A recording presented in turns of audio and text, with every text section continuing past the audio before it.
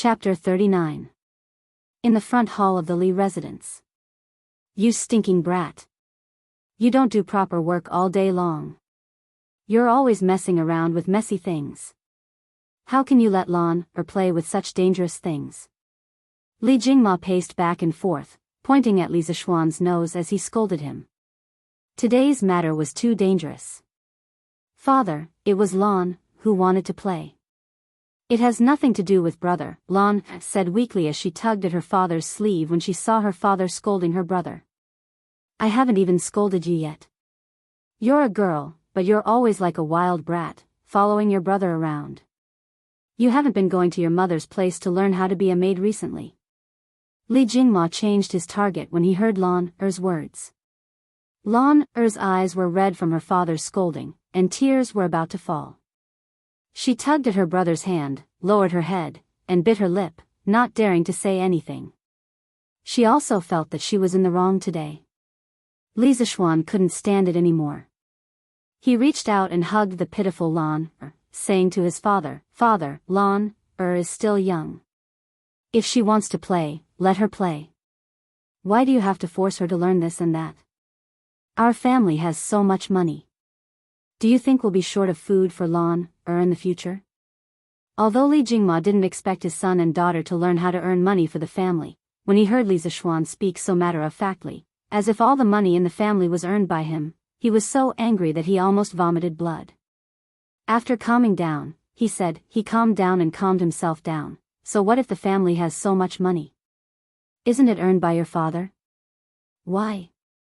Do you want to stay at home for the rest of your life? Besides, Lan is almost 7 years old. If she doesn't learn how to be a maid, how can she get married in the future?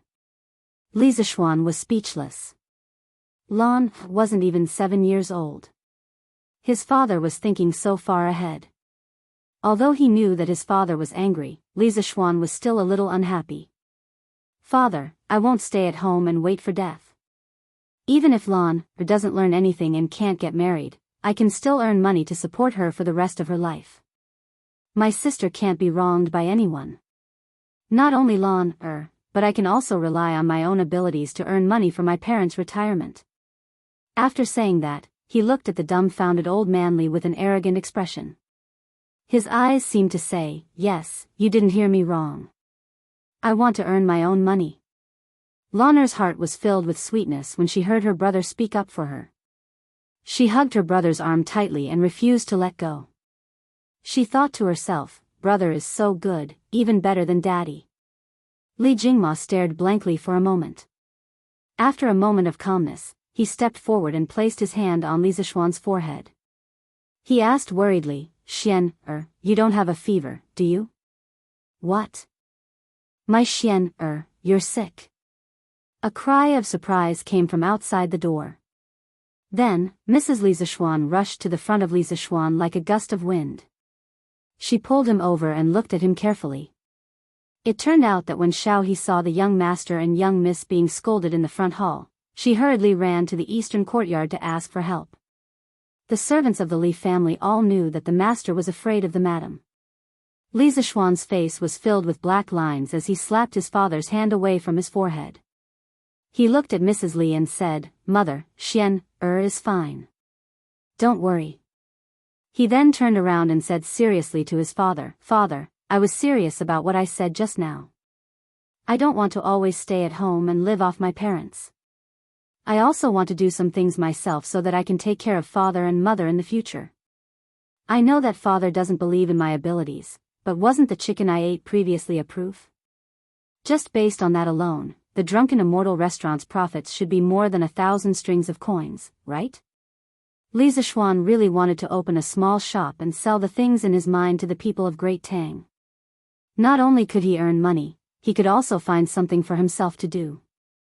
Otherwise, he would feel embarrassed if he stayed at home and lived off his parents every day. After all, the soul in this body was 25 years old. When Li Jingma heard this, he swallowed back the words he wanted to say. The profits the Drunken Immortal restaurant had brought in for the past half a month were more than 1,000 strings of coins.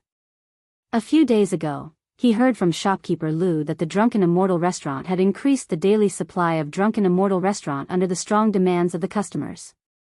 There were too many high officials and dignitaries in Chang'an City. Blindly limiting the supply would offend many people for no reason. It was really not worth it. Later on, Li Jingma simply decided not to limit the quantity of Drunken Immortal restaurant and even launched a takeout service. As a result, the sales of Drunken Immortal restaurant increased dramatically. In less than half a month, the profits were close to 4,000 strings of coins. Even though Li Jingma had done business for decades and had seen hundreds of thousands of strings of coins, he was still shocked by the profits from Drunken Immortal restaurant. When he heard Li Zishuan's words, Li Jingma's heart wavered. Just as he was about to agree, he suddenly felt a familiar pain in his waist. "I say, you old fart. So you want to force Xian, to go out and earn money? What's the point of keeping so much money in our family? Are you going to bring it into the grave? Since you don't want to see me and my son, then I'll go back to my parents' home with Xian, Mrs. Li listened to the conversation and immediately understood what they were arguing about. She was instantly angry. Old man Li grimaced in pain from being choked. He was full of grief and indignation, thinking that this woman was unreasonable. He quickly explained, "SSS madam, it's not what you think. Let go first." Mrs. Li was not satisfied. She really loved her son. At this time, seeing that Li Jingma seemed to want to drive her son out of the house and rely on himself, Mrs. Li could not bear it. Her eyes turned red with anger and the strength in her hands increased. Old man Li's face gradually turned from red to purple. Old man Li felt very wronged at this moment, but his wife did not give him a chance to explain. He immediately sent a signal for help to his son with his eyes. Li Zishuan was a little amused. He went forward and pulled his mother away, saying, "Mother, it's not what you think. Your son wants to do something. I have nothing to do at home every day, so I might as well do something to earn some money. Your son can't stay at home every day, can he?" Mrs. Li glared at him and said, "Why can't you stay at home? Didn't your father make so much money for you to spend? Why don't you stay at home with your mother every day?"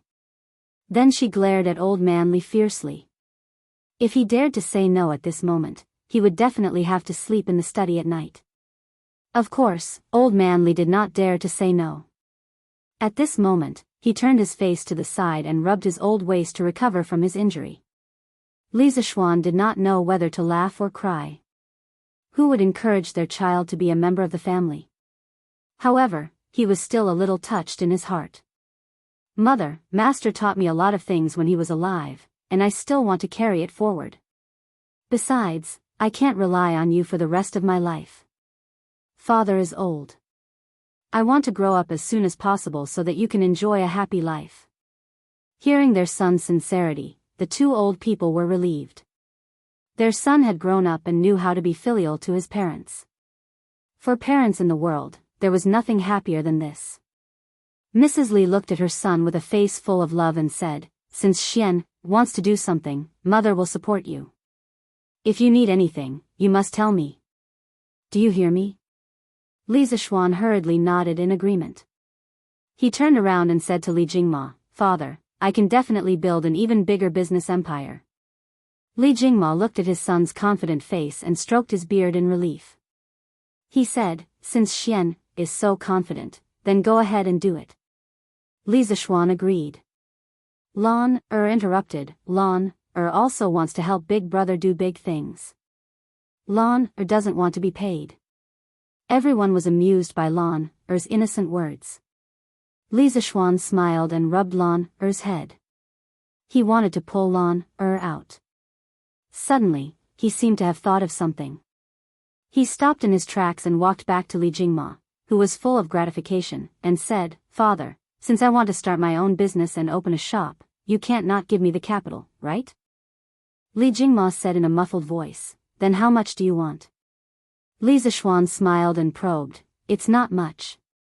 Just give me half a month's profit from the Drunken Immortal restaurant's chicken. It'll be 1,000 strings. Is that okay?" When Li Jingma heard this, his eyes lit up. This little brat probably thought that the chicken he was eating was still limited to 200 servings a day. He pretended to be generous and said, "How can 1,000 strings be enough? Father will give you 2,000 strings as the initial capital." Li Zishuan was overjoyed. His father was still quite generous. He hurriedly thanked his father and left with Lan Er. Seeing his son's happy face and thinking that he had taken advantage of him, Li Jingma couldn't help but laugh dryly in his heart. Hee hee, old ginger is still spicier. Chapter 40. Li Zishuan was very happy to receive 2,000 strings of cash from his father. Don't underestimate this 2,000 strings of cash. According to the current purchasing power, it was almost equivalent to hundreds of thousands of yuan in the future. Li Zishuan had to plan his new shop well and what he could sell. First of all, he needed to build a technical team. As his shop expanded in the future, he would need to make more and more new things. Of course, he couldn't do everything himself. In some aspects, he was just a theorist. In practice, he was not as good as today's craftsmen. Don't underestimate the wisdom of the ancients. They only lacked suitable guidance. They were not as stupid as modern people. Especially before the Ming and Qing dynasties, when the ancients' thinking was not restricted, a large number of creative wise people emerged in the land of China. Li Zishuan had more than 1,000 years of knowledge. Coupled with the skilled skills of the Tang workers, he believed that he could bring a lot of new things to the Tang dynasty. Since he had come to this flourishing age, why not leave his mark in history? Li Zishuan wanted to make the Tang dynasty, which was already at the top of the world, even more ahead of the world. As he thought about it, Li Zishuan felt a surge of emotions. In the past, when he read history books, he could only be a bystander. But now, he was a participant in the construction of this prosperous era. But where could he find a suitable craftsman? First of all, the craftsman must have a good character. They must be honest and not cunning. Li Zishuan did not want the craftsman he had painstakingly trained to betray him in the end. Then, of course, the higher the craftsman's skills, the easier it would be. But where could he find a craftsman who could meet these two requirements at the same time? Li Zishuan had only been in the Tang dynasty for half a month, and his social circle was not big. It seemed that he had to trouble his father to find a craftsman. In his memory, his father could travel all over the country and did business for decades. He was involved in various industries such as clothing, catering, cosmetics, and so on. His father would definitely be able to find a satisfactory craftsman for him. Li Zishuan, who had made up his mind, was about to look for his father to ask for the girl when he saw Xiaohe running over while lifting her skirt. She said, "Young master, Li Gaoming, who was eavesdropping on journey to the west behind us last time, is here. He is serving tea in the front hall." Previously, when he ate with Li Qingxian at the Drunken Immortal restaurant, Xiaohe and Xiaoxi did not go. Therefore, Xiaohe did not know that Li Gaoming was the crown prince. Right now, in the little girl's impression, Li Gaoming was still a little thief who eavesdropped on stories. Li Zishuan stared blankly. Now that he knew that Li Gaoming was Li Qingxian, he naturally didn't find it strange that Li Gaoming could find his residence. He was only curious. What was the crown prince doing here? At this time, Lan'er asked, "Sister Xiaohe, didn't Sister Lizzie come with him?" Xiaohe shook her head and said, "No." Li Zishuan nodded and said to Xiaohe with a smile, "Xiaohe, don't be rude when you see Li Gaoming in the future. He is actually the crown prince of the Tang Empire, Li Qingxian." Ah! Xiaohe opened her mouth wide in shock. Her brain couldn't wrap itself around it for a moment, and she was stunned on the spot. Li Zishuan didn't care about the dumbfounded Xiaohe anymore. He pulled Lan and walked towards the front hall with some amusement. Li Qingxian was drinking tea in the front hall when he heard footsteps getting closer and closer to him. He put down the teacup and looked outside the door. After Li Zishuan entered the door, he bowed slightly and cupped his hands in "Greetings, Your Highness." He didn't plan to hide it and directly put it out in the open. He wasn't good at scheming at all. In his previous life, whenever he saw his girlfriend watching a palace drama, he would have a headache. He really wasn't cut out for scheming. Therefore, He might as well put it out in the open today and see how Li Qingxian would react. Then, he would decide whether this friend was worth making or not. Li Qingxian was obviously stunned for a moment. After thinking for a while, he understood what was going on. He shook his head and smiled bitterly. It seems that Brother Chou Niu has already told you. Why, now that Brother Zishuan knows my identity, you don't want to make friends with Gao Ming? After saying this, a trace of loneliness flashed across his face. He was only a child who grew up in the palace. When he was young, he was bullied by his uncle's children. At that time, his father was hiding his strength and biding his time. No one supported him, and he didn't have a single friend. When his father killed his uncles, imprisoned his grandfather, and became the emperor, those who had bullied him before and those who hadn't bullied him before were all killed by his father. At that time, he didn't feel the joy of revenge, only loneliness. He didn't want to kill them. He only wanted to beat them up to vent his anger. When he became the crown prince, he welcomed even more loneliness. He had to always maintain a calm smile. Those young people of the same age as him in Chang and city either deliberately kept a distance from him, like Qing Chimo, or deliberately got close to him, wanting to use his identity to gain some benefits. Only in the dead of night would Li Qingxian look at the high palace wall alone, fantasizing about how wonderful the outside world was.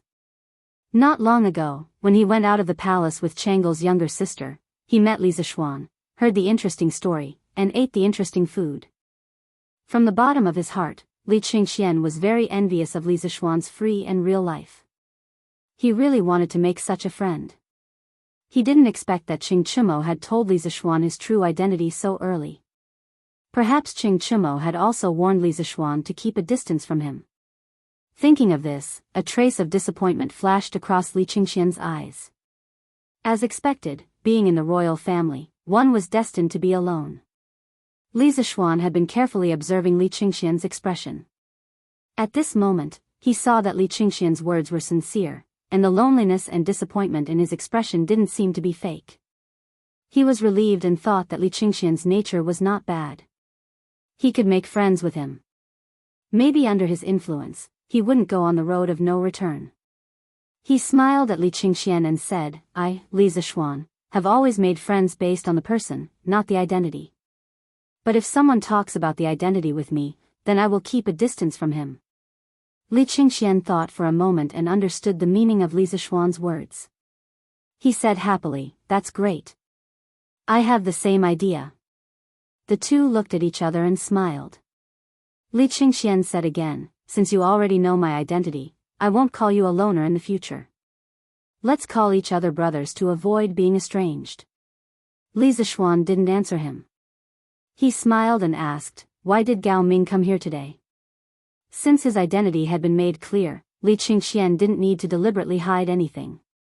He said, Sister Changle has been studying the palace rites in the palace recently. She feels bored, so she asked me to come here and listen to 2 stories. Then I'll tell them to her when I go back. I wonder if Brother Zishuan is willing. In fact, Li Qingxian had always wanted to listen to stories. But as the crown prince, he couldn't leave the palace frequently. This time, he found an excuse to leave the palace after getting his mother's permission. Li Zishuan understood his purpose for coming. He couldn't help but curse silently. This crown prince was really idle. He specially left the palace to listen to stories. Hey! Chapter 41. Looking at Li Qingxian's expectant face, Li Zishuan smiled and said, if Gao Ming wants to hear a story, it's useless for you to look for me. You have to look for Lan, Hearing this, Li Qingxian couldn't wrap his head around it. He looked at Lan, in confusion. At this time, Lan, smiled proudly and said, Brother has already told Lan, the whole journey to the west. Lan has recorded it in the booklet. If Brother Gao Ming wants it, you have to give me a story in exchange. Hearing Lan's request, Li Qingxian suddenly looked embarrassed. If he could tell stories, why would Changle ask him to come over and steal the story? After searching his mind for a long time, he really couldn't find a story that could be exchanged. Li Qingxian was in a dilemma. Sister Lan, can I exchange it with something else? For example, how about Brother Gao Ming exchange it with 5 strings of cash? As Li Qingxian spoke, he gestured 5 with his hand. He felt a little distressed. 5 strings of cash for a booklet was a little expensive in his opinion. Although he was the crown prince, his daily expenses weren't abundant. Even his father had been scrimping and saving. He couldn't even bear to repair the palace, let alone him. However, Li Qingxian didn't know that Lan didn't care about 5 strings of cash. The little girl's concept of money was still relatively vague. Lan shook her head and said, Lan doesn't want money. Well, let Lan think about what to do. Then, Lan tilted her head and rolled her eyes. Suddenly, she smiled slyly and said, Hee, Brother Gao Ming, Lan will lend Journey to the West to you today, but you have to agree to a request of Lan in exchange. Lan hasn't thought of the specific request yet. Lan will tell you when she thinks of it. How about it? Li Qingxian was dumbfounded. This was more expensive than 5 strings of cash. As the crown prince of the Tang Empire, how could he casually agree to other people's requests? Li Zishuan couldn't stand it anymore and reprimanded slightly, Lan, don't mess around. Quickly go and bring that booklet to Gao Ming. Lan was a little disappointed and could only agree in a muffled voice. Then, she pouted and thought to herself, this big brother Gao Ming is really stingy. No matter how stupid Li Qingxian was, he would still be able to tell what that expression, that gaze, meant. A dignified empire's heir apparent was actually being looked down upon by a little girl. At this moment, Li Qingxian was a bit overwhelmed and hurriedly said, all right, Lan, Big brother Gao Ming agrees to exchange with you, but your request must not violate the laws of the empire. Lan was still disappointed. When she heard this, she immediately said happily, all right, Lan, we'll go and get Journey to the West now. After saying that, in order to save time, Lan specially took the scooter and rode it to the backyard like a gust of wind. Li Zishuan saw that Lan could move so quickly by stepping on a strange wooden board. He couldn't help but point at the scooter in surprise and say to Li Zishuan, What? What is this? Li Qingxian was a bit confused. It was fine that Li Zishuan's family was wealthier than his, but why did he have these strange things that even the imperial palace didn't have? Li Zishuan smiled and explained, this is a scooter. I made it for Lan, to play with when I was bored. Why? Is Gao Ming interested in this? Li Qingxian was a bit embarrassed for making a fuss over nothing and said, no, I was just wondering if I could make one for Sister Changle. Changle's health has always been poor. The imperial physician said that she can't do excessive exercise, but this scooter should be quite suitable for her. Actually, it's quite suitable for me. I have to find an opportunity to let the supervisor make a few more so that I can play with them when there's no one around, Li Qingxian added in his heart. After all, he was only a 10-year-old child. Even if the children of the imperial family matured early, they still had a child's heart. It was reasonable for him to be curious about this scooter. When Li Zishuan heard this, he couldn't help but think of that beautiful girl with a kind of morbid beauty and a dignified beauty that didn't belong to her age. Suddenly, he had an idea. He turned his head and said to Li Qingxian, don't worry. Gao Ming, if this scooter were to be sold, would it be a big seller? Li Qingxian answered without thinking, of course it would be a big seller. Li Zishuan nodded and said, since Gao Ming thinks so highly of it, I have a business here. I don't know if you would be interested. Li Qingxian's eyes lit up, Brother Zishuan, could it be that you want to sell this scooter? Li Zishuan nodded and said, I plan to open a shop that specializes in selling this kind of rare item. I still have a lot of methods for this kind of rare item in my mind. In the future, there will be more and more products. I wonder if Gao Ming is willing to cooperate with me? Of course I'm willing. Li Qingxian quickly responded. This was a good thing that fell from the sky. Unlike Li Zishuan, Li Qingxian knew the profits of the chicken he gnawed on like the back of his hand. Even his father was a little jealous of the profits. Now that Li Zishuan wanted to launch a new product and wanted to cooperate with him, only a fool wouldn't be willing. However, Li Qingxian thought about it and hesitated, but how do we cooperate? To be honest, the East Palace isn't as rich as your family. Li Zishuan shook his head and said with a smile, there's no need for Gao Ming to pay a lot of money. I'll use 2,000 strings of cash and my skills to get 70% of the shares. Gao Ming, you use 200 strings of cash and help me recruit a few skilled craftsmen to get the remaining 30%. How about it? Pulling Li Qingxian into the partnership was mainly because he was afraid that his profits would increase in the future and easily attract the covetous eyes of his peers. With Li Qingxian, the most powerful second-generation official of the Tang dynasty, protecting him, his shop would have a lot less trouble in the future. Hearing this, Li Qingxian thought about it. This was a great bargain for him. He said happily, then I'll thank Brother Zishuan. I'll send someone to send the 200 strings of cash over tomorrow. He thought that if he squeezed around, he should be able to gather 200 strings of cash. He wanted to get this done as soon as possible. The East Palace was also short of money. As for the craftsman, I know a very interesting person. I'll introduce him to Brother Zishuan another day. Li Qingxian added. Li Zishuan was a little curious and said, since even Gao Ming says that person is interesting, I can't wait to meet him. Li Qingxian was quite confident in that person. He smiled and said, Brother Zishuan, don't worry. That person will definitely meet your standards. At this moment, the two of them saw Lan coming over on a scooter with a booklet in her hand. With the previous experience of being at a disadvantage, Lan stopped accelerating when she was not far from the two. She just let the scooter move over according to inertia. Lan came in front of them and handed the booklet to Li Qingxian. She said, it took Lan a long time to finish writing this. Brother Gao Ming, remember to get someone to copy it and return the booklet to Lan. Li Qingxian naturally agreed and eagerly took the booklet. He was very happy and couldn't wait to finish reading the booklet. Li Zishuan saw that it was still early and suggested, there's no time like the present. It just so happens that Gao Ming is here today. Why don't we go to the East Market and choose a shop?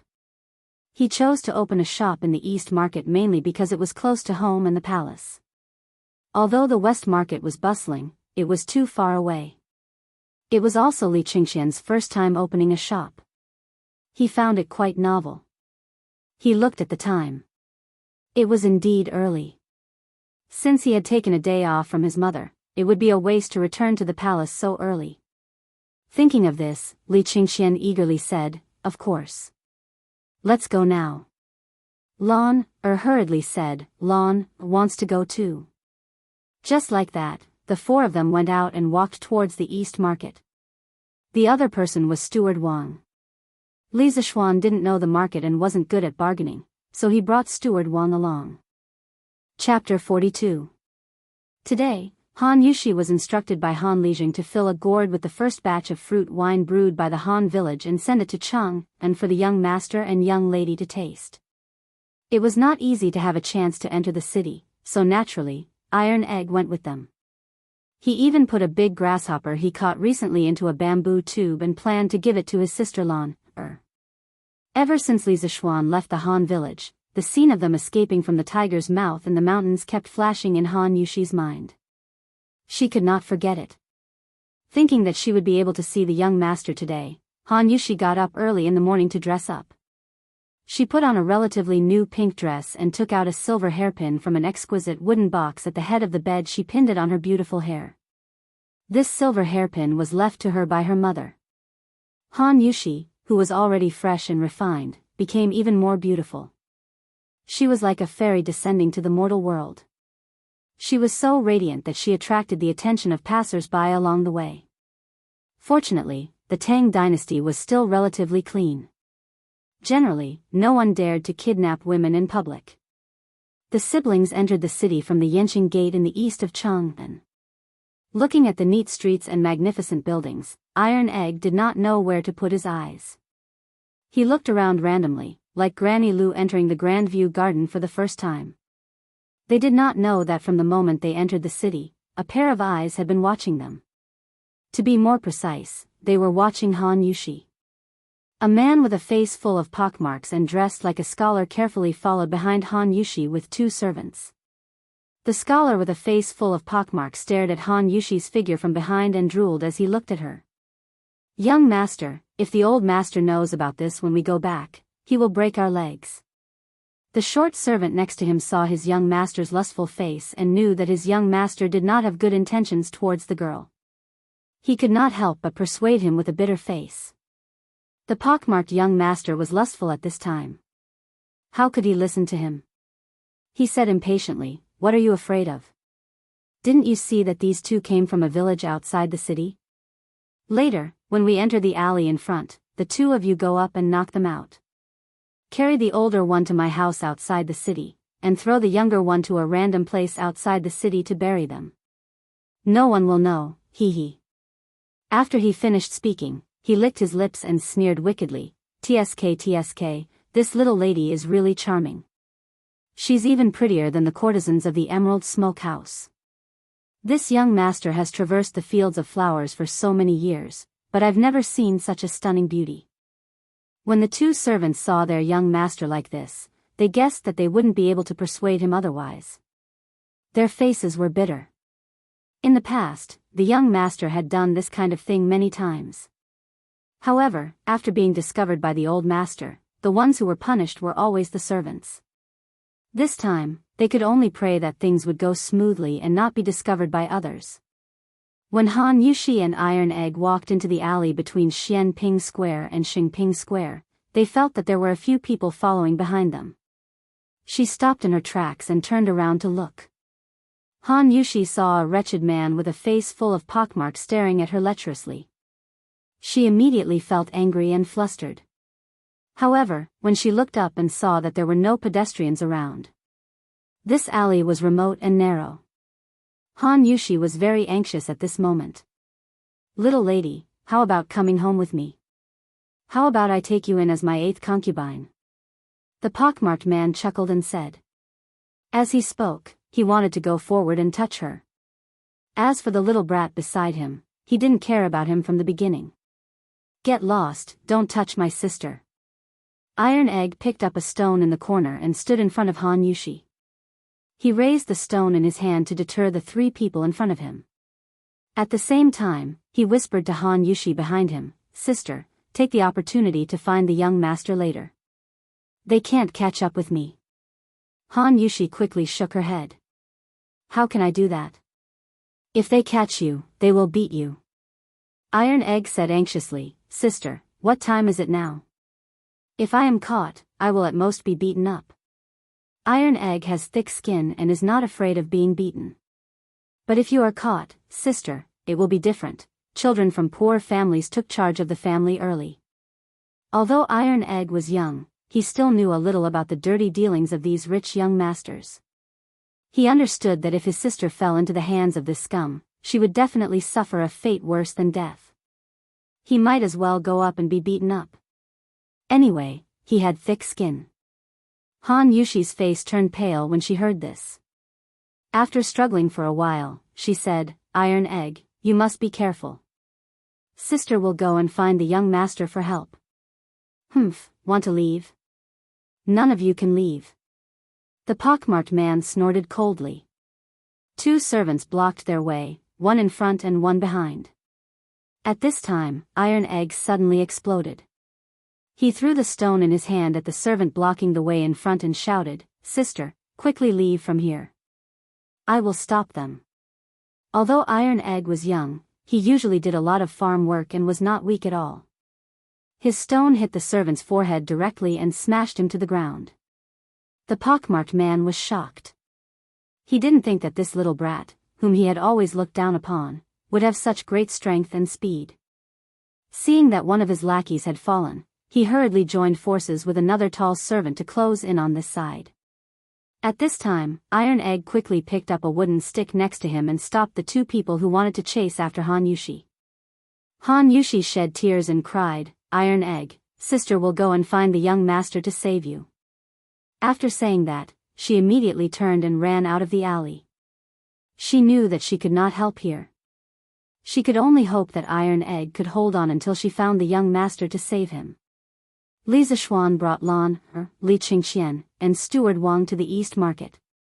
The East Market was very close to the Li family, so they did not choose to take a carriage and walk directly. They talked and laughed along the way. When they walked to Yongning Lane, they heard Lan, cry out in surprise, "Brother, brother, look, isn't that Sister Yushi?" When Li Zishuan heard this, he immediately turned his head and looked in the direction Lan, was pointing. He saw a beautiful girl in a pink dress with a fairy-like face, but she was crying like a pear blossom in the rain. She was wiping her tears as she ran. This girl was Han Yushi.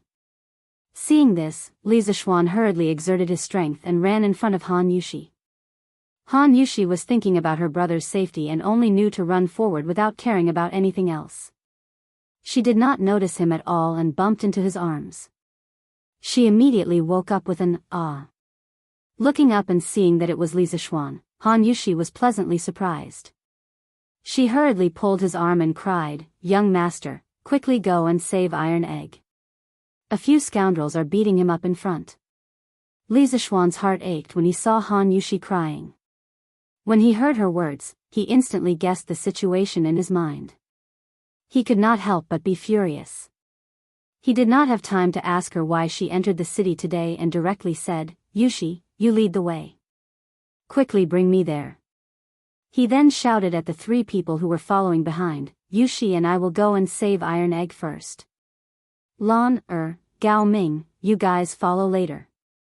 After saying that, he directly took Han Yushi and used the cloud-piercing steps. He ran in the direction Han Yushi pointed. He did not deliberately take advantage of Han Yushi. The situation was urgent and did not allow him to hesitate. Chapter 43. I told you to meddle in other people's business. I'll beat you to death today. Seeing the beauty that was about to be sent to his mouth suddenly fly away, the pockmarked man was very angry. He kicked Iron Egg, who had been knocked to the ground more than 10 times, and cursed as he kicked.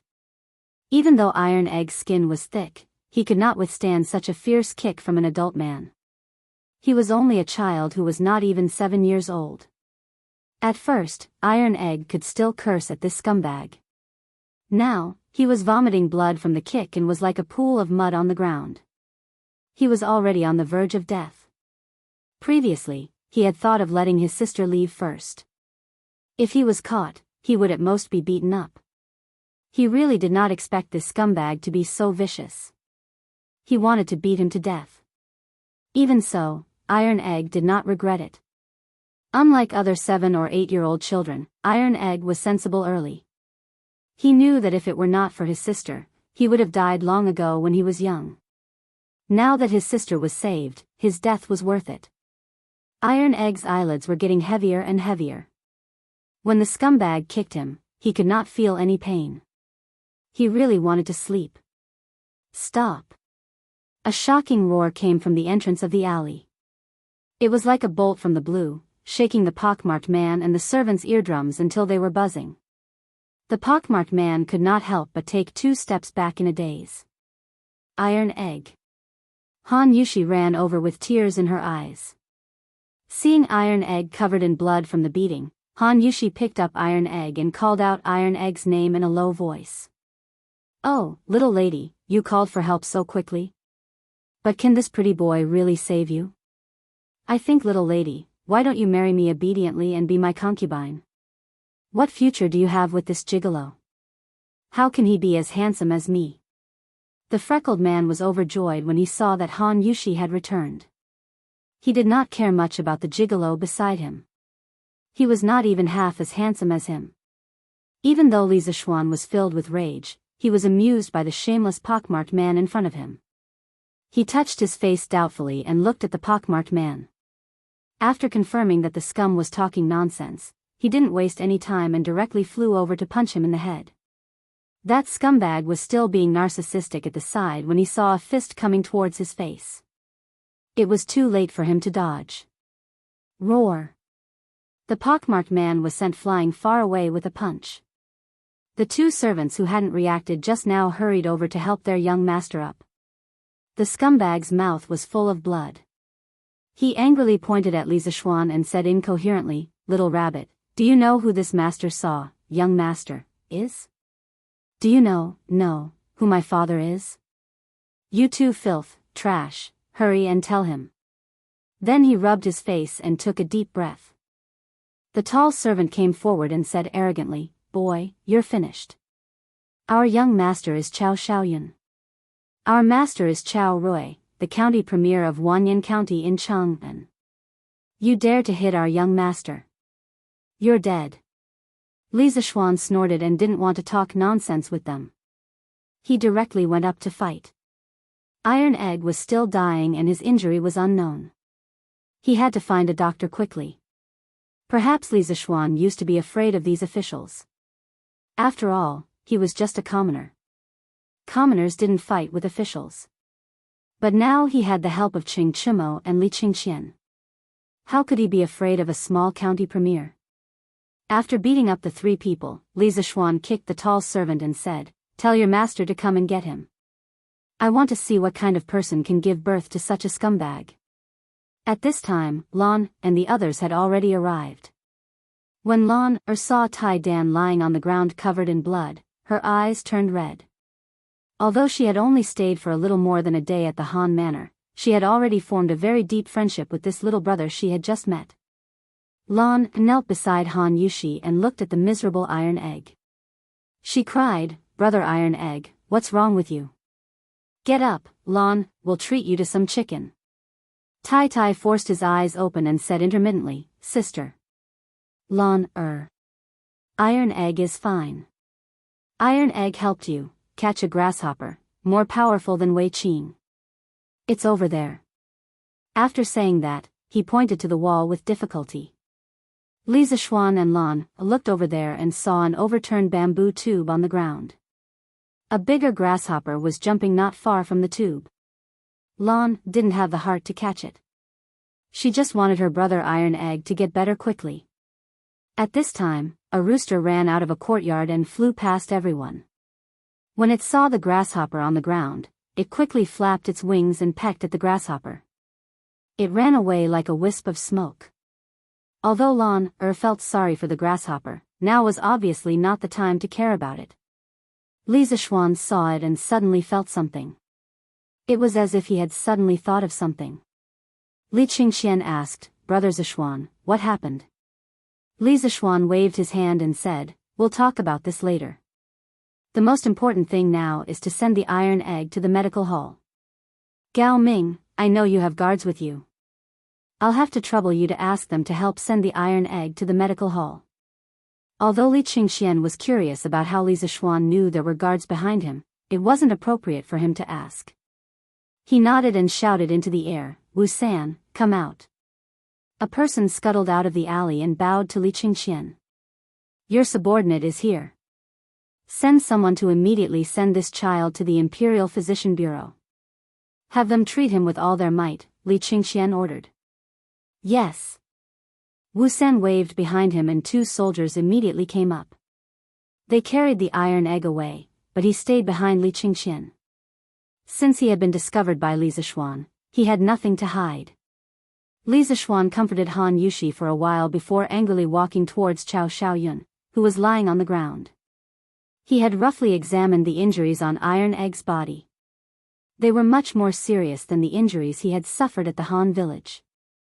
He really didn't expect this scum to be so ruthless towards a 6 or 7-year-old child. If he had come a little later, Iron Egg would have really been beaten to death. Li Zishuan was grateful to Iron Egg from the bottom of his heart. He was really a good child. Last time at the Han village, Iron Egg risked his own injuries to protect his sister. This time, he risked his life to protect Han Yushi. Although Han Yushi was Iron Egg's elder sister, and it was natural for Iron Egg to protect her, in Li Zishuan's eyes, Han Yushi should be his woman first, although she wasn't yet, then Iron Egg's elder sister. The 2 times that Iron Egg was beaten and injured were both related to him. Li Zishuan admired this well-behaved child from the bottom of his heart. He planned to keep him by his side after Iron Egg's injuries were healed, teach him some things, and nurture him well. Li Zishuan really wanted to give this ruthless Chao Xiaoyun a good thrashing. Looking at his pockmarked face, Li Zixuan really didn't know where he got the confidence to say that he was handsome. Lan was also very angry at this moment. She had also seen that Iron Egg's younger brother had been beaten very seriously. The little girl ran over to Li Zixuan and angrily pointed at Qiao Xiaoyun and said, "Brother, Iron Egg is Lan Er's younger brother. This bad guy just bullied Iron Egg, which is bullying Lan Er. Bullying Lan Er is bullying brother. Brother, you must avenge Iron Egg." Li Zixuan didn't expect his little sister to speak so logically now. He was a little surprised. It seemed that the little girl was really angry now. Li Zixuan said in a deep voice, "Lan Er, don't worry. Brother will avenge Iron Egg." Chapter 44. Li Zixuan angrily copied Iron Egg's wounds on Qiao Xiaoyun's body. Of course, since he was the one who hit Qiao Xiaoyun's injuries were much more serious than Iron Egg's. At first, Qiao Xiaoyun could still arrogantly shout a few words, saying that when his father came, he would teach Li Zixuan a lesson. But after a while, he was kicked until his whole body was covered in blood. He was gasping for air and could no longer speak. "Brother, you beat him well." Lana was not afraid of this bloody scene at all. Instead, when she saw Li Zixuan beat Qiao Xiaoyun, she could not help but clap her hands and cheer. Qiao Xiaoyun spat out 2 mouthfuls of blood. He had never been treated so miserably. He could not help but swear in his heart that he would definitely cripple this brat in the future. Housekeeper Wang was afraid that someone would die, so he quickly pulled Li Zixuan away. "Young master, although County Deputy Qiao is only an 8th-rank county magistrate, it would not be easy for master to clean up the mess if someone died." Han Yushi also came over and pulled Li Zixuan away. "Young master, stop beating him." She was also afraid that Li Zixuan would get involved in a murder case because of her and her brother. Li Zixuan let Qiao Xiaoyun live and walked to the side to wait for his father to come over. Li Qingxian saw that Li Zixuan wanted to make a big deal out of this, so he waved his hand and asked Wu San to come over. He whispered a few words in his ear and Wu San quickly left. County Deputy Qiao was dealing with official business with the county magistrate today. When he saw his servant come to the county office with a bloody nose and a swollen face, his heart skipped a beat and he knew that something bad was going to happen. He quickly excused himself from the county magistrate and took the servant out of the county office. He went to a corner and asked in a low voice, "What happened? Did that unfilial son cause trouble for me again?" He knew his son's character better than anyone else. No matter how many times he reprimanded him, he would still cause trouble. Every time he caused trouble, he would have to clean up his mess. Fortunately, his son still had some brains. He didn't provoke those high-ranking officials and only harmed some commoner women. The trouble he caused each time wasn't too big, so he was able to settle it for his son every time. The servant hurriedly said, "Young master wanted to make a move on a girl at Xianping Lane, but he was detained by a young man. He wants master to go and get him." Hearing this, County Deputy Qiao's face darkened. His unfilial son had indeed caused him trouble again. Although he expected better from him, he was still his son. He pondered and asked, "Who is that young man?" The servant replying to master, "I don't know." Deputy County Magistrate Qiao waved his hand and summoned 5 yamen runners. Helplessly, he asked his servants to lead the way. He prayed in his heart that he would not kick an iron plate this time. When County Magistrate Qiao arrived at Xianping Square, he saw his son covered in blood and lying on the ground. He quickly walked over and squatted down to check his son's injuries. At this moment, Qiao Xiaoyun heard footsteps coming. He wanted to open his eyes to see if it was his father, but he couldn't open his eyes even with all his strength. Although County Magistrate Qiao knew that it was his son's fault, he still felt a little angry when he saw his son in such a miserable state. However, the most important thing at this moment was to figure out the young man's identity. County Magistrate Qiao suppressed the anger in his heart, walked forward and asked, "Who are you? How dare you commit a violent crime on the street and disregard the law of Tang Empire?" There was a trace of majesty in his voice. Li Zixuan snorted and said, "You must be County Magistrate Qiao. What a powerful official's prestige. why don't you ask your son what he has done? Lord Chao, you don't have to worry about my identity. My father is just a businessman. Hearing that the young man in front of him was just a businessman's son, County Magistrate Chao breathed a sigh of relief and felt more confident. At this moment, his prestige was more powerful. He shouted loudly, "How dare you commit a violent crime in broad daylight? Come on, take him back to the county government." Two Yamen runners immediately rushed forward to take him back. Who dares? Seeing that County Magistrate Chao was going to bend the law for personal gain in front of him, Li Qingxian couldn't bear it and shouted loudly. As the crown prince of the Tang Empire, he was very angry that there was such a scum in front of the emperor. He secretly thought that this time when he returned to the palace, he should suggest to his father that the emperor should reorganize the administration of officials. County Magistrate Chao didn't notice Li Qingxian until now. Seeing that he was just a little boy in his teens, he couldn't help but shout, "Who are you? How dare you obstruct the government from handling the case?" He was just a small official of level 8, who was not qualified to meet the crown prince before. Therefore, he had the courage to say those words just now. Li Qingxian was not afraid at all and replied, "County Magistrate Chao, you don't need to know who I am. But there is someone you definitely know. You will see him later." Seeing that the young man in front of him was so fearless, County Magistrate Chao was about to ask who he was when he saw a group of people coming to the alley. When he saw the leader, County Magistrate Chao was shocked. He hurriedly ran over and bowed to him, "County Magistrate Chao, I am County Magistrate Wanyan." The middle-aged man in the official uniform was Magistrate Hua of Chang'an. The city of Chang'an was divided into Chang'an County and Wanyan County. The officials of the two counties in the city, as well as Lantian, Xinfeng and other counties outside the city, were all under the jurisdiction of Magistrate Chao. Therefore, Chao Rui was so respectful when he saw the people coming. Magistrate Hua heard from a guard that there was a man with the token of the East Palace and asked him to send people to save the crown prince. Magistrate Hua took the token and carefully observed it. It was real and he couldn't help but be shocked. If something happened to the crown prince under the emperor's command, he would lose his position as magistrate. He hurriedly brought over a dozen people. County Magistrate Chao tried his best to bow and greet Magistrate Hua in a low and flattering voice. However, Magistrate Hua ignored him as if he didn't see him and went straight to Li Qingxian. When he was about to bow to him, Li Qingxian waved his hand to stop him and said in a low voice, "Magistrate Hua, the governance of Wanyan County has collapsed. I will tell my father the truth when I go back to the palace today." Magistrate Hua's back was covered in a layer of cold sweat when he heard this. He hated Chao Rui to death in his heart. He was about to explain and plead with Li Qingxian, but Li Qingxian ignored him after he finished speaking. He turned around and walked to another 14-year-old boy. At this moment, Li Qingxian said to Li Zishuan, "Brother Zishuan, let's leave this matter to Magistrate Hua. Let's go to Shi City." Li Zishuan thought about it. There was indeed no need for him to do anything here. Chao Shaoyun had been beaten to such a state. If he beat him again, he would be beaten to death. Moreover, Li Qingxian had already warned Magistrate Hua personally.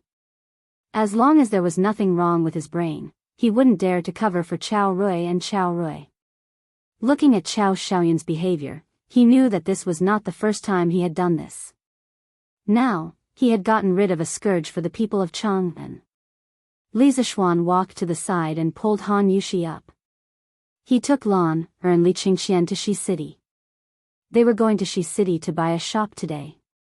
Chapter 45. When they arrived at the East Market, Steward Wang found someone from the broker house and explained his intentions. That person brought them to a shop that had recently shown interest. In the end, Li Qingxian and Li Zishuan took a fancy to a wood-carving shop called Heavenly Craft Pavilion. The shop was rather large. It was a small 2-story building. People could live on the top floor and store their goods, while the bottom floor could be used as a storefront. Moreover, the shop's location was excellent. Diagonally across from the East Market's largest restaurant, the Yunxi restaurant, was the location with the densest flow of people in the East Market. Li Zishuan was very satisfied with the shop's structure and location. He hurriedly signaled for Steward Wang to discuss the price with the shop's owner. He, Li Qingxian, and Lanner strolled around the shop. When he saw the wood carvings on the shop's shelves, Li Zishuan was immediately shocked. Taishang Lao Jun, Maitreya Buddha, 2 dragons playing with a pearl, and monkey birthday gifts were all on the shelves. Moreover, the layout of each carving was full. It was scattered but not loose, numerous but not messy. The layers were distinct, and the theme was prominent. The carver was truly a master of knife skills. The shop's name, Heavenly Craft Pavilion, lived up to its name. Li Qingxian was also somewhat astonished. Although he was young, he still had the ability to appreciate. Now that he saw so many exquisite carvings, he exclaimed to Li Zishuan, "Brother Zishuan, the wood carvings in this shop can only be compared to some of the finest heirlooms in the palace." Li Zishuan nodded. At this moment, Steward Wang had finished negotiating with the shop's owner and was walking over to them. "Young master," according to the shop's owner, his master was transferred to Suzhou, so he was in a hurry to sell this shop. The final price was 780 strings of cash. "What do you think, young master?" Steward Wang reported. "Cheap, so damn cheap." This was Li Zishuan's first thought. Compared to the price of housing in the capital of his previous life, the current price of this shop was too low. Li Zishuan hurriedly nodded in agreement, then personally walked over to the shopkeeper. He cupped his hands and said, "Shopkeeper, may I ask who the master carver of this shop is?" The shopkeeper had found a buyer and was in a good mood. He replied, "Oh? Was this Lang Jun also interested in wood carving?" "The sculptor is Lu Dingyi, the famous sky broadsword in Chang'an City. People call him Louis Dao. Our shop paid a lot of money to hire him. If Xiao Langjun bought this shop for the wood carving business, I suggest you find a way to keep Louis Dao here. There are many shops out there competing to hire him." After saying that, the shopkeeper pointed to a skinny old man at the door. When Li Zishuan heard the shopkeeper say that the old man's nickname was Louis Dao, he couldn't help but curse in his heart. "Why don't you call yourself Idaonyo?" In his previous life, he was a Dota enthusiast, and he had played a lot of Dota moves. Ugh, this guy couldn't help but let his thoughts wander. However, Li Zishuan really wanted to keep this old man with exquisite carving skills. Although he didn't plan to open a carving shop, he still needed a master who knew how to carve some rare items in the future. Li Zishuan immediately asked Louis Dao to stay at the Heavenly Craftsman Pavilion for 1.5 times the previous salary. After the handover with the shopkeeper, they were given 3 days to move out. Li Qingxian saw that it was getting late and was about to leave. Suddenly, he remembered that their shop didn't have a name yet, so he asked, "Brother Zishuan, what should we name this shop?" Li Zishuan thought for a while and said, "Let's call it Wonderful Interest Pavilion. In the future, all the wonderful treasures in the world will come from this pavilion, haha." Li Qingxian nodded in agreement and said, "We'll call it Great Kindness." Li Zishuan rolled his eyes and suddenly had an idea. He pulled Li Qingxian over and whispered, "Brilliant, I heard that His Majesty loves calligraphy. If you can find a way to let His Majesty inscribe a plaque for Wonderful Interest Pavilion, I'll give you half of the shares and 2 wonderful stories like Journey to the West. What do you think?" Li Qingxian's expression changed when he heard this. He immediately shook his head like a rattledrum and said anxiously, No, my father will definitely not agree." Although Li Zishuan's offer was very tempting, it was obvious that he was more afraid of Li Er's tiger might. To let Li Er inscribe a plaque for a shop, it was really his brother's idea. This was simply courting death. Li Zishuan saw that his refusal was very straightforward and knew that there was no hope.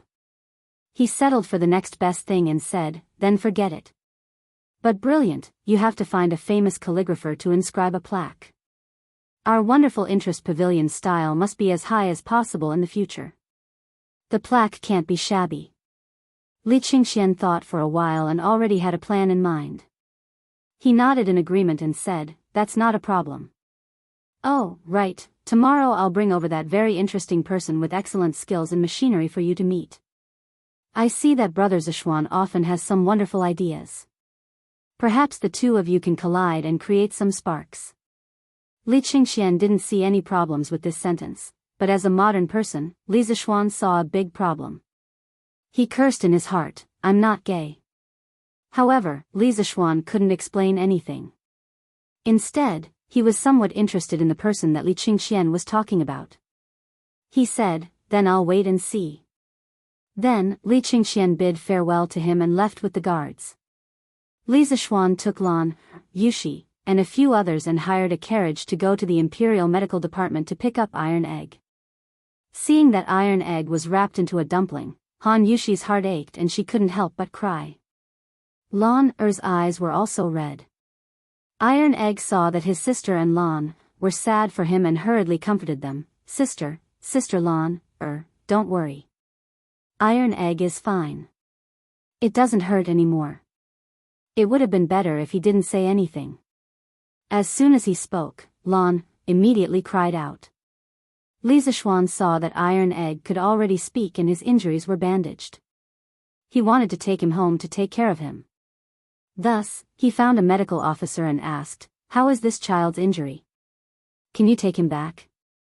Iron Egg had no relatives or friends in Chang'an. Today, he was injured because of Han Yushi. No matter what, Li Zishuan had to take him back to the residence and have someone take good care of him. When Li Zishuan came to the Imperial Medical Department, he brought Li Qingxian's warrant.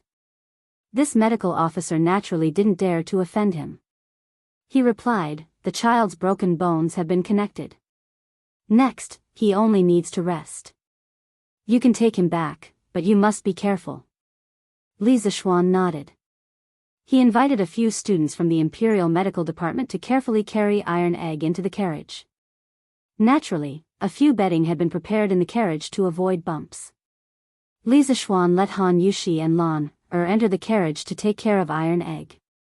He also instructed the driver to walk slowly. He and housekeeper Wang followed behind the carriage on foot. The group rushed to the Li residence. Iron Egg saw that the young master wanted him to sleep in the carriage while walking by himself. He was immediately moved. He wanted to get up and refuse, but Li Zishuan sternly stopped him. Iron Egg's heart suddenly felt warm. He thought to himself, "They are both young masters. Why is it that his young master is so good to us country bumpkins, but Lu Haojian and Chao Shaoyun are so bad to country bumpkins?" Bruiser had saved people twice, and both times he had been beaten. Although he had succeeded in saving people, he had been injured each time. He had a thirst for power. He wanted to be as strong as his young master, or even as strong as his father. That way, he would be able to protect his family from being bullied. Seeing that his young master was so good to his family, Iron Egg had a glimmer of hope. He thought, maybe if I beg the young master, he can teach me martial arts? Even if his young master was unwilling, Iron Egg planned to go back home and ask his father to teach him a few moves. Yes, Iron Egg was not stupid. He also knew that his young master's martial arts were better than his father's. After experiencing so many things, Iron Egg also understood many things. He wanted to become stronger. Chapter 46. When they returned to the Li residence, Madame Li was in the front hall when she heard the commotion at the door. "Xian, where did you go? Whose child is this? How did he get hurt so badly?" Madame Li asked in shock when she saw her son calling San Bao and Ah Fu to carry a little boy wrapped up like a dumpling. "Mother, this is Han Village's Han Lijing's son, Iron Egg. This is Han Lijing's daughter, Han Yushi. Today's matter is a long story. Let me help Iron Egg settle down first." Li Zishuan told the servants to be careful not to hurt him as he answered his mother's question. At this moment, Han Yushi hurriedly walked forward and bowed. "Yushi greets Madam. Us siblings have disturbed you today." Iron Egg, who was being carried, forced himself to stand up and said to Madame Li, "Iron Egg pays his respects to Madam." Madame Li hurriedly pressed the child down and said there was no need to be so polite. She then turned to look at Han Yushi. Seeing her beautiful appearance and pitiful appearance, she was truly a peerless beauty. She was stunned and secretly wondered if her son had taken a fancy to this girl. She walked forward to help Han Yushi up and said, Miss Han, there's no need to be so polite. Our Li family usually collects rent from the Han village. Your father has also given us a lot of convenience. She then turned to Li Zishuan and said, Xian, let San Bao and the others place Iron Egg in Mingyue Xian. The siblings will stay there tonight. Mother will send a few servant girls over to take care of them.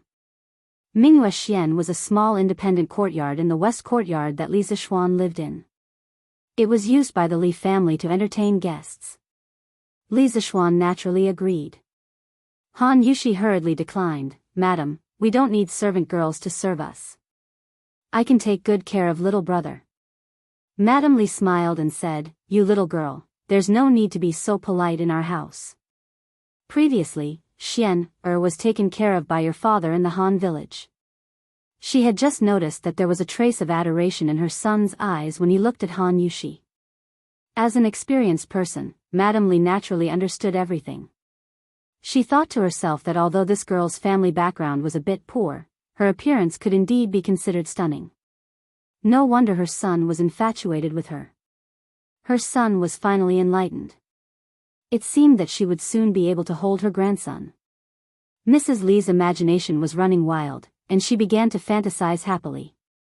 Li Zishuan politely directed the servants to carry his future brother-in-law. With such a good opportunity to perform, of course, he had to perform well in order to get closer to Han Yushi. However, he was completely unaware that his thoughts had been completely seen through by his quick-witted mother. After some work, Li Zishuan, Lan, and Han Yushi followed the servants to Mingyue Xian. Madam Li naturally went to instruct the kitchen to prepare dinner. After placing Iron Egg on the bed, the servants took their leave. Li Zishuan turned around and said to Han Yushi, Yushi, Iron Egg's injuries can't withstand any bumps. The mountain road to the Han village is also rugged. You should accompany Iron Egg and stay at my house for a few days. When Iron Egg's injuries are more or less healed, we'll talk about it again. I'll send someone to the Han village to inform your father in a while. After saying that, he looked at Han Yushi and prayed that she would quickly agree. Spring was coming, and this fellow was now a little moved by love. Although Han Yushi felt that it was inappropriate to stay here, everything the young master said was reasonable. Iron Egg's injuries were indeed unable to leave. She could only nod and say, Then I'll have to trouble you, young master. After saying that, a trace of joy and anticipation appeared in her heart for some reason. Children all loved excitement. Lan heard that and cheered, That's great, that's great. Now there's finally someone to play with Lan. Li Zishuan pointed at Lan unhappily and said, Big brother, haven't I been playing with you all this time? You ungrateful little girl. Lan naughtily stuck out her tongue at her brother. She tugged at Han Yushi's arm and giggled. She didn't say anything else. Xiao He walked in and bowed.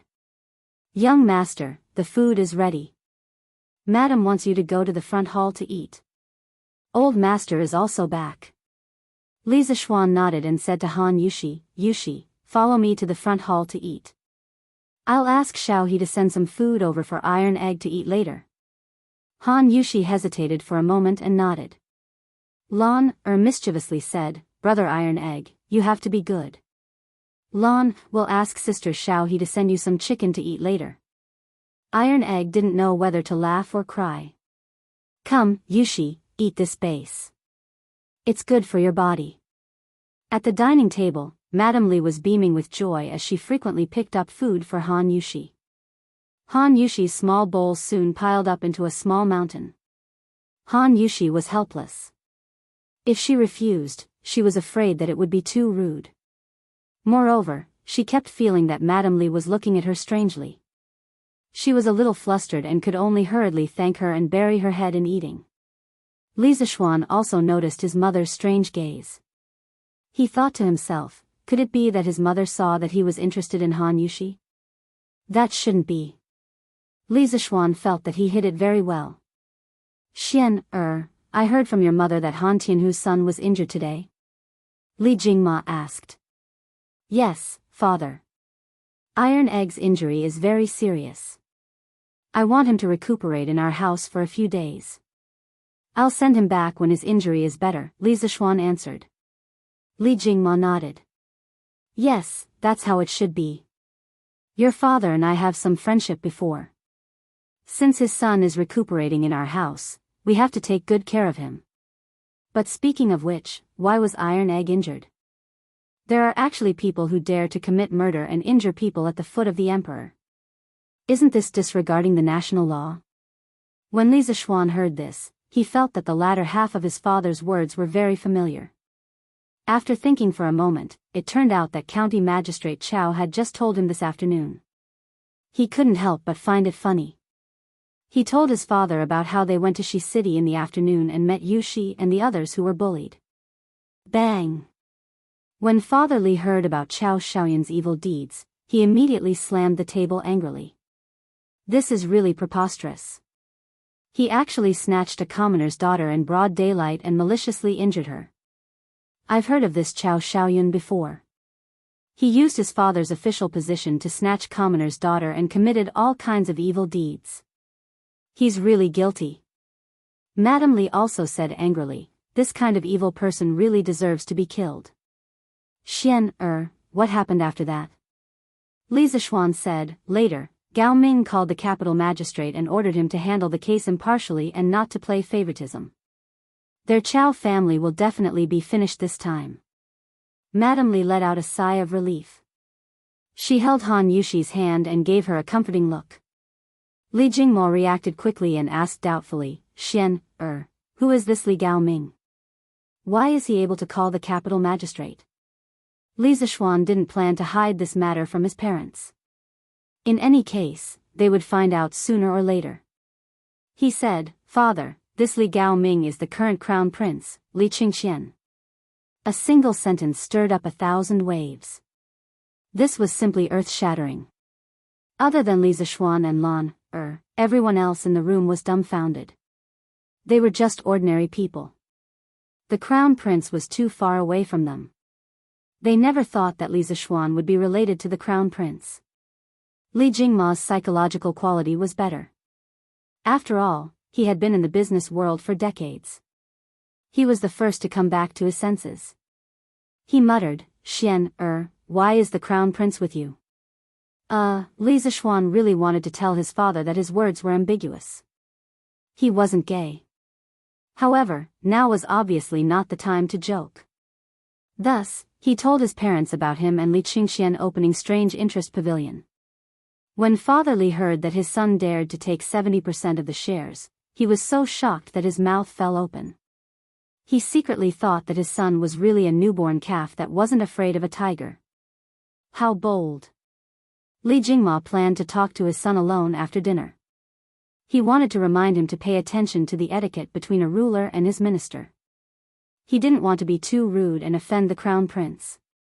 When Madame Li heard that her son was opening a shop with the crown prince, she immediately felt that her son was promising. She was very happy. Just like that, the family finished dinner with their own thoughts. Li Jingma stood up and said, come with me to the study. I have something to tell you. After saying that, he directly walked to the study with his hands behind his back. Li Zishuan hurriedly stood up and followed. He also had something to tell his father. Chapter 47. Li Zishuan entered the study and closed the door behind him. He found that his father was already sitting on a stool, holding a cup of tea and waiting for him. Li Zishuan sat on the other side without hesitation and poured himself a cup of tea. Drinking tea after a meal was good for digestion. Seeing his son's carefree attitude, Father Li couldn't help but get angry. How did you meet the crown prince? Looks like father is still worried about the crown prince. His mentality isn't stable. Li Zishuan put down his teacup and told his father about how he met the crown prince on the way to Shi City and how the Drunken Immortal restaurant had invited the crown prince and Qing Chimo to eat together. Father Li stroked his beard and digested the information. You have to follow the rules in front of the crown prince. Pay attention to the etiquette between a ruler and a minister. You can't be as undisciplined and reckless as you are at home. As the saying goes, accompanying a ruler is like accompanying a tiger. If you anger the crown prince, even I won't be able to save you. Thinking of that brat Li Zishuan, if he had to bow and scrape before him, he wouldn't have been able to do it. However, Father Li's words were for his own good. Li Zishuan couldn't be bothered to explain and could only reply vaguely. Father, don't worry. The crown prince and I are friends. He won't use his status to pressure me. Father Li glared at him. Even so, you can't overstep the etiquette between a ruler and a minister. What if the crown prince decides to settle the score one day? Yes, yes, yes. Father is right. I'll listen to you. In order to avoid being lectured by his father, Li Zishuan quickly nodded in agreement. Seeing his son's behavior, Father Li knew that he didn't listen. He snorted angrily and didn't bother to persuade him anymore. Why did you only give the crown prince 30% of the shares of your strange interest pavilion? Why don't you give him 30% tomorrow? Our family doesn't lack money. There's no need to offend the crown prince over such a small matter. Li Zishuan immediately stomped his feet and said anxiously, No, this won't do. That won't do. The crown prince himself has already agreed to this condition. Father, what are you doing here? Aren't you just as anxious as the emperor? You little bastard, how dare you talk to your father like that? Is your skin itching again? Father Li was so angry that his beard blew and his eyes widened. Flustered and exasperated, he was about to get up and hit him. Li Zishuan immediately got up and dodged. As he dodged, he shouted, Mother, help!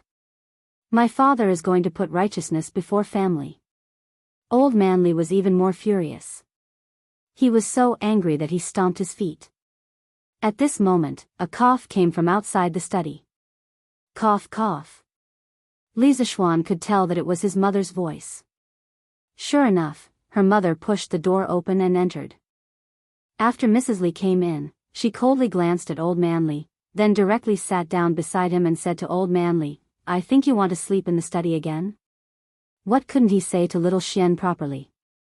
Little Xian is already so old, yet you still hit and scold him. What a scandal. Old Man Li instantly lost his temper. He sat back down like a wronged wife and sipped his tea in grievance. Li Zishuan saw that the atmosphere was a little stiff. He laughed dryly and went forward to reason with his father. Father, that strange interest pavilion is your son's first business. In the future, its scale will definitely surpass the Tang Empire. Your son has already given the crown prince 30% of the shares. Why can't you see the crown prince clearly? Old Man Li obviously felt that his son was bragging. He laughed coldly, indicating that he didn't believe him. Li Zishuan said helplessly, Father, if you don't believe me, then let's wait and see. Also, your son has something to tell you today. Old Man Li swallowed his tea and said unhappily, What can you possibly want? It seems that his father's heart is full of resentment. Li Zishuan said awkwardly, Father, other than the abilities I told you before, my master is also proficient in divination. Did you know? Old Man Li stared and said, How would I know? Besides, why are you telling me this?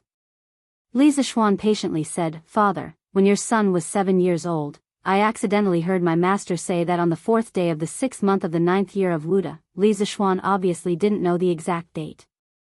He heard it from Xiao He when he returned home, the Xuanwu gate would be filled with corpses and blood. At that time, your son didn't know what it meant. After my master passed away and I went down the mountain, I found out what happened on the 9th year of Wuda.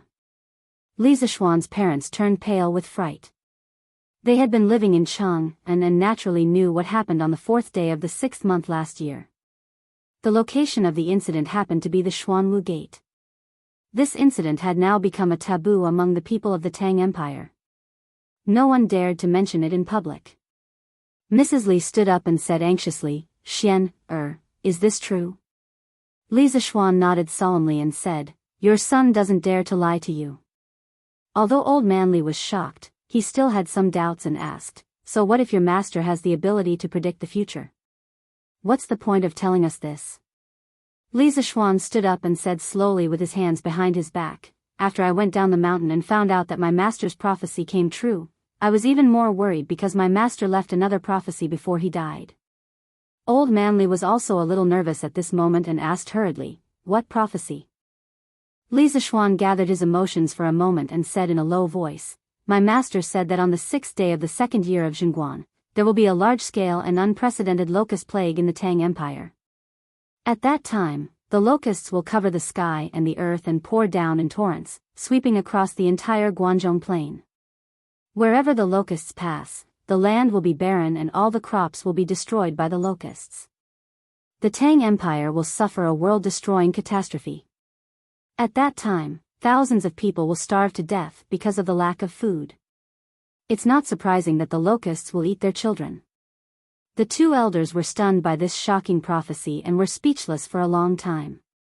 Mrs. Li had always been kind-hearted and couldn't bear to see others suffer. At this moment, the miserable scene described by Li Zishuan touched her delicate heart and her eyes turned red. Mrs. Li gently wiped the corner of her eyes and asked sorrowfully, "Xian, did your master say that there is a way to resolve this locust plague?" She still had a glimmer of hope in her heart.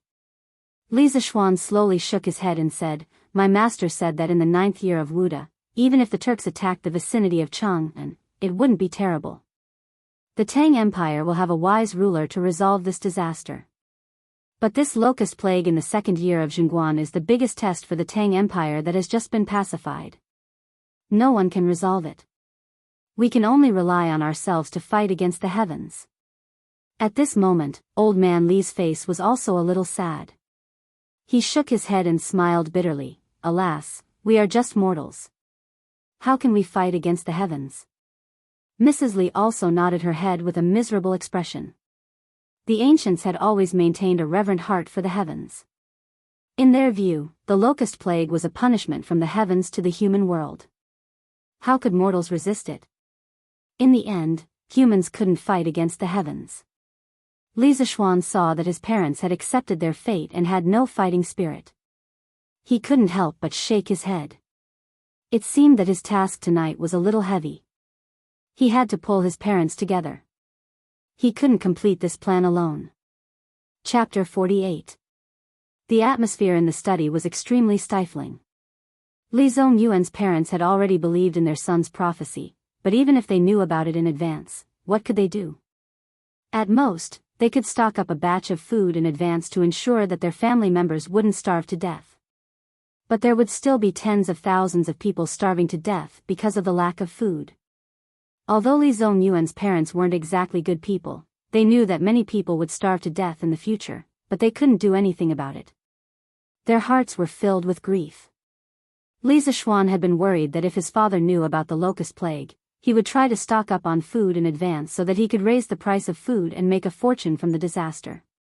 But looking at his father's sorrowful face, Li Zishuan knew that he was overthinking things. He secretly chided himself for being a petty person. However, knowing that his father wasn't a petty merchant, Li Zishuan felt gratified in his heart. He walked in front of his father and firmly said, "Don't worry. Father, if we don't try, how can we know that we can't fight against the heavens? Master once said that the world thinks that men can't fight against the heavens, but they don't know that it's just an excuse that the weak find for themselves. As long as we try our best, then men can defeat the heavens." When Li Jingma heard his son's words, he felt his blood boil. He raised his head and asked, "Xian, have you thought of a good idea?"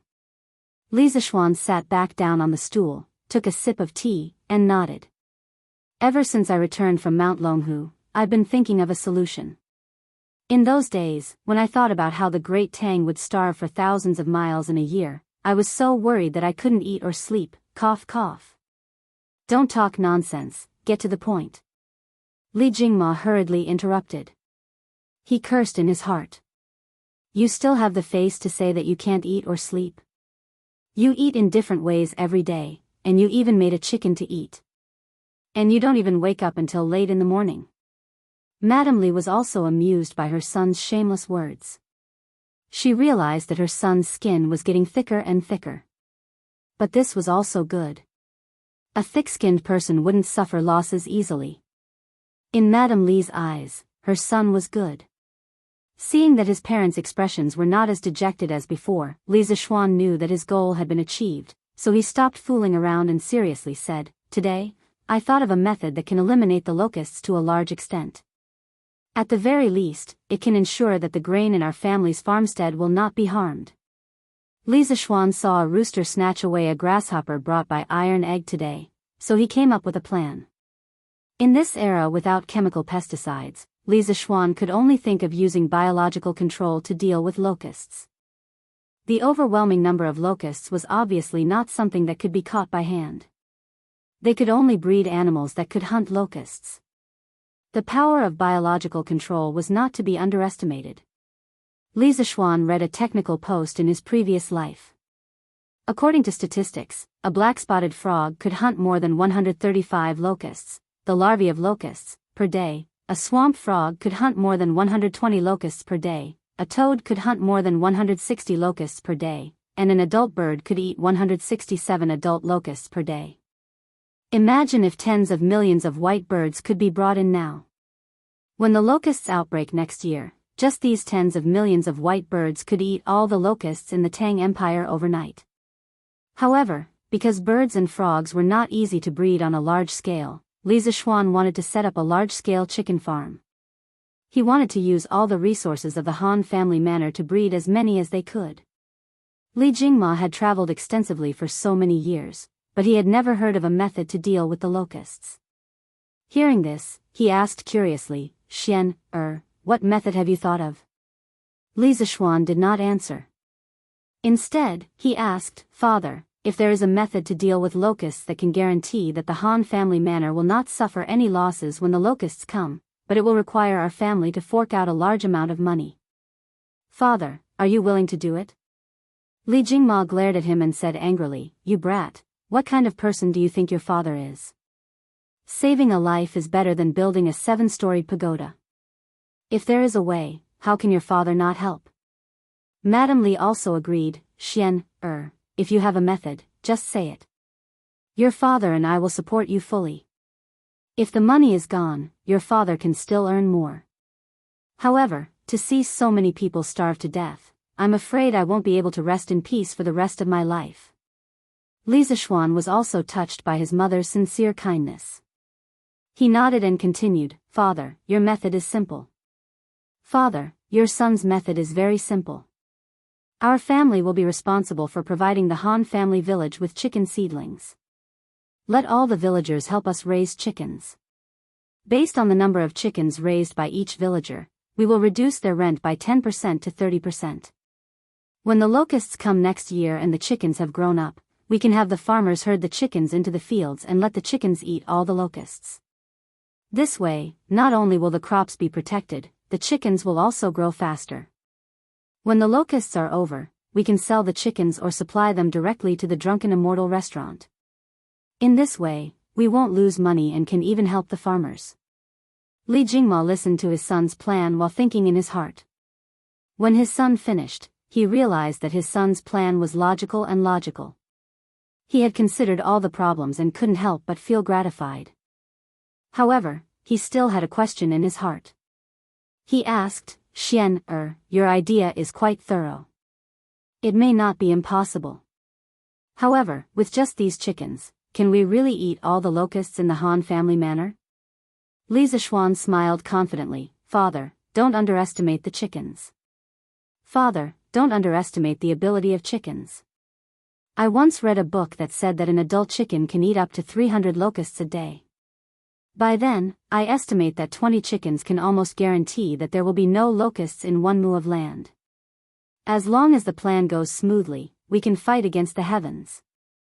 Moreover, the chickens fed with locusts will grow faster and their meat will be incomparably delicious. After the locusts are over, if we supply the chickens to the Drunken Immortal restaurant, we can definitely raise the price."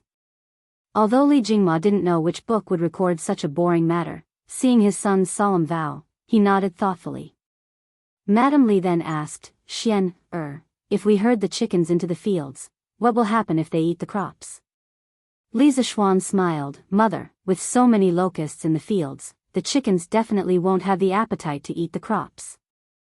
Madame Li was enlightened. Li Zishuan saw that his parents were more or less convinced and asked his father, "Father, how much money can we spare at this stage?" Li Jingma thought for a moment, then said, "Give me 3 days, and I can probably spare 300,000 strings of cash for you." When Li Zishuan heard this, he was shocked. He knew that his father was rich, but he didn't expect him to be so rich that he could spare 300,000 strings of cash in just 3 days. Currently, the entire Tang Empire's annual revenue was only about 20 million strings of cash. Moreover, this 300,000 strings of cash was only a portion of the liquid assets. Adding in the immovable assets, Li Zishuan couldn't imagine how rich his family was. When Li Jingma saw his son swallowing his saliva in shock, he couldn't help but feel a little proud. He had finally regained some of his status in the family. Li Zishuan was stunned for a moment before saying, "Father, let's spare some money. You can get someone to buy food. We'll stock up as much as we can. With more food, we'll have more confidence. As for the other 150,000 strings of cash, I'll use a portion to buy chicken seedlings for the Han village and build a chicken coop. The remaining portion will be kept for emergencies. Father, what do you think?" With a solution, and more importantly, with the support of his father's strong financial strength, Li Zishuan was in high spirits. He secretly rejoiced that he was reborn as a rich second generation. Otherwise, even if he had a way to control the locusts, it would only be a small matter. But now, it was completely different. If the plan went smoothly, Li Zishuan could save a large area of people. Li Jingma stroked his beard and said, "Okay, we'll follow Xian Er's plan. But today's matter must not be spread, or our family will be in trouble." Li Zishuan knew that this was a serious matter. He nodded and said, "Father, don't worry. I know the severity of the matter. In a few days, when Iron Egg's injuries are healed, I'll go with them to the Han village and discuss this matter with Han Lijing. The sooner this plan is carried out, the better." Li Jingma nodded in agreement. At this moment, Madame Li smiled meaningfully and said, "Xian, you're not young anymore. It's time to think about marriage. Mother thinks that Miss Han is not bad." Li Jingma's face was full of question marks. He didn't know what was going on. However, Li Zishuan's old face turned red, and he was greatly embarrassed. He hurriedly fled. Madame Li shook her head and laughed, "This child." Chapter 49.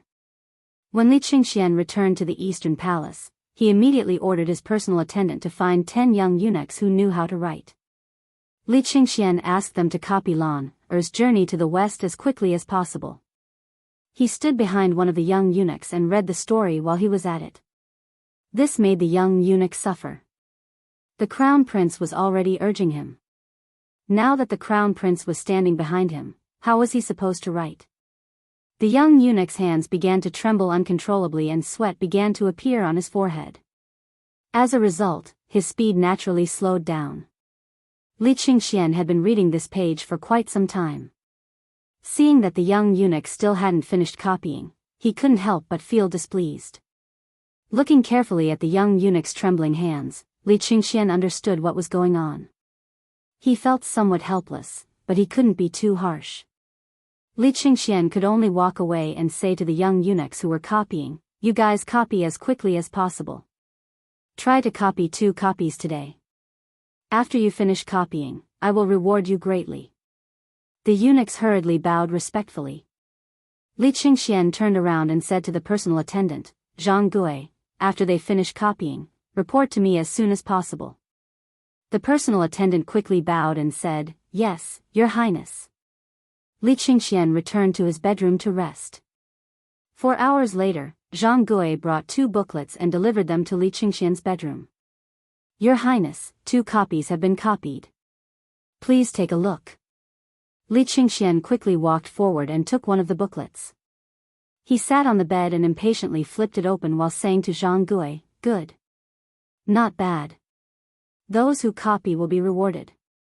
Zhang Gui, have someone deliver the remaining booklet in your hands to Chang'e Palace." "Yes." Zhang Gui cupped his hands and left. Only then did Li Qingxian wholeheartedly immerse himself in the bizarre journey to the west. The moon hung in the sky. Changle Palace. Big Sister Yen, why are you here at Changle Palace at this time? Below Changle Palace, a young palace maid dressed in purple saw an acquaintance and quickly went forward to ask. The tall palace maid stepped forward and replied with a smile, "Younger sister Li, Attendant Zhang sent me to deliver a book to Her Royal Highness. He said that His Royal Highness the Crown Prince sent it over. But Her Highness has already gone to bed." Li raised her head and looked at the attic where the lights had already been turned off, and said with difficulty. Yen also looked up and hesitated. His Royal Highness didn't say that he had to personally deliver it to Her Royal Highness. Why don't you help me put this book in Her Royal Highness's bedroom?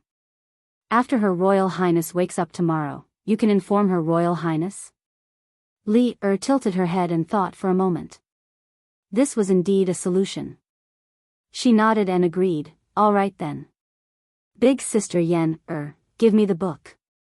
Li took Journey to the West and entered the palace. Worried that she would wake up the princess, she could only put it on the table in the main hall on the first floor.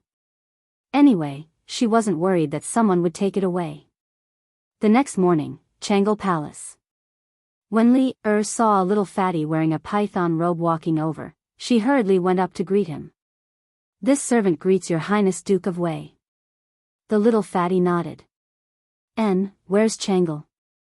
This little fatty was the second son of the current Emperor and Empress Zhang's son, Duke of Wei, Li Tai. He was only 9 years old this year, but at a young age, he was brimming with talent and was peerlessly intelligent. He was fond of literature and had collected tens of thousands of books. Thus, he was deeply doted on by Li Er. Of course, smart people were all somewhat arrogant. Li Tai had always been at odds with Li Qingxian. He looked down on this older brother of his, thinking that Li Qingxian only became the crown prince because he was born a year earlier than him. In terms of talent, Li Tai was confident that he could completely surpass that older brother of his. A few days ago, Li Tai heard from his subordinates that Li Qingxian brought Changle out to relax and even brought back a type of delicacy for Imperial Father. As a result, Imperial Father was greatly pleased and praised Li Qingxian for his filial piety and for the harmony between the siblings. Li Tai was somewhat unhappy. He knew that type of delicacy. It was called nibbled chicken. Later on, he also ate it, and he ate a lot. Every day, he had the imperial bodyguards line up to buy it for him to eat. It was indeed delicious, but he felt that Imperial Father shouldn't give the credit to his older brother. This nibbled chicken wasn't invented by the Crown Prince. Therefore, Li Tai also came to Changle Palace today to show concern for this younger sister of his. He wanted to see if she wanted to go out to relax and he could accompany her. Firstly, although Li Tai didn't get along with Li Qingxian, he had always been on good terms with Changle. He was also concerned about his younger sister's health. Secondly, if Changle wanted to go out to relax, he could also legitimately follow her out. When he returned, he might even receive Imperial Father's praise and say that they siblings were harmonious. It was killing two birds with one stone. At this moment, Li bowed and replied, "Your Highness, the princess hasn't woken up yet." Li Tai was a little disappointed. It seemed that he had come early.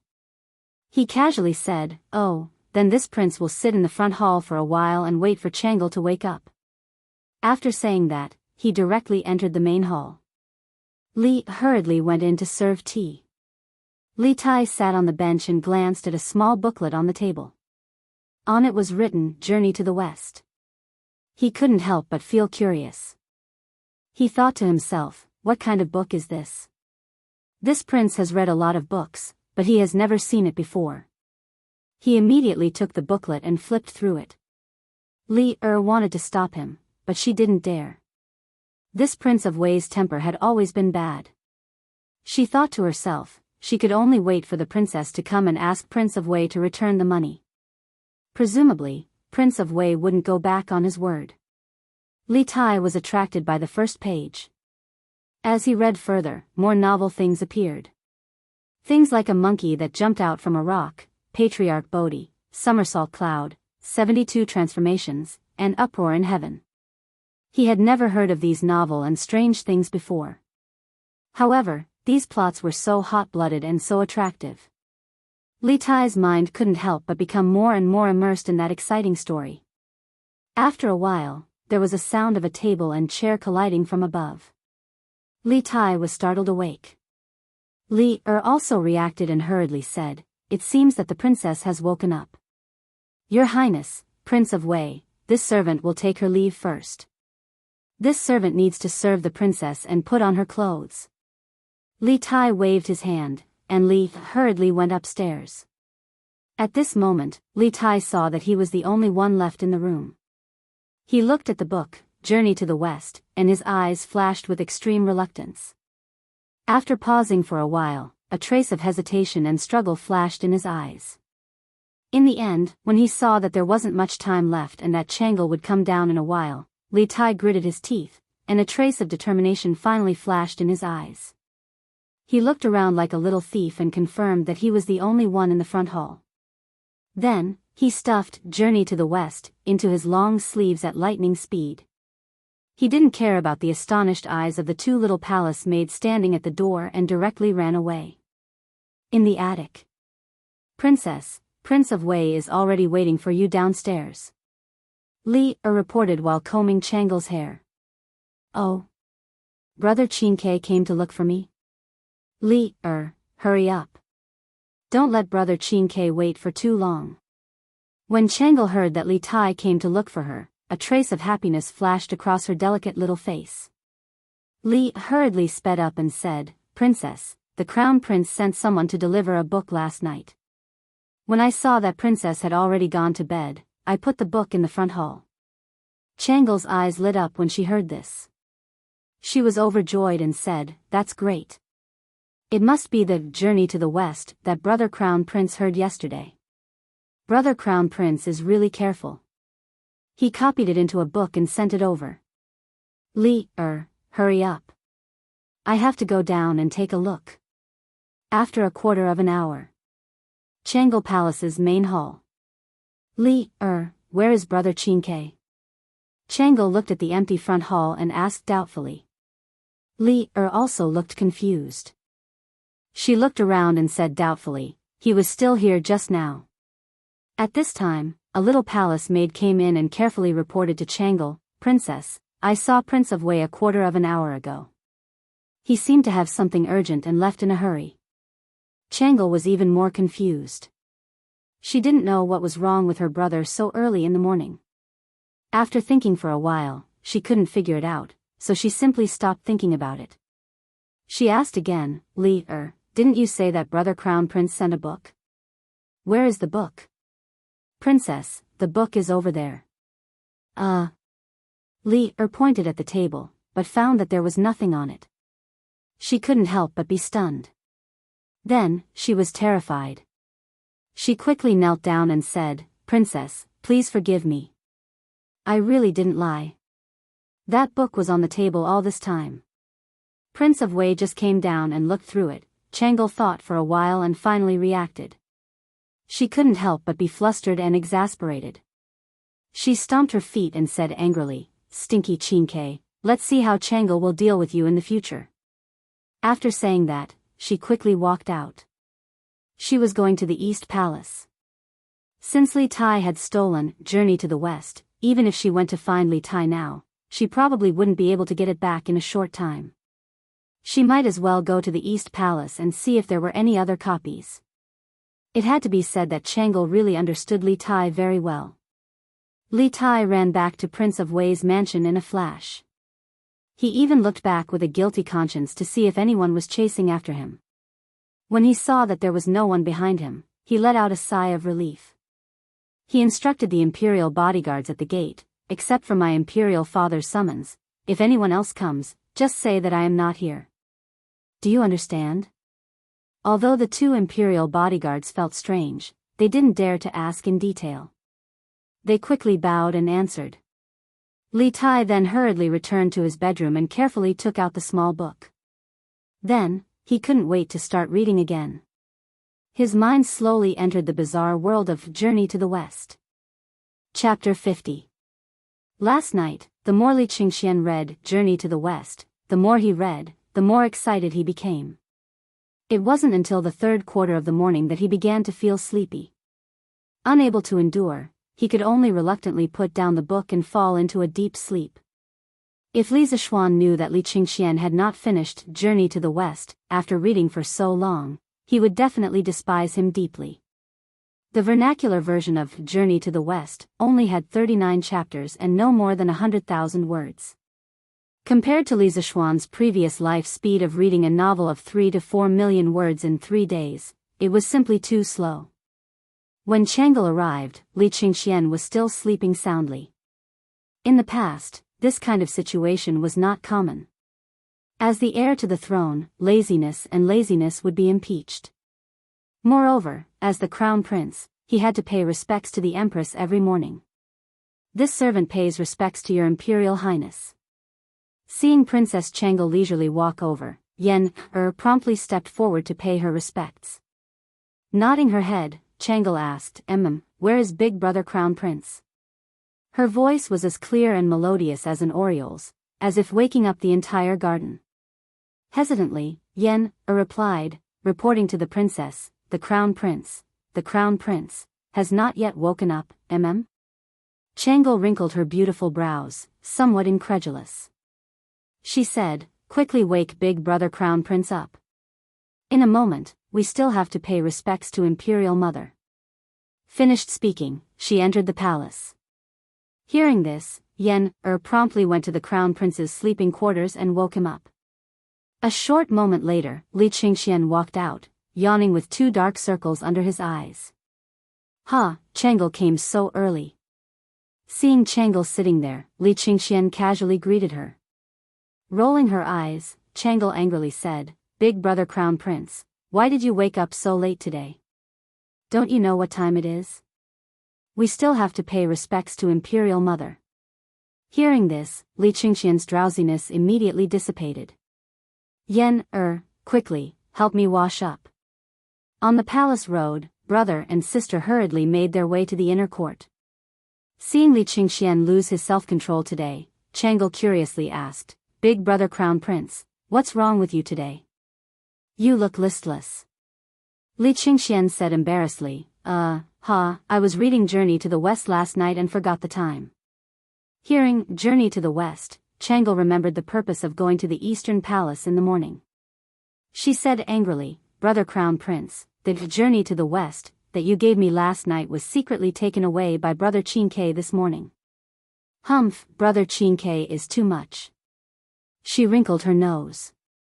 Li Qingxian was stunned. His younger brother had always considered himself a modest gentleman.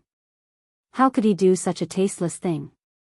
But seeing that his younger sister was a little unhappy, he coaxed her. Don't be angry, Chang'e. After I gave you a book yesterday, I asked Zhang Guiling to copy a few more. They should have finished copying by now. After we pay our respects to mother, you can follow me back to the Eastern Palace to get them. Hearing this, Chang'e was overjoyed. She secretly thought that brother crown prince was so considerate. That's great. Thank you, brother crown prince. After paying her respects to Empress Jiangsun, Chang'e impatiently pulled Li Qingxian to the Eastern Palace. Just now, Chang'e had not made any complaints about Li Tai in front of her imperial mother. She only believed that Li Tai was playing around with her and was not truly angry. It was not worthwhile to tell her imperial mother and have Li Tai be criticized. It had to be said that Princess Chang'e's heart was extremely good. Li Qingxian could only call for Zhang Gui and have him fetch another copy of Journey to the West for Chang'e. Chang'e took the book and fondled it admiringly. If it were not for the fact that this was not the right place, she would have immediately flipped it open to read the story. Li Qingxian understood his younger sister's feelings. He said, Chang'e, quickly go back and read. Today, I still have to make a trip out of the palace to return the original copy of Journey to the West to Lan. While I'm at it, I'll bring an interesting person to Li Zixuan. Chang'e curiously asked, who is it? Li Qingxian kept her in suspense. Someone who is like Li Zixuan, always having some strange and wonderful ideas. Oh, that's right. Yesterday, I saw a very interesting toy at the Li estate. It's called a skateboard. It's very suitable for you, Changle. I also plan to open a shop with Li Zishuan that will specialize in selling these strange and bizarre items. Hearing this, Changle became even more interested. Hearing Crown Prince say this, Changle is also interested. If Crown Prince brother does not have enough money, Changle can lend some of her private savings to Crown Prince brother. Li Qingxian thought it over. The daily expenses of the Eastern Palace were quite large. To take out 200 strings of coins at once and have to scrape them together was truly troublesome. He said, Changle, why don't you take out 100 strings of coins? I'll give you 10% of the shares. What do you think? Changle was very excited to have the opportunity to open a shop. Okay. Tomorrow, I'll have someone send the money over. It's a pity that I still have to attend the palace ceremony today. Otherwise, I would be able to leave the palace with Crown Prince brother and take a look at that shop. Li Qingxian comforted her, there's no rush. When the shop officially opens, you can come with me. Prince Wei's residence. Li Tai had not gone out ever since he returned in the morning. He even forgot to greet Zhang Sun. This little fatty was lying on the bed, reading Journey to the West, with great interest while muttering to himself. Sigh, this monkey is really too heaven-defying. He even dares to bully the Jade Emperor. This is really F***king satisfying. Wow, this golden hoop incantation is really powerful. This monkey won't dare to be impudent in the future. This golden cudgel is really magical. It can be big or small. I'll ask the Imperial Work Supervisor if he can make one for me. Pfft, this Zhu Beiji is really funny. I can't take it anymore. Haha. Sigh, why is this damned monk so stupid? This old woman is obviously a transformation of the white bone spirit. How can he not see it? If I were Sun Wukong, I would definitely beat this damned monk to death with a single blow. I'm so angry. Huff, huff. The maids outside the bedchamber could not help but look at each other in dismay when they heard Prince Wei's angry curses and laughter. They thought to themselves, could it be that Prince Wei had lost his mind? Li Tai was quick-witted. His reading speed was much faster than Li Qingxian's.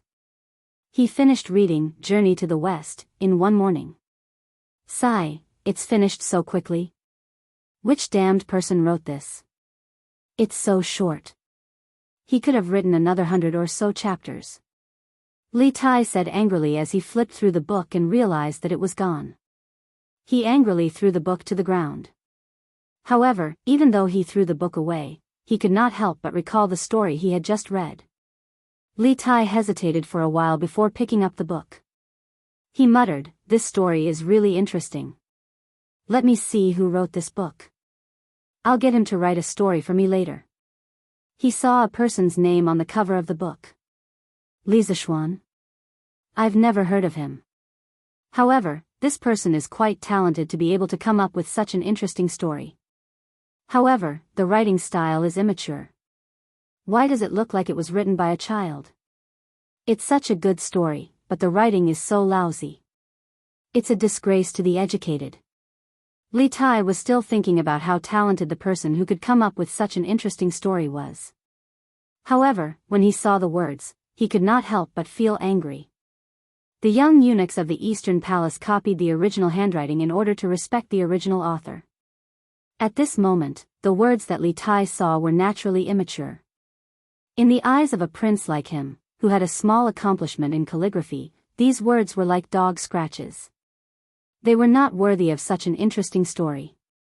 Thinking about it this way, although the person who wrote this story had a strange idea, it was only a little clever. It could not be compared to this prince's talent. Li Tai stroked his chin and thought narcissistically. P.S. Some people are thinking that the story is progressing too slowly.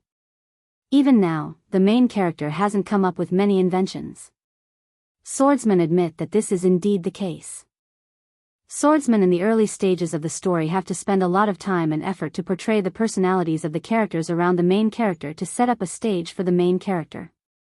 Swordsmen don't want the main character to only come up with inventions. Swordsmen want to create characters with flesh and blood. They don't want to simply copy modern inventions and bring them back to ancient times to build up the plot. This is too blunt. The main character will slowly bring in many advanced technologies that Great Tang doesn't have. There will be many exciting things. Everyone, don't be anxious. However, swordsman will make sure that every invention comes naturally. This is a story with flesh and blood. It isn't a simple encyclopedia that relies on inventions. Swordsmen want to let the main character fully assimilate into Great Tang before changing it. If the main character comes up with advanced technologies, the main character won't be able to acclimatize. Swordsmen want to make the plot more natural and rich.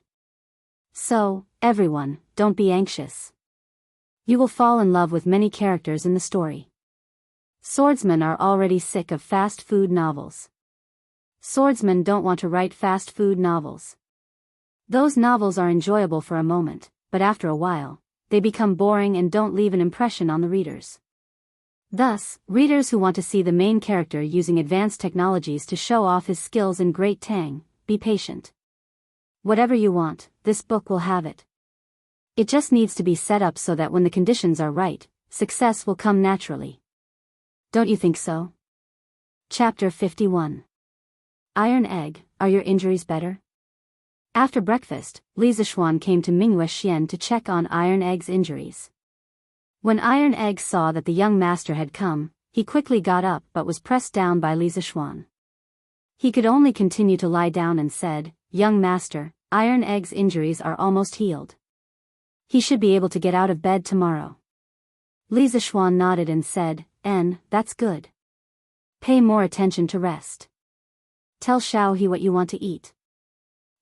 Thank you, young master." Iron Egg said gratefully. Li Zixuan saw that there was nothing he could do here, so he nodded and turned to leave. Iron Egg stretched out his hand and wanted to say something, but in the end, he didn't have the courage and put down his hand dejectedly. Young master, you're here." Li Zixuan had just gone out when he bumped into Han Yushi, who had just returned with a basin of clothes. Li Zixuan looked at the clothes Han Yushi was carrying and frowned. "Why did you go to wash the clothes? Why didn't you let the servants in the manor wash them?" Hearing the concern in Li Zixuan's words, Han Yushi said shyly, "Young master, Yushi isn't a spoiled young lady from a big family. Yushi can do these things herself." Li Zixuan was a little helpless and couldn't persuade her anymore. He could only remain silent.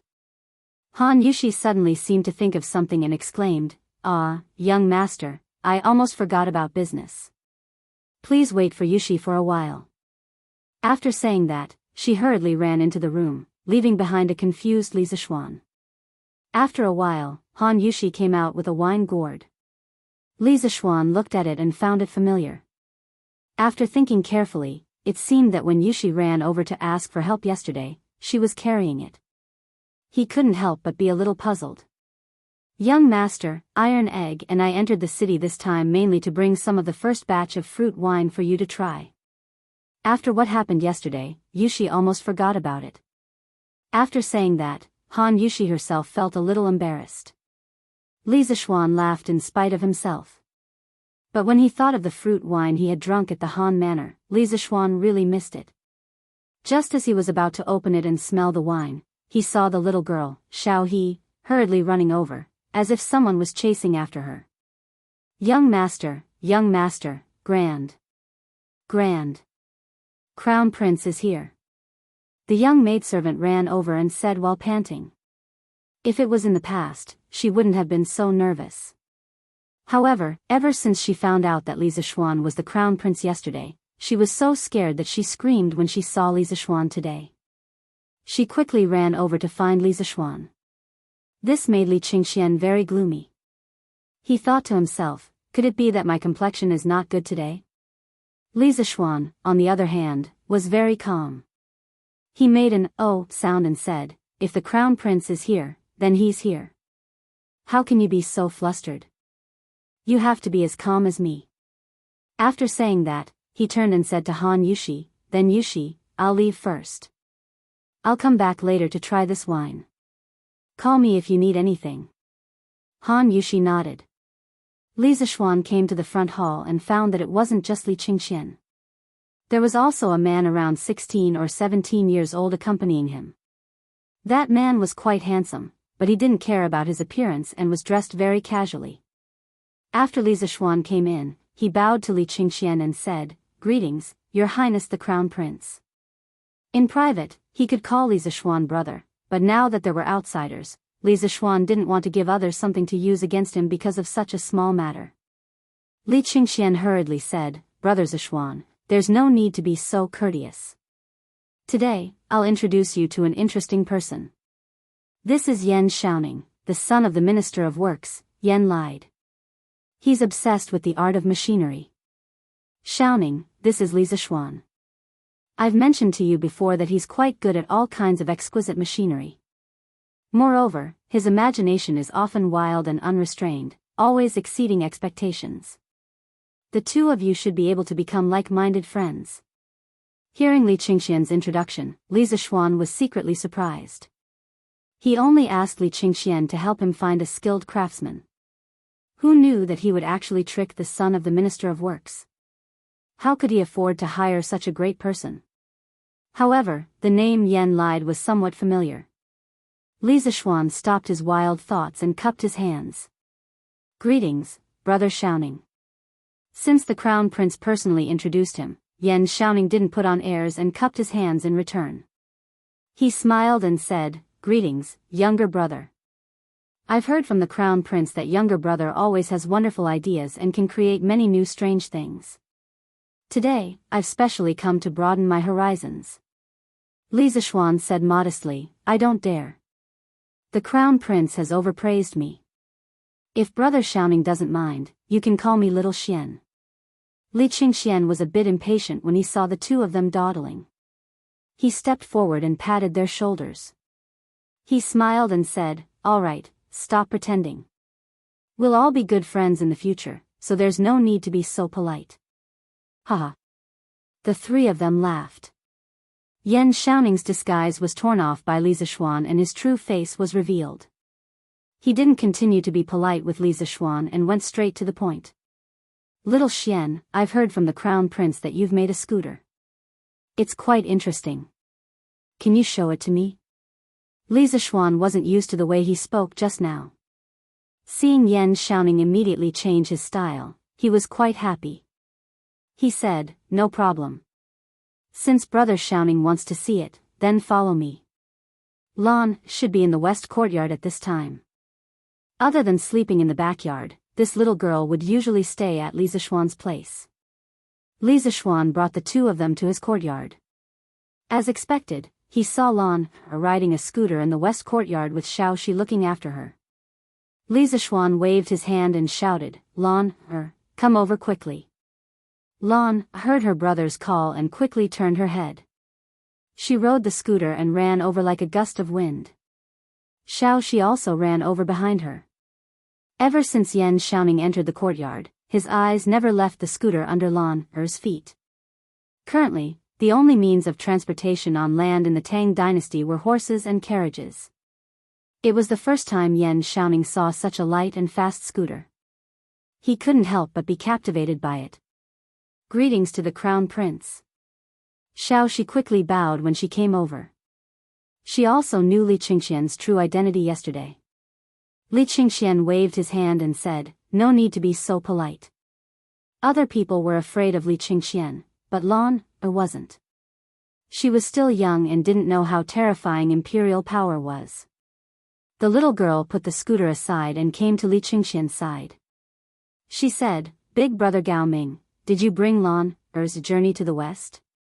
Li Qingxian smiled bitterly. This little girl wanted to return something to him the moment they met, but luckily he brought it over today. He passed the booklet in his hand to her and smiled, I brought it. To thank Lan Big brother Gao Ming also brought a gift for Lan As he spoke, he took out a palm-sized jade white lion from his sleeve. "Wow, so cute. Thank you Big brother Gao Ming." Lan won't ask Big brother Gao Ming for the previous request. Lan snatched the jade white lion and cheered. Li Qingxian was overjoyed. He didn't expect to get such a pleasant surprise by giving a jade white lion. No one wanted to owe someone a favor all the time, not to mention that he was the empire's heir. Every action of his was important. Li Qingxian secretly thought that this jade white lion was really worth it. Li Zishuan secretly shook his head. This little girl really picked up sesame seeds and threw away watermelons. Obviously, a promise from Li Qingxian was much more precious than this little toy. However, this was his little sister's own choice. Li Zishuan didn't want to interfere. Lan, come and greet your big brother Xiaoning. He's here to make something fun for you today. Li Zishuan saw that after talking for so long, he actually forgot that Yan Xiaoning was at the side. He quickly said. When Lan heard this, her eyes instantly lit up. Other than eating, a child's hobby was nothing more than playing. Lan went forward and said obediently, Lan greets big brother Xiaoning. Cough cough. Hello little sister Lan, Hearing someone call him, Yan Xiaoning quickly shifted his gaze from the scooter. At this time, Lan mischievously shook the jade white lion in her hand and blinked her eyes. She meant, where's the greeting gift? Yan Xiaoning was dumbfounded.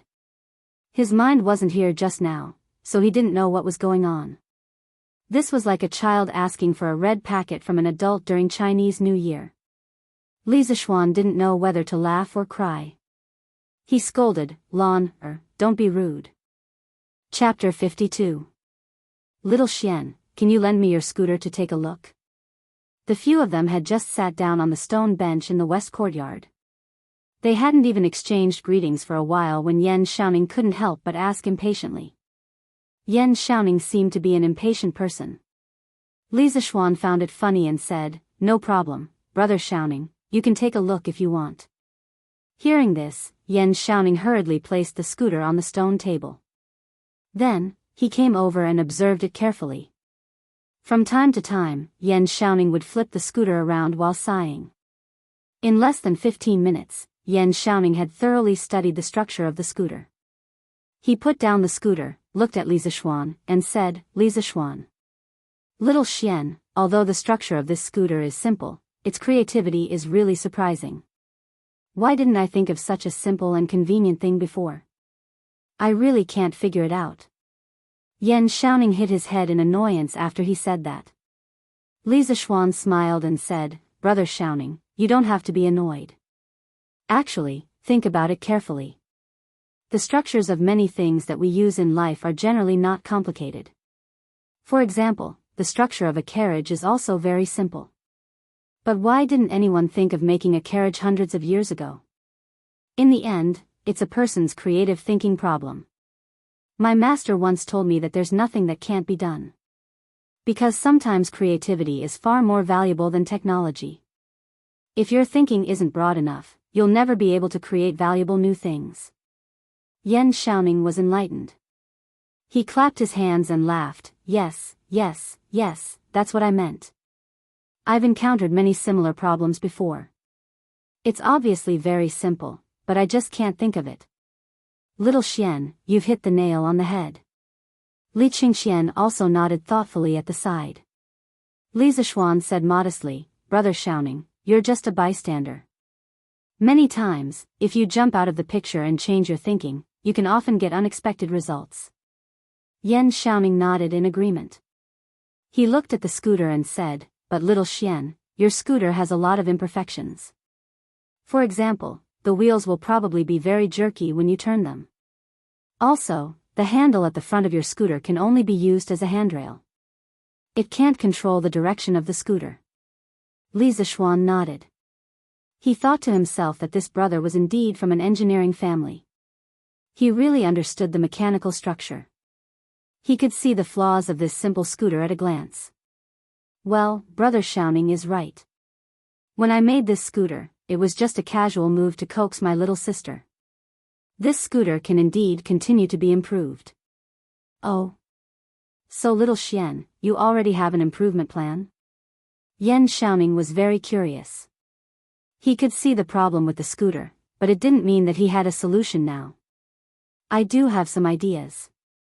Xiao Shi, go to the kitchen and get me a piece of unburnt wood. Li Zishuan instructed Xiao Shi. He could barely write with a brush, but drawing was really difficult for him. The lines of an engineering drawing needed to be horizontal and vertical. The soft tip of a brush was very difficult to do. At least, he couldn't do it. Xiao Shi accepted the order and left. Li Zishuan saw that Yan Xiaoning and Li Qingxian were confused, so he smiled and explained, "I'm more used to drawing with charcoal. I want to draw a drawing for Brother Xiaoning so that it'll be easier to explain." The two of them nodded.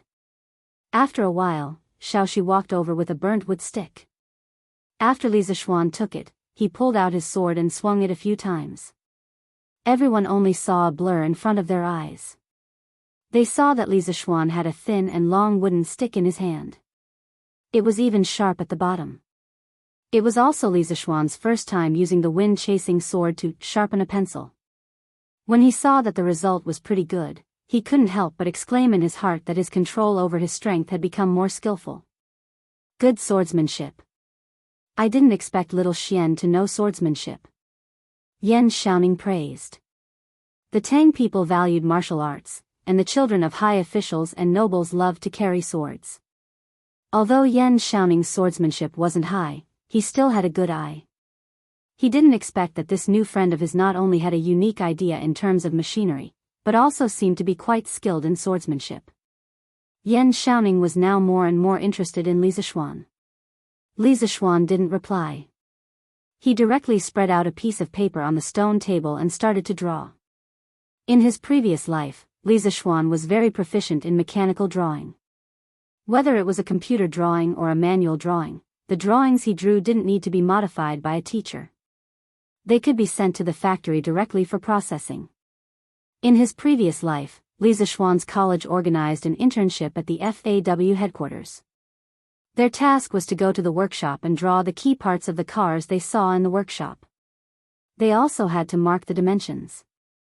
At that time, due to the limited conditions in the workshop, they couldn't even use a ruler. As a result, many of the students drew crookedly like a dog paddle. Only Li Zishuan's drawings were like works of art. It wasn't because he had taken art classes, but because Li Zishuan's copying ability was very strong since he was young.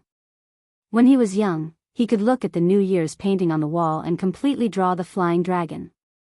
Moreover, his drawings were very beautiful. Later on, when he went to college, Li Zishuan couldn't help but regret that he didn't enroll in an art school. It had to be said that Li Zishuan was an engineering dog with artistic cells. At this moment, Li Zishuan was in front of the paper. He closed his eyes and thought about the structure of the ball bearing. The strange thing was that Li Zishuan's mind quickly formed a three-dimensional model of the ball bearing. This strange scene scared him so much that he almost cried out in surprise. When he opened his eyes, he saw that everyone was waiting for him to pick up the pen. Li Zishuan didn't care about the reason why there was a three-dimensional image in his mind and directly picked up the pen to draw. At this moment, it was really smooth. Li Zishuan felt very strange at this moment. It was as if his brain was a computer and his hands were a printer. The three-dimensional image in his mind was directly reproduced on the paper through his hands. Soon, Li Zishuan had drawn the three-dimensional view of the ball bearing and the isometric view on the paper. Of course, he didn't mark the dimensions and tolerances. He was just explaining the theory of the ball bearing and didn't need to do that. Li Zishuan put down the pen and sighed softly. Yan Xiaoning couldn't wait to come over. He wanted to see what Li Zishuan was drawing. He saw that there were 4 different drawings on the paper. The lines were horizontal and vertical.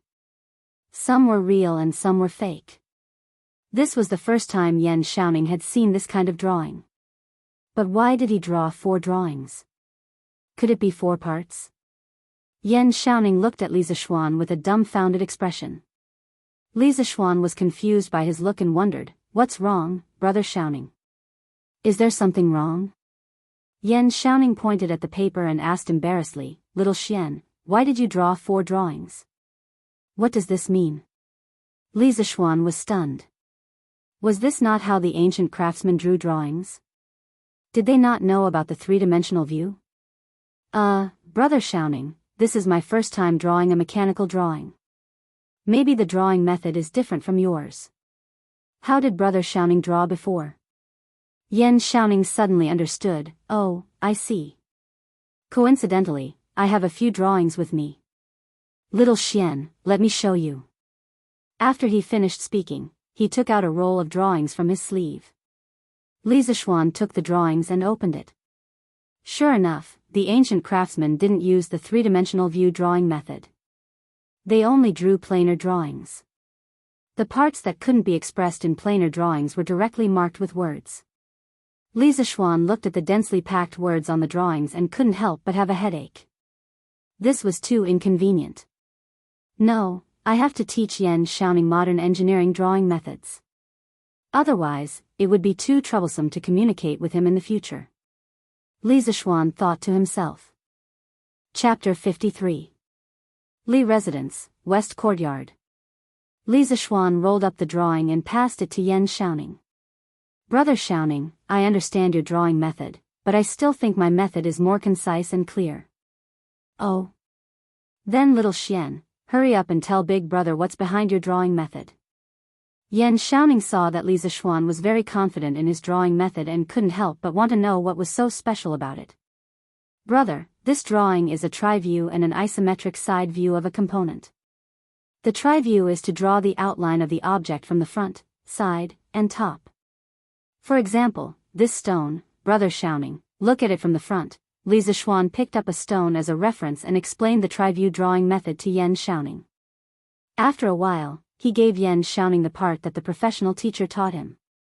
Brother Xiaoning, look, with these tri-view drawings, the craftsman can form the model of the component in their mind.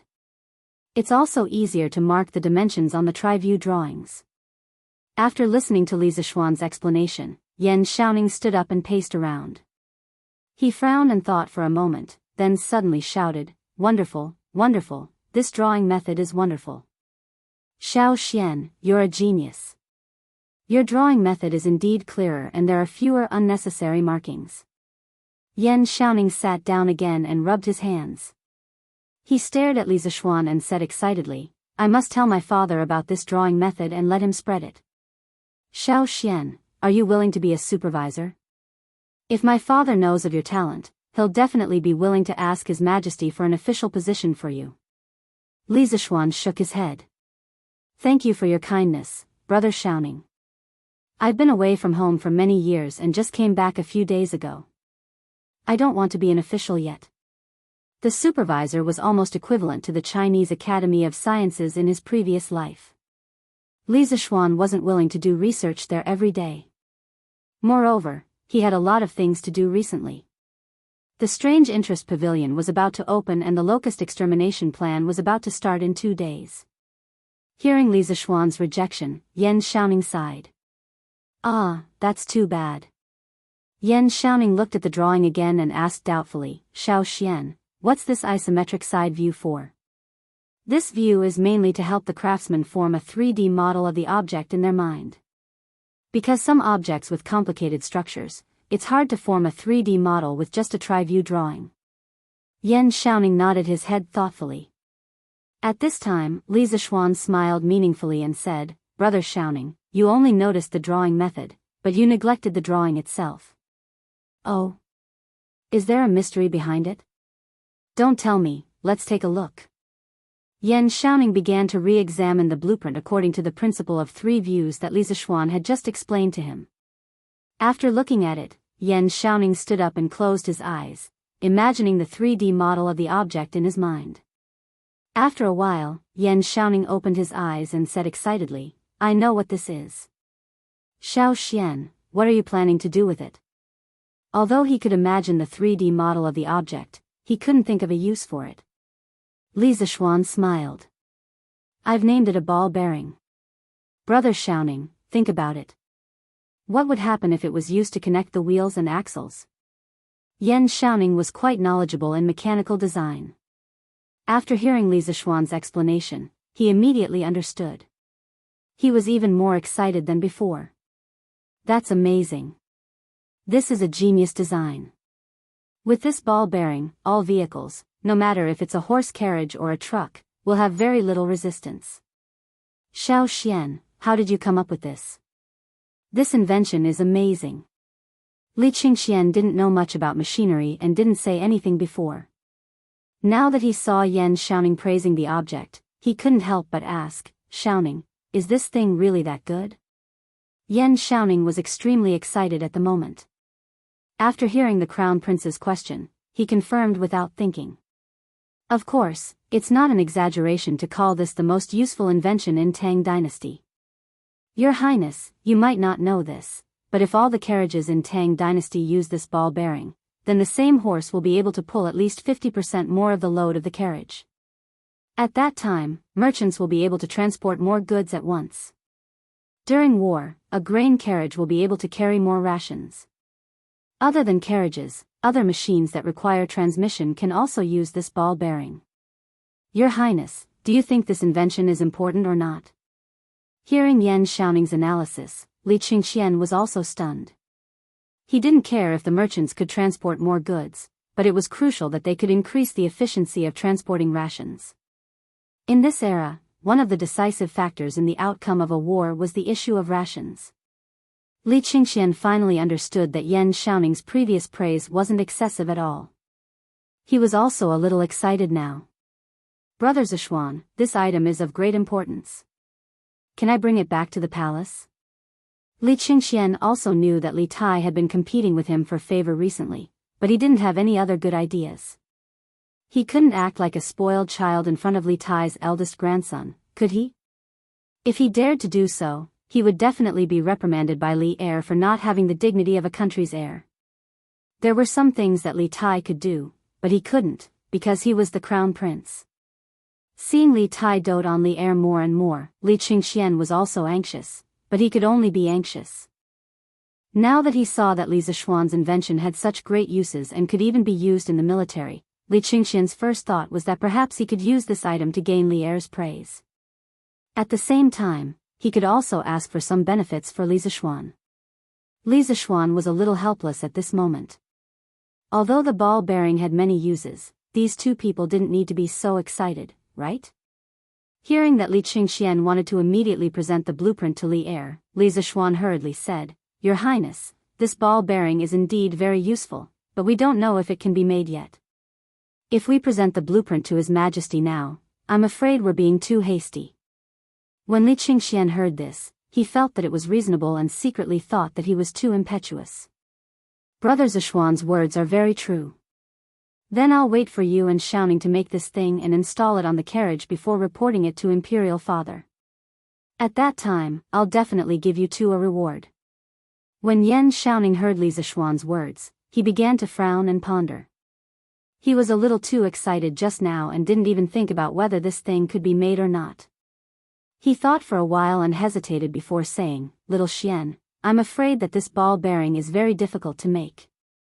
When Li Zishuan proposed this ball bearing, he didn't know if it could be made with the Tang Dynasty's technology.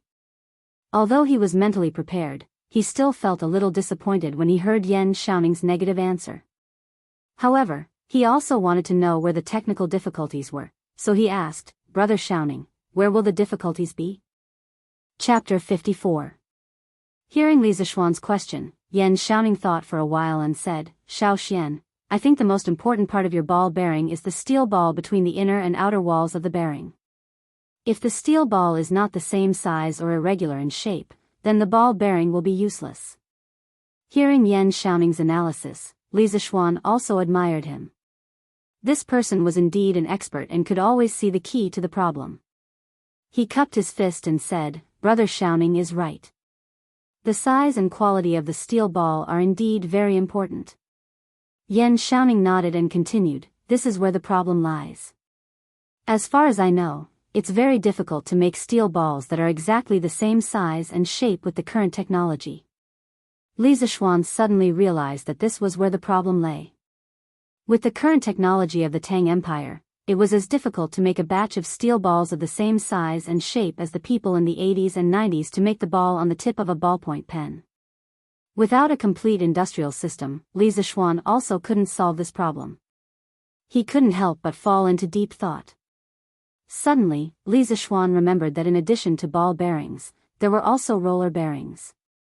Although they weren't as good as the former, they were still many times better than the current bearings of the Tang Empire.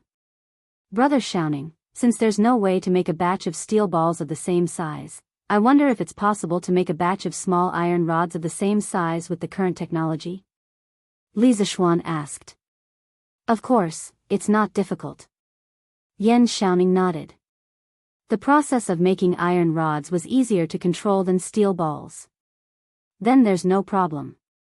Li Zishuan was a little happy when he heard this.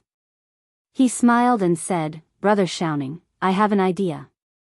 We can replace the steel balls in the ball bearing with small iron rods of the same size and then add some grease to increase lubrication. What do you think? Yan Xiaoning closed his eyes and thought for a while. Then he opened his eyes and looked at Li Zishuan with a strange expression. Li Zishuan was puzzled by his look. He touched his nose and said, Brother Xiaoning, what's wrong? Yan Xiaoning sighed and said, Xiao Xian, you're really a monster. Why do you have such wonderful ideas one after another? In the past, I thought that I was extremely smart. Today, it's really infuriating to compare myself to others. I really want to break open your head and see what's inside. Li Zishuan laughed and said, Don't worship me. I'm just a legend, haha. Yan Xiaoning was speechless. Li Qingxian interrupted, Xiaoning, does that mean you can create it? Yan Xiaoning nodded and said, Your Highness, if we use this plan, we can indeed make it. Although it may not be as good as the ball bearings, compared to the bearings currently in use, this kind of roller bearing is still completely superior. As for the specific performance, we can only test it after it's built and installed in the car. Li Qingxian said excitedly, That's good. Xiaoning, you'll have to work hard for the next few days to make this thing. I'm looking forward to seeing how light and convenient my Tang Empire's carriages will be after installing this bearing. Yan Xiaoning replied, Yes, Your Highness. When I get back, I'll have my father ask the supervising craftsman to make a batch first. Li Qingxian nodded and looked at Li Zishuan. He smiled and said, Brother Li Zishuan, are you satisfied with the people I brought to you today? Li Zishuan laughed and said, Satisfied, of course I'm satisfied.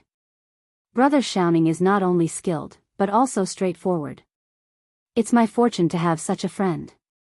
Yan Xiaoning also laughed and said, I'm also very happy to have a good friend like you, Xiao Xian.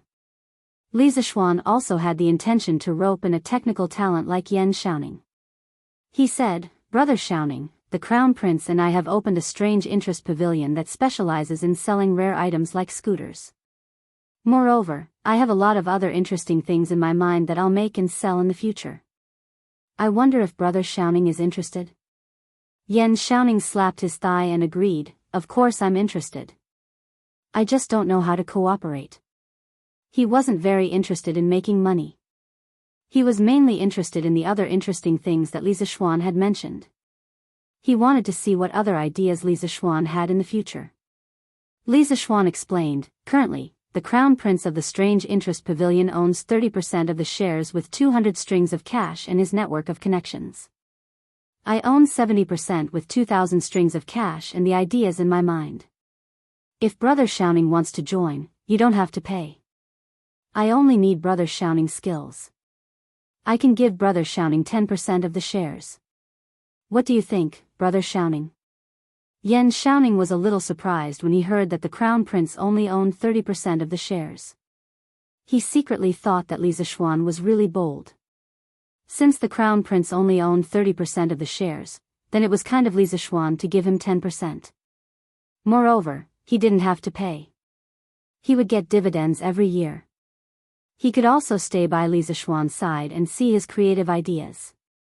Thinking about it this way, it was quite worth it. Yan Xiaoning nodded and agreed, Okay, then let's cooperate happily in the future. We'll strive to make the Strange Interest Pavilion the best in Tang Dynasty. There was finally a technical backbone in the team. Moreover, Yan Xiaoning's father was the Minister of Works. If he joined the team, they could borrow part of the research and development ability of the work supervisor. Li Zishuan breathed a sigh of relief and said, Okay, then the Crown Prince and I will be the chairman and vice chairman of the Strange Interest Pavilion. I'll be in charge of the future development of the Strange Interest Pavilion. The crown prince can just sit there and wait to collect money. Brother Xiaoning, you'll be the technical director of the Strange Interest Pavilion. You'll be in charge of technology and production. Technical director? What was that?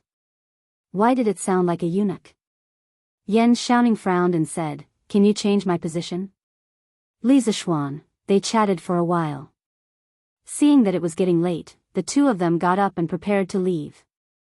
Li Zishuan suddenly remembered that there was one more thing that he didn't say, so he added, "Brother Xiaoning, I'm planning to sell the scooters in the first batch of goods in the Strange Interest Pavilion.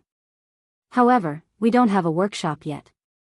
I wonder if you can commission the work supervisor to produce 300 of these scooters first.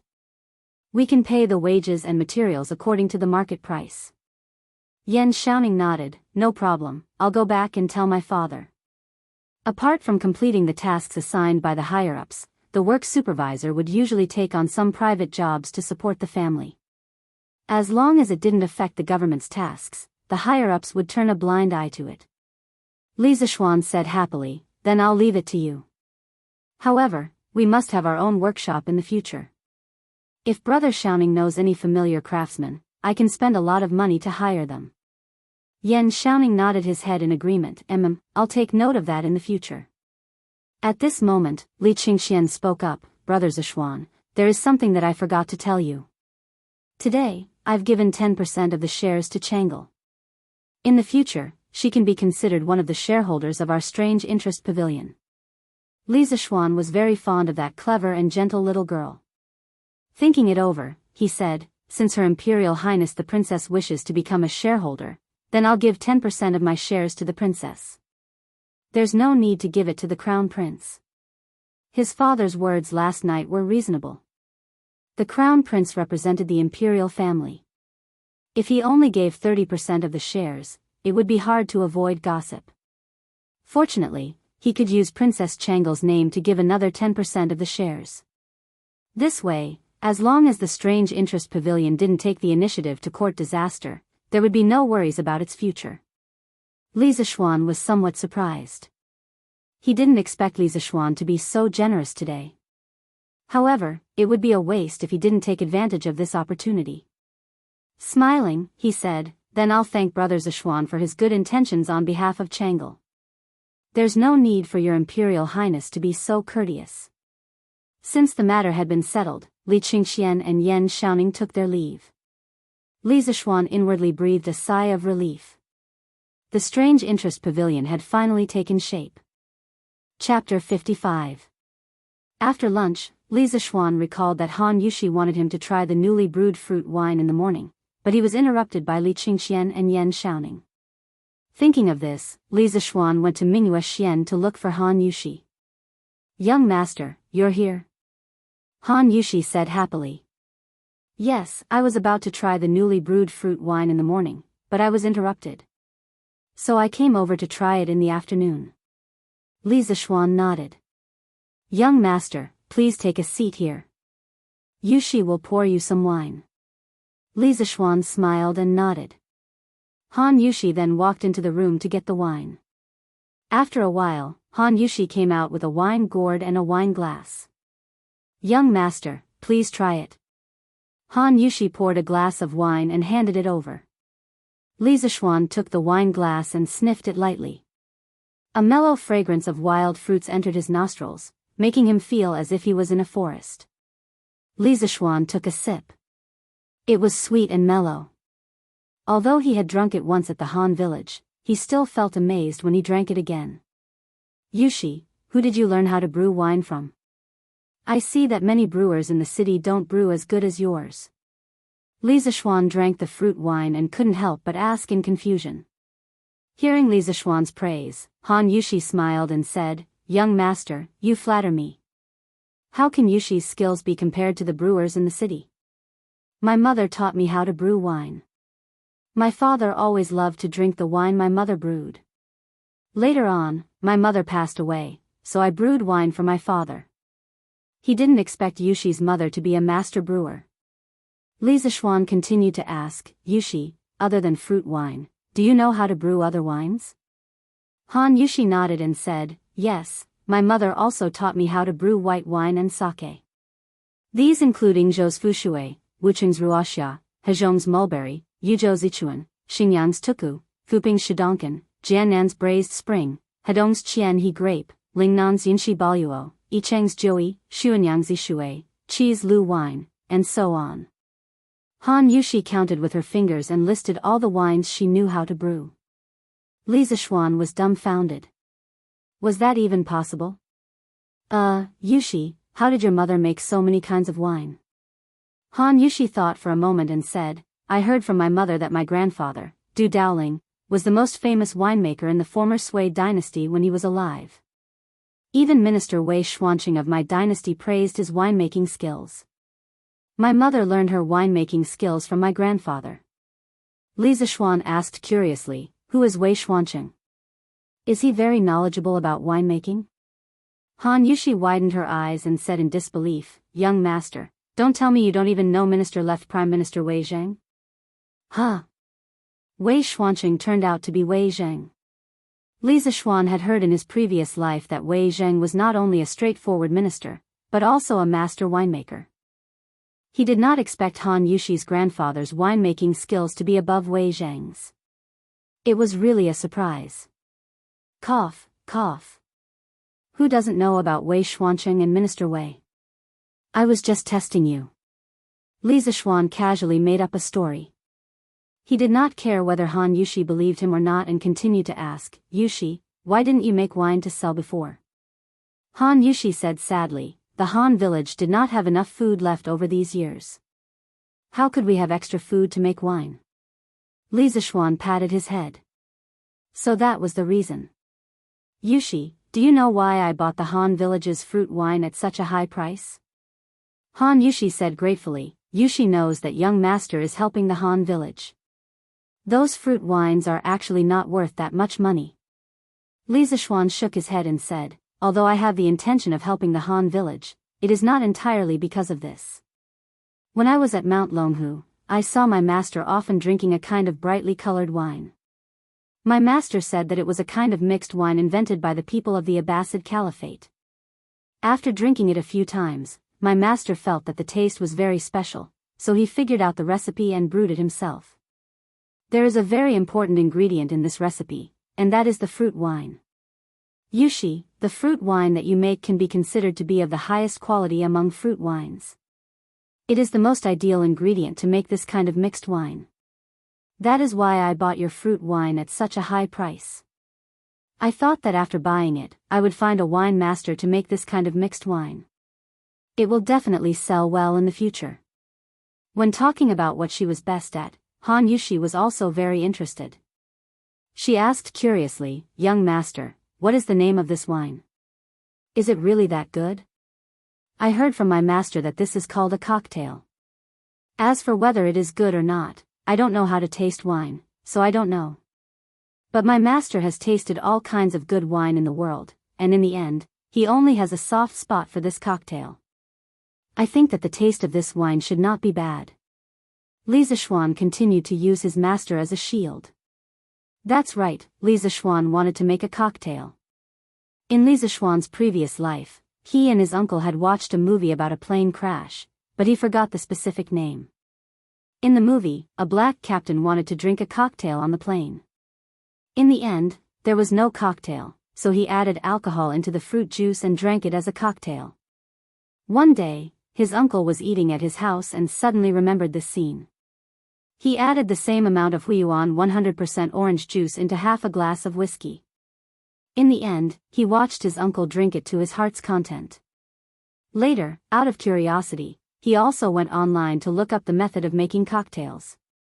Cocktails were generally made with rum, tequila, vodka, whiskey, and other spirits as the base, and fruit juice, egg white, milk, sugar, and other auxiliary ingredients, stirred or shaken. Finally, lemon slices, fruit, or mint leaves could be used as decorations. He could directly use the existing white wine from the Tang dynasty to distill it. The fruit juice could be replaced with the fruit wine brewed by Han Yushi. The effect should be better. After mixing it, he added some ice cubes. In the hot summer, Li Zixuan believed that no wine lover could resist this temptation. As for how to obtain the ice cubes, Li Zixuan said that it was such a simple question that any transmigrator would know. However, he had to think of a way to let his father buy a saltpeter mine first. Otherwise, when everyone reacted, the price of saltpeter would definitely be expensive. At that time, when he thought about a group of Tang people drinking cocktails, this scene was quite interesting. When Han Yushi heard Li Zixuan say that the cocktail was so good, she couldn't help but eagerly say, "Then, young master, can you let Yushi try to make this cocktail?" Li Zixuan was a little embarrassed. It wasn't that he was unwilling, but he couldn't bear to.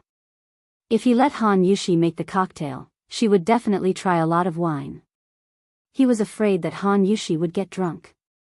Han Yushi saw that the young master was embarrassed and thought that the young master didn't want to teach her the recipe. For a moment, a trace of sadness flashed in her eyes. She quickly said, "I'm sorry, young master." Yushi was rash. When Li Zixuan saw her sad face, how could he not know that she misunderstood? He quickly explained, "Yushi, don't misunderstand. It's not that I don't want you to try it. I'm just worried that you will taste too much wine when you mix the cocktail and get drunk."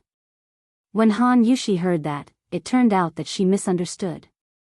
Her face turned from sadness to joy and said embarrassedly, "Young master, you don't have to worry about this. Yushi has a special physique. No matter how much wine I drink since I was young, I won't get drunk. My father and I don't know what's going on." Li Zixuan was stunned. There was such a thing? He had seen it on the internet in his previous life. There was a kind of person who was born to not get drunk even after 1,000 cups. He didn't expect to meet such a strange person in the Tang dynasty. Yushi, is what you said true?" Li Zixuan still couldn't believe it. "Of course it's true. Young master, you can ask my father if you don't believe me." There's no need. I believe. Then there's no problem. Yushi, you're also a master brewer. I'll copy the recipe for you later. As for the ratio of the various ingredients, you can slowly try it. When you return to the Han village this time, tell your father that when I'm done with some things, you can come to Chang and to help me mix the wine. I'm representing my father to try to hire you as the bartender of our Zuaxian restaurant. How about a monthly salary of 10 strings of coins?" Teaching this recipe to Han Yushi was more reassuring than teaching it to others. Li Zixuan really didn't expect this matter to go so smoothly. Han Yushi was very surprised when she heard this. She didn't expect that she could finally help the young master. She quickly said, "Young master, you've helped the Han village so much. How can Yushi ask for a salary?" Yushi is already very happy to be able to help the young master mix the wine. Li Zixuan insisted, "This monthly salary is what you deserve. You have to take it. If you don't want it, I won't help the Han village in the future." Han Yushi could only nod her head reluctantly. Chapter 56. After dinner, Li Zixuan looked at his father and said, "Dad, come to the study. I have something to talk to you about." During the day, he saw that Yan Xiaoning was straightforward and had a deep understanding of machinery. That was why he gave him 10% of the shares and pulled him into the company. However, he knew nothing about Yan Xiaoning's family situation.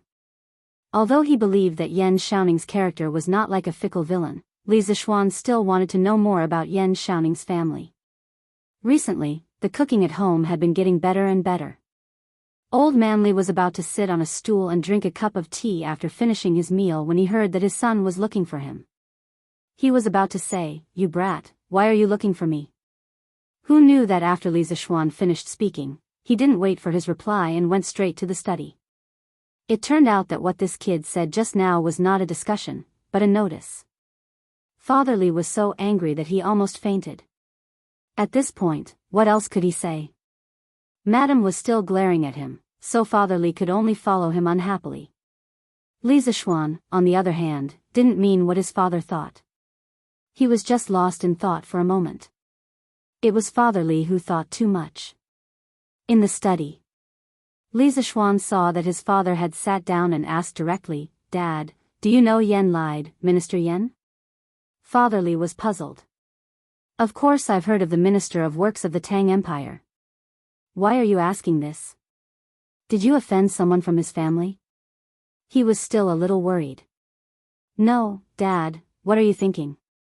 Am I the kind of person who likes to stir up trouble? It's mainly because the Crown Prince brought Minister Yan's son, Yan Xiaoning, over today to talk to me about the wonderful pavilion. I saw that Yan Xiaoning was straightforward and was quite proficient in machinery, so I gave him 10% of the shares and pulled him into the wonderful pavilion." Father Li was a little surprised when he heard this. A light flashed through his eyes. Is your wonderful pavilion really that promising? Why do so many people think highly of him?" He had originally thought that this strange interest pavilion was just something his son was doing for fun, so he didn't think much of it. Who knew that the Crown Prince would want to invest, and now the son of the Minister of Works? Old Man Li, who had been in business for many years, immediately smelled a business opportunity. Could there really be a great opportunity here? Li Zixuan said proudly, "Of course, father. My wonderful taste pavilion is going to dominate the Tang Empire in the future. Anyone with foresight can see the bright future of the wonderful taste pavilion. I don't care about my son showing off." Li Jingma pondered for a while, then looked at Li Zixuan and said, If you want to make this shop bigger and stronger, you can't do it without a lot of money. How about I give you 3,000 strings of cash for 20% of your strange taste pavilion's shares?" Li Jingma thought about the chicken that his son had eaten. Now, he had high hopes for his strange interest pavilion and wanted to get a share of the profits. When Li Zixuan heard this, he immediately shook his head like a rattledrum. "Father, this strange interest pavilion is my first business. I don't have many shares in my hands. Besides, we are a family. Why should we be so clear about it? This little rascal." Old Man Li could only stare at him angrily. "Father, I'm still talking about business with you. What do you think of the Yen family? There won't be any problems if I cooperate with Yan Xiaoning, right?" Seeing that his father was leading him astray, Li Zixuan quickly changed the topic. Li Jingma thought about it seriously, then said slowly, "I've heard of Minister Yan. Minister Yan came from an engineering family. He was a master craftsman in the 9th year of Wuda and was promoted to the Minister of Works this year. Minister Yan is an upright person with superb skills. He has great attainments in architecture, craftsmanship, and painting. He can be considered a master of his generation. The current Chang and city of the Tang Empire was planned and designed by Minister Yan. His younger brother, Yan Liben, is a master craftsman. He is very good at calligraphy and painting. As for his son, Yan Xiaoning, I don't know much about him. However, the Yan family is very strict and is a true family of gentlemen. If you cooperate with Yan Xiaoning, there will only be benefits and no disadvantages." When Li Zixuan heard that Yan Liben was Yan Li's younger brother, he was shocked and opened his mouth wide. He might not have heard of Yan Li, but who didn't know of Yan Liben's name in his previous life? He was a great painter in the Tang dynasty. His walking carriage painting and portraits of past emperors were treasures passed down from generation to generation. Li Zixuan didn't expect the friend he just made today to have such an amazing family background. He swallowed his saliva and said, "Well, since father said so, then I can rest assured." After that, he turned to go back to his room to sleep. Don't you want to consider father's suggestion? That's 3,000 strings of cash." Old Man Li didn't give up on the idea of getting a share and shouted from behind. Li Zixuan hurriedly quickened his steps and ran away. Although his family had a lot of money, it was more comfortable for him to spend his own money. Strange Interest Pavilion's embryonic form had been formed and he didn't lack funds now. He was just waiting for this young eagle to take off. This stinking brat, West Courtyard. Li Zixuan laid on his bed and couldn't help but think of the strange scene in his mind when he was drawing during the day. Although he could rely on the memories of his previous life to imagine the three-dimensional structure of the ball bearing in his mind, it was only a vague illusion and not a real thing. However, the ball bearing in his mind during the day was real and clear, as if there was a real ball bearing in front of his eyes. At that time, he even felt that he could make it rotate 360 degrees at will. As a young man from the 21st century, Li Zixuan didn't believe in ghosts and gods. However, he couldn't explain what happened during the day, so he could only try again. At that moment, Li Zixuan closed his eyes and began to recall the structure of the ball bearing. Sure enough, a realistic three-dimensional model immediately appeared in his mind. At that moment, there was no one to disturb him, so Li Zixuan could finally relax and boldly observe. It would be great if I could enlarge it. Li Zixuan saw that the structure of the ball bearing was too small and couldn't be seen clearly. He felt that it was a fly in the ointment. As if it had heard his thoughts, the model in his mind began to enlarge rapidly, and all the minute structures on it could be seen clearly. Li Zixuan was so shocked that his mouth opened wide. How the F***ck could this work? That scared me to death.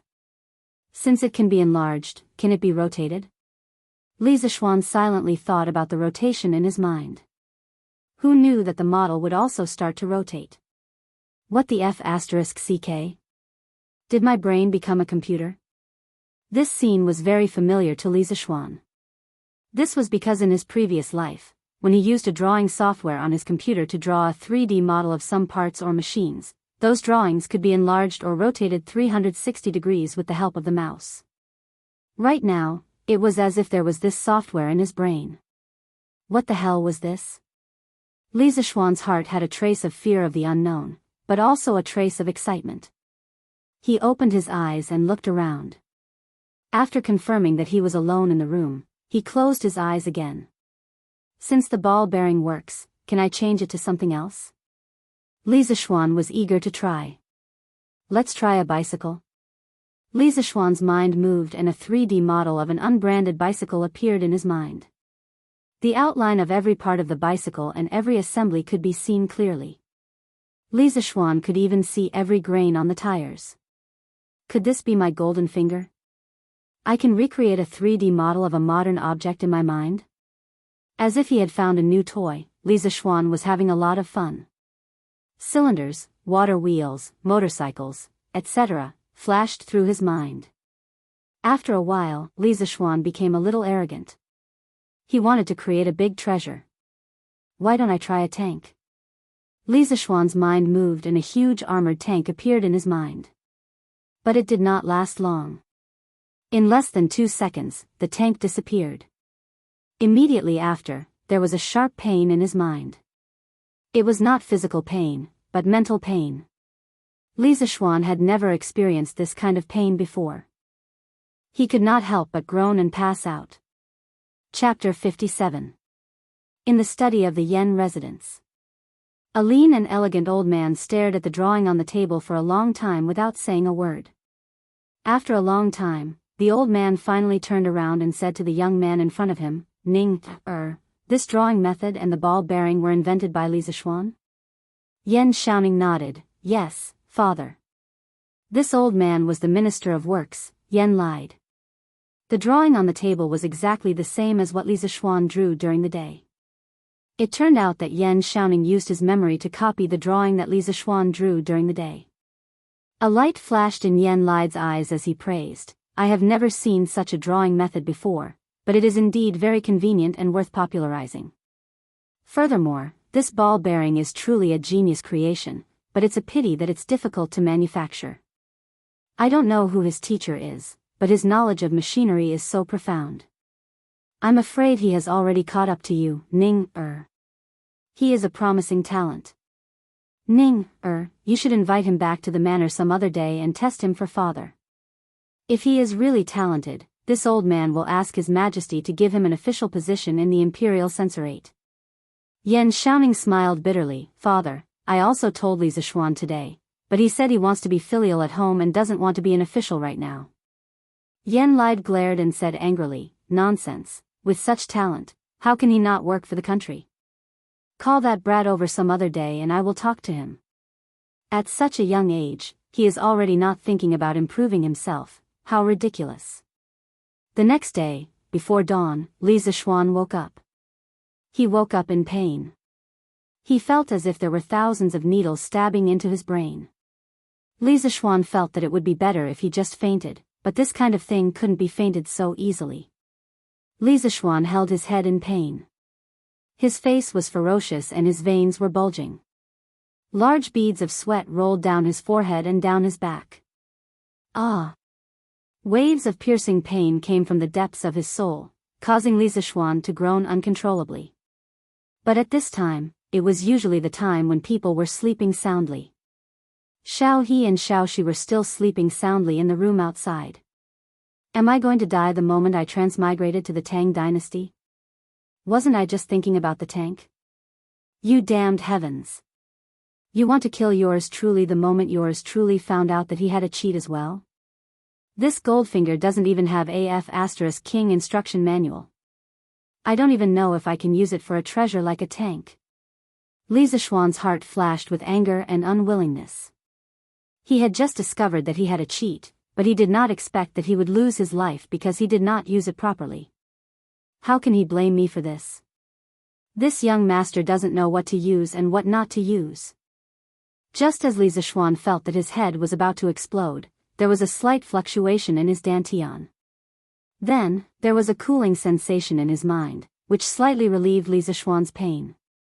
Li Zixuan was shocked.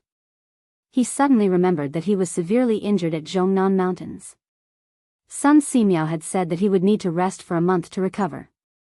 But he had used the Taishian Sutra and recovered more than half of his injuries in a day. This meant that the Taishian Sutra was very useful for healing injuries. But this time, it seemed to be a mental injury. He did not know if the Taishian Sutra would work. Forget it, I don't care anymore. I'll just treat it as a last resort. If I don't take any measures, I'll probably die from the pain or become mentally disabled. Li Zixuan endured the pain in his mind and sat up. He crossed his legs on the bed and used all his strength to activate the 5th level of the Taishian Sutra. At this moment, there was a warm feeling in his dantian. But it was of no use. His mind was still in extreme pain. Li Zixuan's face hardened. I don't believe it. I'll fight you to the death today. Forcing himself to be alert, Li Zixuan planned to go all the way. Regardless of the pain in his mind, he crazily activated the Taishian Sutra again and again. He did not know how many times he had activated it. The true energy in Li Zixuan's body was constantly being compressed. His body was completely soaked in sweat, and water could be wrung out of his clothes. At this moment, his face was extremely pale and he was in extreme pain. His hard work paid off.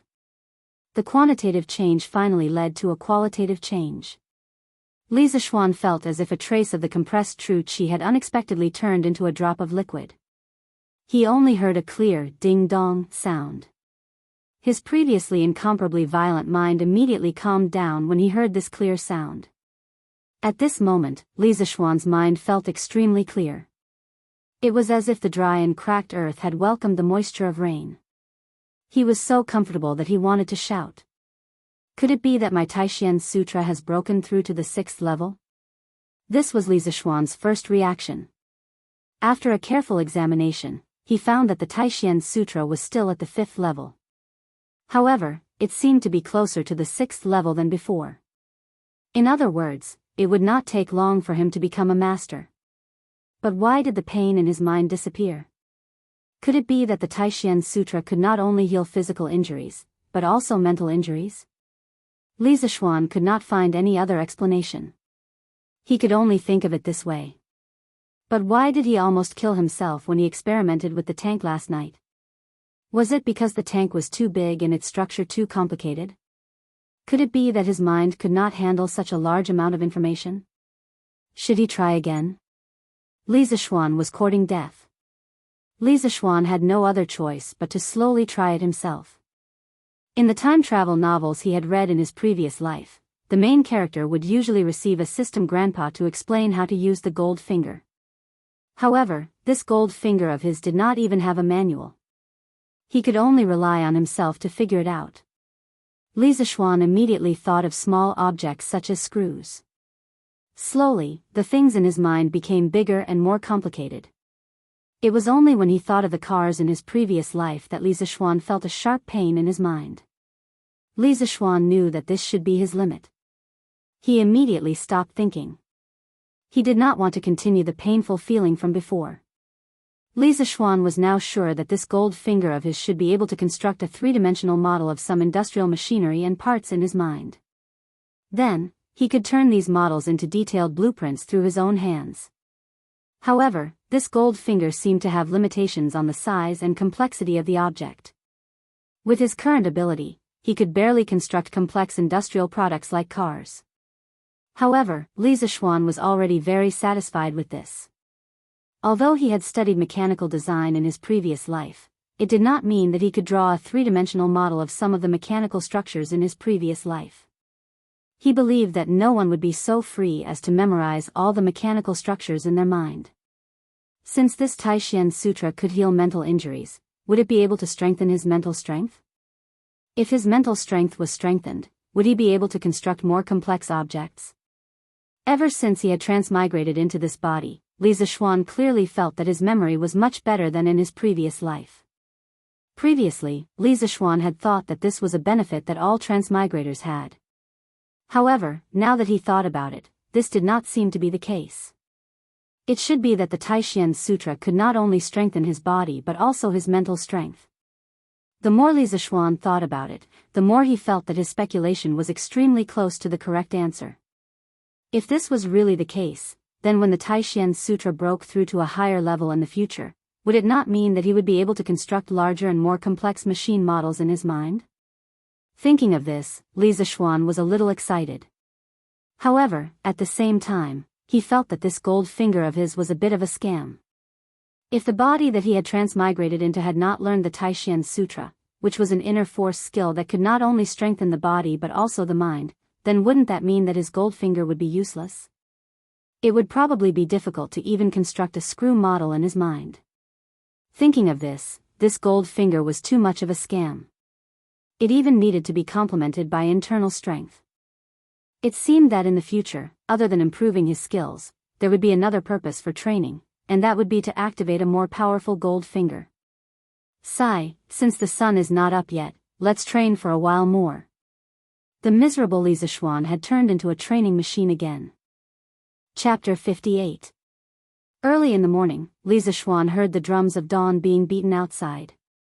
He knew that a new day had begun. Having narrowly escaped death last night, Li Zixuan was covered in sweat.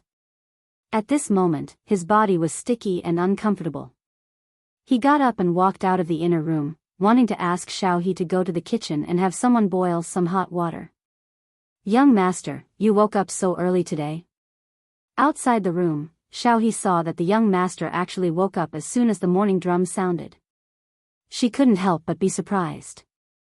Facing Xiao He's surprised gaze, Li Zixuan felt a little embarrassed. Now, everyone in the family knew that he was a lazy person. "Cough, Xiao He, tell the kitchen to boil some water for me. I want to take a bath." After saying that, he quickly went back to his room.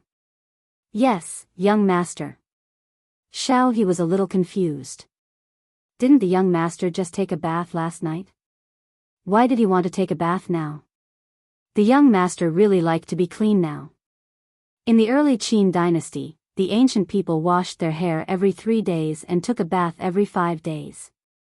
In the Han dynasty, there was even a break. The officials worked 5 days and took a day off. In the Tang dynasty, it was changed from 5 days to 10 days. It was called a break day. After Li Zixuan transmigrated, he didn't care about those rules. He basically took a bath once a day. Mrs. Li naturally wouldn't say anything. It was just a waste of firewood money. The Li family had a big business and didn't care about these things. Xiao He and Xiao Shi were already used to the young master's actions of taking a bath every day. Xiao He didn't expect that the young master would take a bath every other night. Seeing that the young master went back to his room, she didn't ask and went straight to the kitchen to pass the order. After taking a bath, Li Zixuan felt refreshed and planned to go to the front hall. Xiao He quickly went in to help Li Zixuan tidy up the bed. She saw that the bed was wet. Did the young master wet the bed? No wonder the young master wanted to take a bath so early in the morning. Xiao He instantly blushed and screamed, "Ah!" She ran out. Li Zishuan hadn't gone far when he heard the girl's scream. He quickly walked back and thought, what's in my room? Why is this girl so scared? I didn't do anything shameful last night, did I? What are you shouting for? What's wrong? Is there a ghost inside? Li Zishuan blocked Xiao He's way. Xiao He couldn't stop in time and bumped into his arms. Xiao He jumped far away as if she had been electrocuted. She lowered her head and blushed, not daring to speak. She was afraid that if she told the truth, her young master would fly into a rage and sell her out.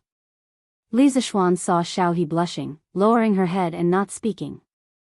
He was a little confused and wondered, "Xiao He, what's wrong with you? Say something. Are you counting ants here?" Xiao He whispered, "Then I'll tell you. Young master, you can't blame me. It's not your fault, it's not your fault. Just tell me what it is." Xiao He then stuttered, Young master, did you do that last night? What did I do wrong? Why are you speaking in such a strange way? Make it clear."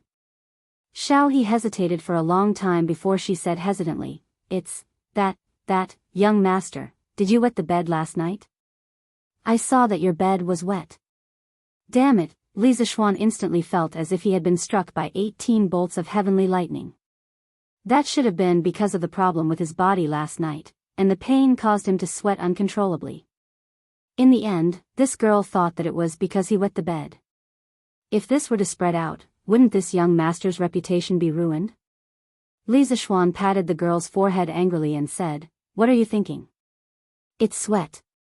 You're so young. Why don't you think about it?" Xiao He obviously didn't believe him. How could anyone sweat so much?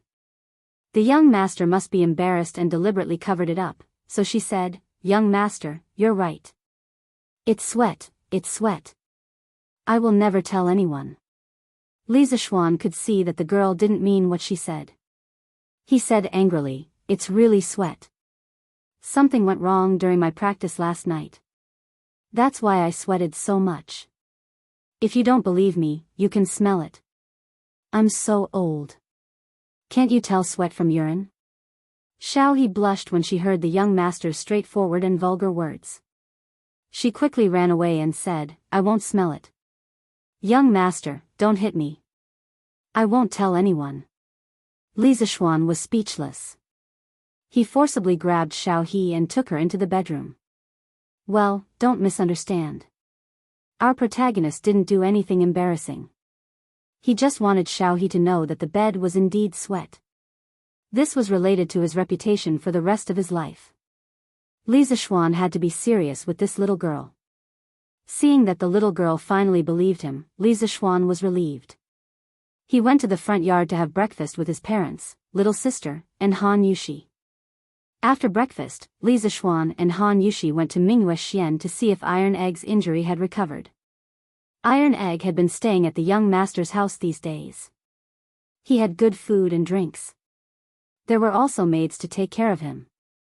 The young master often came to visit him. Even Madame Li came to visit him many times. Iron Egg was very grateful for these, but he wasn't happy. Since he was almost killed by Chao Xiaoyun last time, Iron Egg's desire to become stronger didn't disappear. Instead, it became stronger and stronger. He was like a tiger in his heart, ready to attack. Yesterday, when the young master came to visit him, Iron Egg wanted to tell the young master about it. But when the words came to his mouth, he didn't know how to say it. This morning, Iron Egg felt that his injury didn't hurt anymore. He tried to get out of bed. After a while, he felt that walking shouldn't be a problem. Iron Egg went to the back garden of Mingyue Xian alone. He looked at the koi fish in the pond and sat on a rock beside it in a daze. His mind kept replaying the scene of being bullied by Lu Haojian and being beaten by Chao Xiaoyun. The first time, if the young master didn't come in time, Lan would have been bullied. The second time, if he didn't make a prompt decision, his sister would have suffered misfortune. Even so, he was almost beaten to death. Fortunately, his sister was fine. Otherwise, Iron Egg would feel guilty for the rest of his life. Although the two incidents didn't cause any serious consequences, there was a lot of luck involved. Iron Egg didn't want to be so lucky for the rest of his life. Iron Egg used to be a mischievous brat in the Han village. Usually, he would dig out bird nests, play in mud, and fight grasshoppers with Dinyo and the others. Children at this age were carefree because even if something happened, their parents would help them shoulder the burden. But these two incidents made Iron Egg realize that the outside world wasn't beautiful. His father couldn't be by his side all the time and shelter him from the wind and rain. Besides, his father would grow old one day. He couldn't rely on his father for the rest of his life. He wanted to become strong. He wanted to be as strong as the young master. That way, he could protect his sister and the people who cared about him, such as Lan. He estimated that he and his sister would be leaving the young master's house in the next 2 days. No matter what, he had to beg the young master to teach him martial arts. Whether the young master agreed or not, he had to try. Iron Egg kept encouraging himself in his heart. He had to perform well and be sincere so that the young master would accept him. At this moment, voices came from the entrance of Mingyue Xian. Iron Egg walked out of the garden and saw that the young master and his sister had come together. He quickly went to greet them. "Young master, you're here." "Iron Egg, why are you out of bed?" Li Zishuan saw Iron Egg walk over and was shocked. Iron Egg smiled and said, "Young master, Iron Egg's injuries are almost healed. He can barely walk." "Oh, that's good. Iron Egg, you were injured so badly that I was worried sick." Seeing that Iron Egg's injuries were finally healed, Li Zishuan was happy.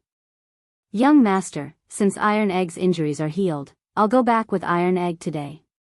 My father hasn't seen Iron Egg for a few days. He must be worried sick." Although she didn't want to leave, Iron Egg's injuries were healed. There was no reason for them to continue living here. Han Yushi said goodbye to Li Zishuan. Iron Egg heard his sister say this and felt a little nervous. He still hadn't told the young master about his situation. Li Zishuan waved his hand and said, "There's no rush. Iron Egg's injuries are just healed. Let him rest for another day. I'll go back with you tomorrow. I'm going to the Han village to find your father." Thinking about it, her father should have raised enough money. She had to go to the Han village to find Han Lijing as soon as possible to finalize the matter of raising chickens. After calculating how many chickens the village could raise, they could then purchase the chicken seedlings. Since the young master said so, Han Yushi could only nod. Iron Egg heard this and breathed a sigh of relief. He secretly thought that he should hurry up. Taking a deep breath, Iron Egg felt that he couldn't wait any longer. He carefully said, "Young master, Iron Egg has something to tell you." "Oh? What's the matter with Iron Egg?" Li Zishuan was a little curious. He had always admired this child. He planned to go to the Han village to talk to Han Lijing and see if he could keep Iron Egg by his side. At this moment, Iron Egg resisted the nervousness in his heart and the pain in his body. With a plop sound, he knelt in front of Li Zishuan. Iron Egg knew that he didn't have money or ability. He didn't have anything to show. He could only follow the storytellers in the restaurants and use his sincerity to move the young master. Li Zishuan and Han Yushi were shocked by this kneeling. Why couldn't this child talk nicely? Why did he have to kneel? Li Zishuan wanted to pull Iron Egg up, but Iron Egg hurriedly waved his hand to stop him. "Young master, Iron Egg wants to be your disciple. I beg you to teach me martial arts. Iron Egg wants to become strong. He wants to protect my sister and everyone who cares about Iron Egg from harm. I beg you, young master, to agree." Iron Egg knows that he doesn't have money or ability, but Iron Egg will remember young master's kindness for the rest of his life. After saying this, he was about to kowtow. This time, Li Zishuan ignored Iron Egg's attempts to stop him and quickly pulled Iron Egg up. This child must have heard too many stories.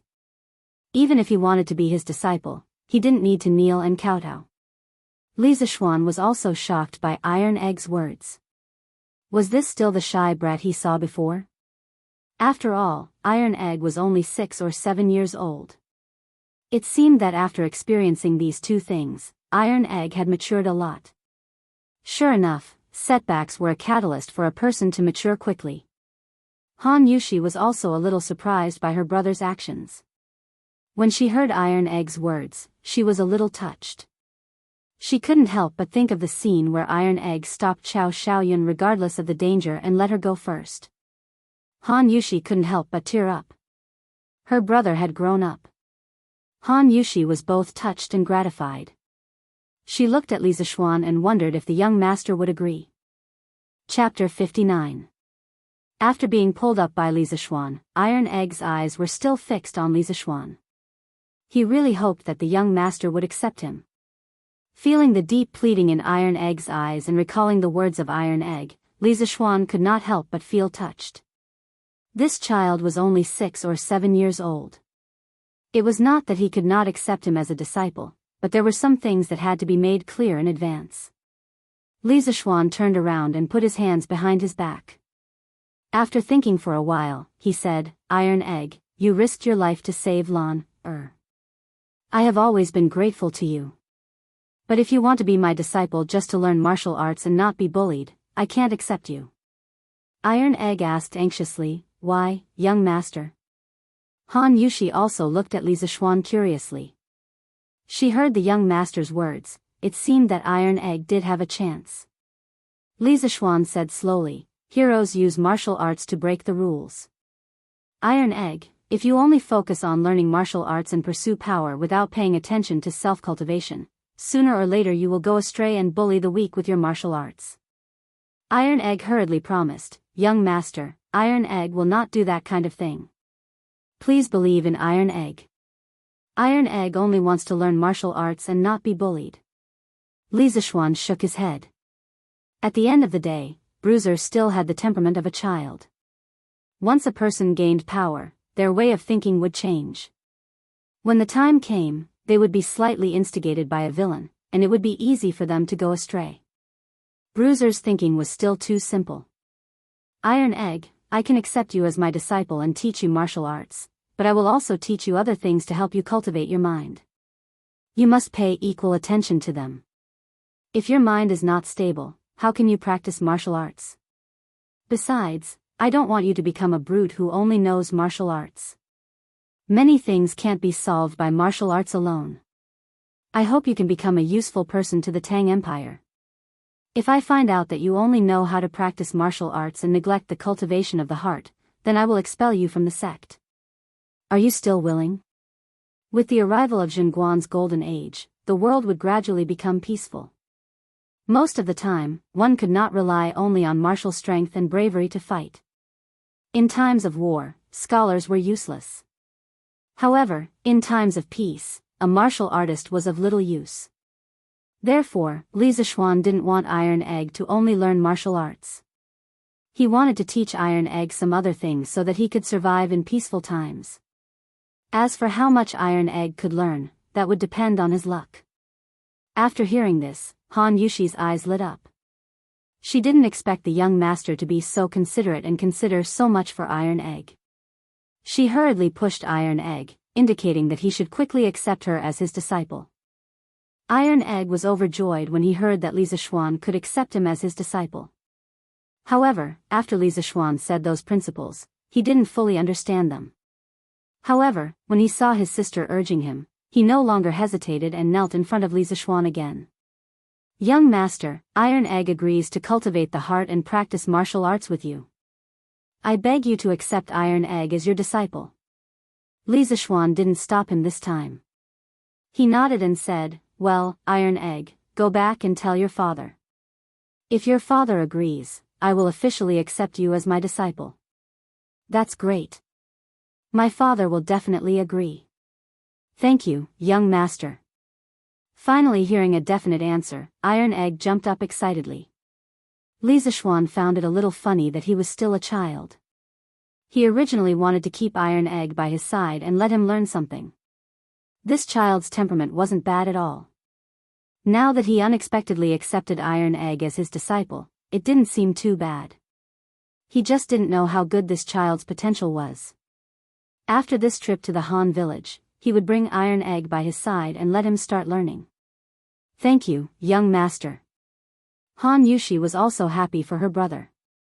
Iron Egg could learn something by the young master's side. It was better than playing in the mud in the countryside. Therefore, Han Yushi was very grateful to Li Zixuan. Li Zixuan waved his hand and said with a smile, "This is Iron Egg's own opportunity. Yushi, you don't have to thank me." After dinner, seeing that Han Yushi and Iron Egg had returned to Mingyue, Xian and Lan had also returned to the backyard, Li Zixuan told his parents about accepting Iron Egg as his disciple. Very good. Iron Egg is a clever and brave child. I quite like him. When Madame Li heard this, she smiled and was the first to express her support. Housekeeper Wang had told her about how Lan was almost bullied in the Han village. Madame Li, who had always been kind, was immediately furious.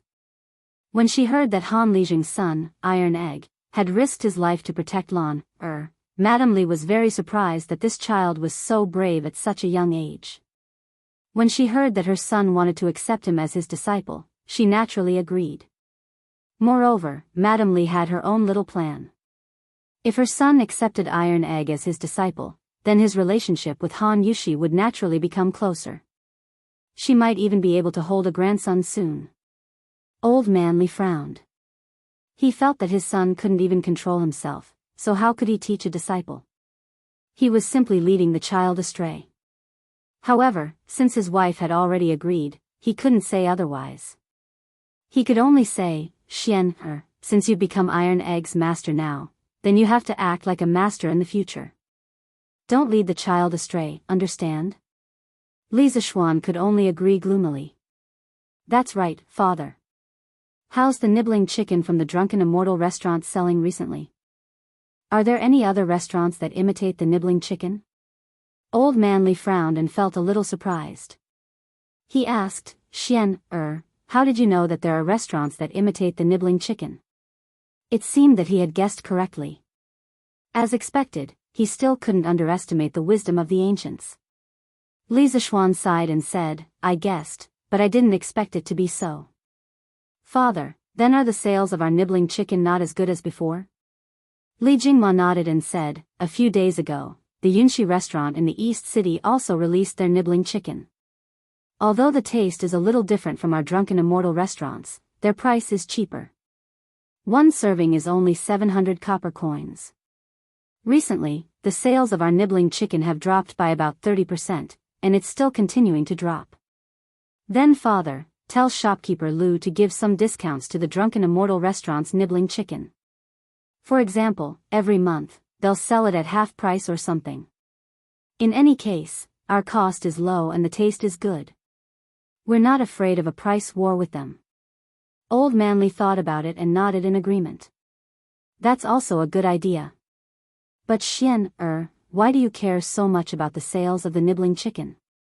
Even if the Drunken Immortal restaurant doesn't have the nibbling chicken, their business has always been very good. Although the nibbling chicken was very profitable, Li Jingma's family business was big, so he didn't care too much about it. Li Zixuan said matter-of-factly, "Father, people fight for their dignity, and Buddha fights for an incense stick. This nibbling chicken was invented by us. Why should we let these imitators earn more than us?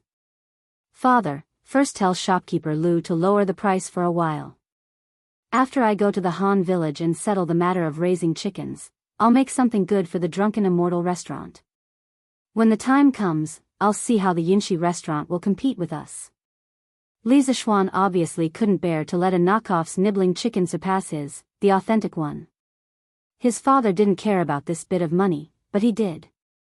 Hearing that his son was going to make something new, Li Jingma was curious and asked, "Xian, what are you going to make?"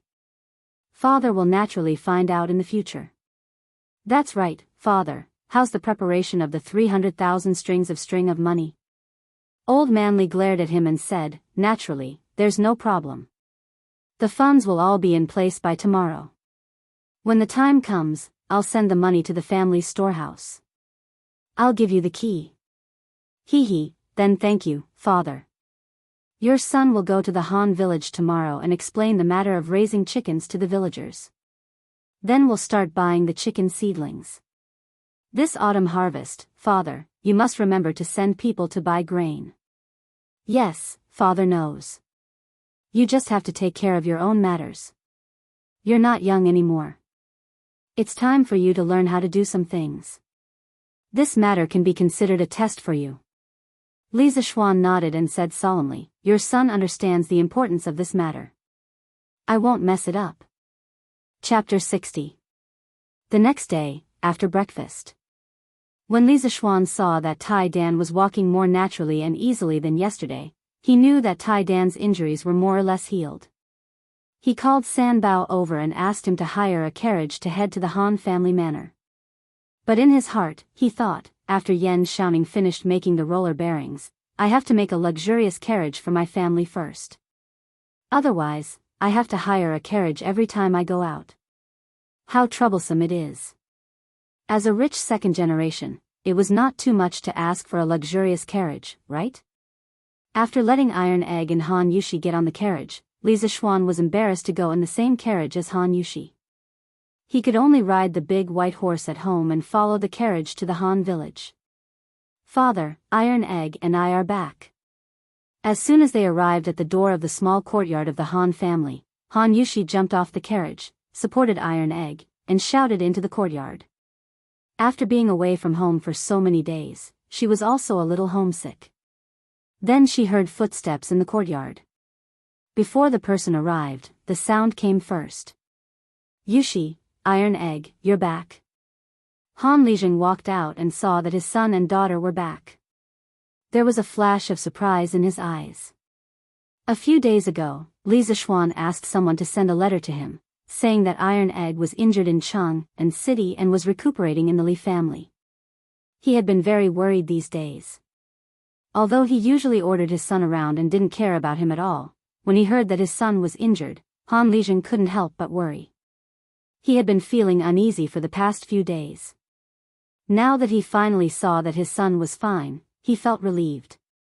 At this moment, Han Lijing caught a glimpse of Li Zishuan standing to the side. He was shocked and interrupted his thoughts of talking to his son and daughter. He hurriedly went forward and said, Young master, you're here too. Li Zishuan said apologetically, Uncle Han, this time Iron Egg and Yushi came to the city. It's my fault that I did not take good care of them and let Iron Egg get injured. I'm really sorry, Uncle Han. Han Lijing quickly waved his hand. Although he didn't study much, he could still distinguish right from wrong. It was too far-fetched to blame Li Zishuan for this matter. Young master, please don't say that. You can't blame young master for this matter. Young master, thank you for taking care of Iron Egg after he was injured. Let's not just stand outside. Let's go in and talk. Uncle Han, other than sending Iron Egg Yushi home, I also have something to discuss with Uncle Han. They sat down in the room and chatted for a while before Li Zishuan cut to the chase. Young master, if there is anything you need, please tell me. Han Lijing sat up straight and earnestly said. I don't dare to instruct you, but I have something to discuss with Uncle Han. Previously, when I was at my house, I found that Yushi's winemaking skills were very good, so I wanted her to help me make a new wine. The monthly salary is 10 strings of coins. I don't know if Uncle Han is willing. Han Lijing's eyes widened. 10 strings of coins. It was more than what he worked hard to earn in a year. He quickly shook his head and said, Young master, you can't do that. It's our family's honor that Yushi can help you. Previously, young master has brought so many benefits to our family. You can't ask for such a high salary from young master. Li Zishuan said, Uncle Han, what I want to discuss with you is not about money. I want to ask if you are willing to let Yushi help me make a new wine. As for the money, if Yushi is willing to help me, she deserves it. Once the new wine is made, the profit will be far greater than this small amount of money. Please don't refuse. When Han Lijing heard this, he finally thought of the crux of the problem. His daughter was still an unmarried daughter. Although the villagers would not be as particular as those wealthy families, if his daughter were to appear in public to help the young master make a wine, it would inevitably cause gossip. However, his family had received so many favors from the young master's family. Now that it was rare for him to be able to help the young master, it was really difficult to refuse. Han Lijing was also in a dilemma for a moment, so he might as well give the choice to his daughter. Yushi, are you willing to help the young master make a wine? I respect your decision. Han Lijing's tone was somewhat solemn. When Han Yushi heard that she could help the young master, she was only excited and did not think so much. Now that she saw her father's solemn expression, she realized that things were not as simple as she thought.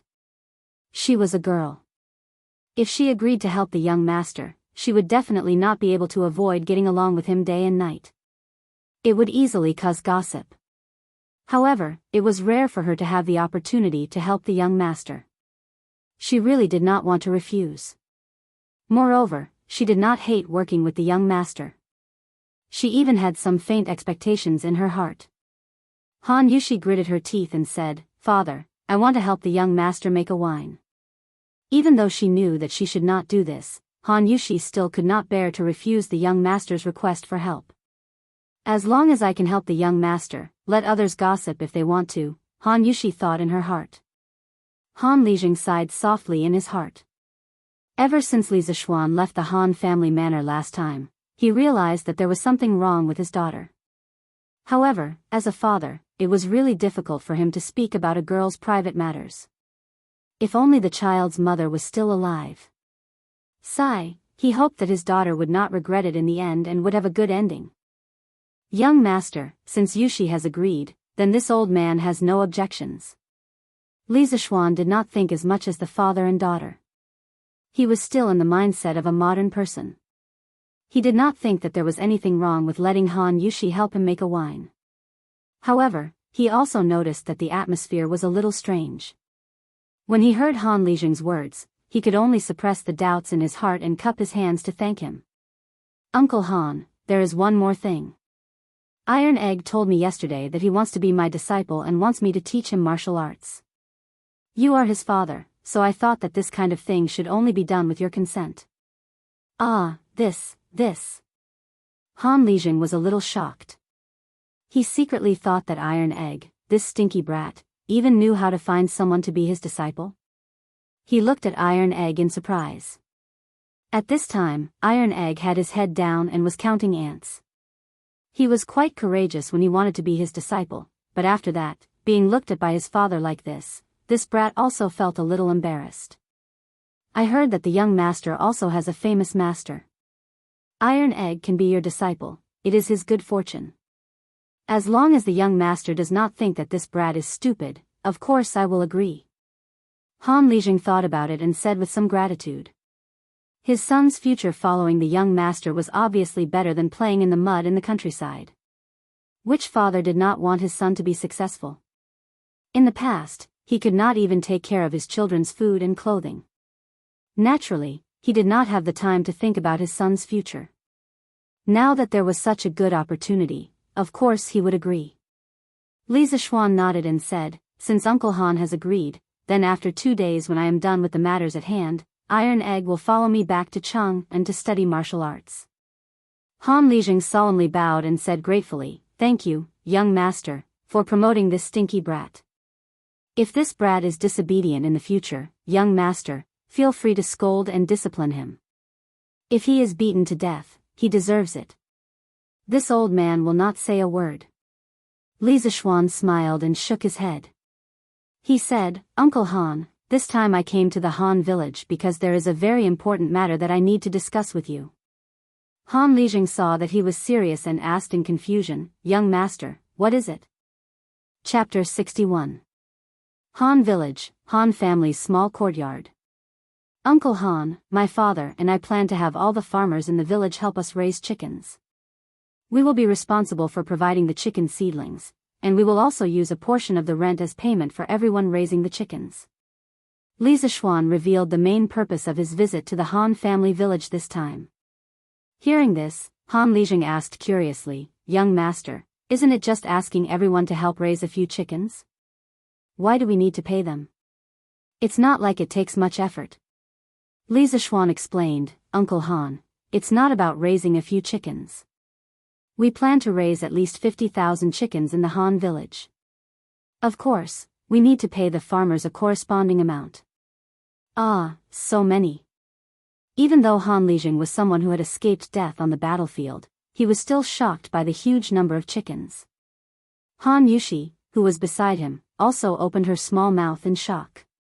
Young master, why are you and master raising so many chickens?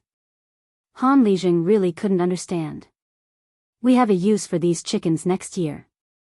Now, I need to trouble Uncle Han to gather all the farmers in the village at noon. I will talk to them about this matter.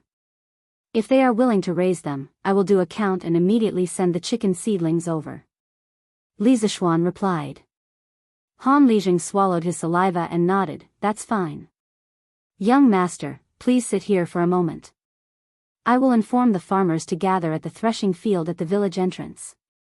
Li Zishuan cupped his hands and thanked him, then I will have to trouble Uncle Han. 2 hours later, at the threshing field of the Han village. Old Hu, why did Lijing call everyone here? Old Hu stared and said, how would I know? But I heard that young master came to the village today. Hey, could it be that young master is here to give us business again? Last time, the people in our village picked fruits and earned quite a bit of money, right? This year, we might even be able to make new clothes for the children. Young master is really a good person. Of course. If anyone dares to say anything bad about young master, Lu Yue will be the first to beat them to death. A chubby village woman beside them interrupted. Old Hu, I'm afraid you won't beat them to death. You will crush them to death, right? Haha. Another burst of laughter came from the side.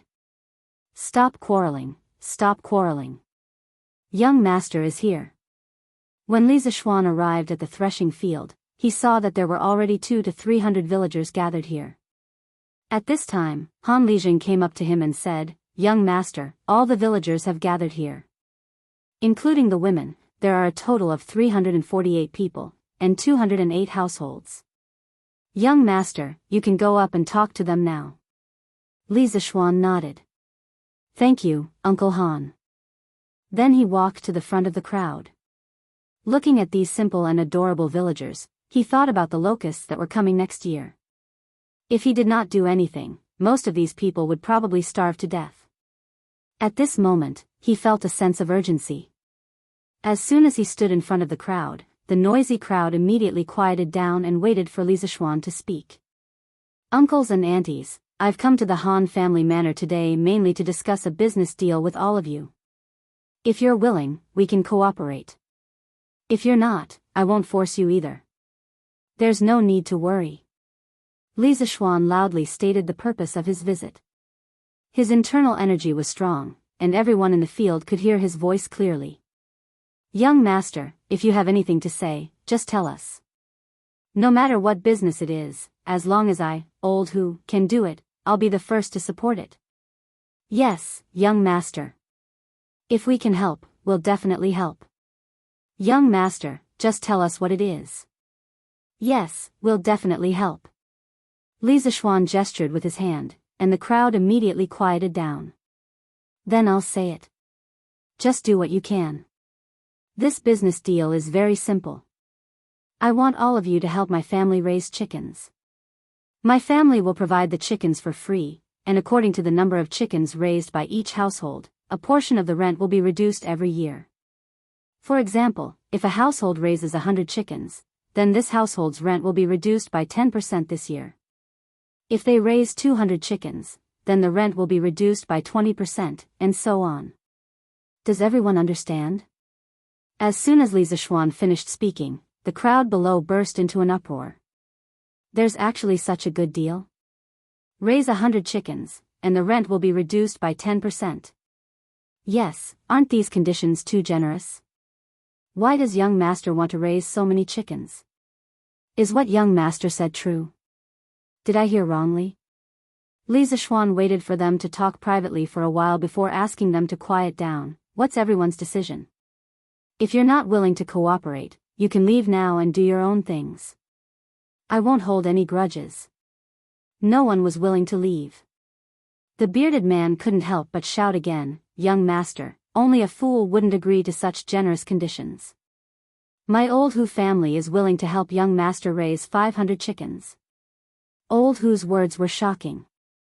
He wanted to raise 500 chickens. According to his calculations, he wouldn't have to pay rent for a year. "Young master, my family is willing to raise 800 chickens." With someone taking the lead, the people behind immediately began to fight with each other, fearing that they wouldn't be able to raise enough chickens.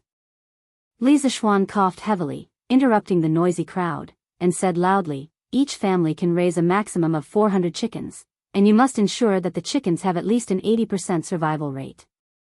Please consider the number of chickens in your family and do what you can. Don't simply give a number. If you've thought it through, go to Han Lijing's place to register and sign the agreement.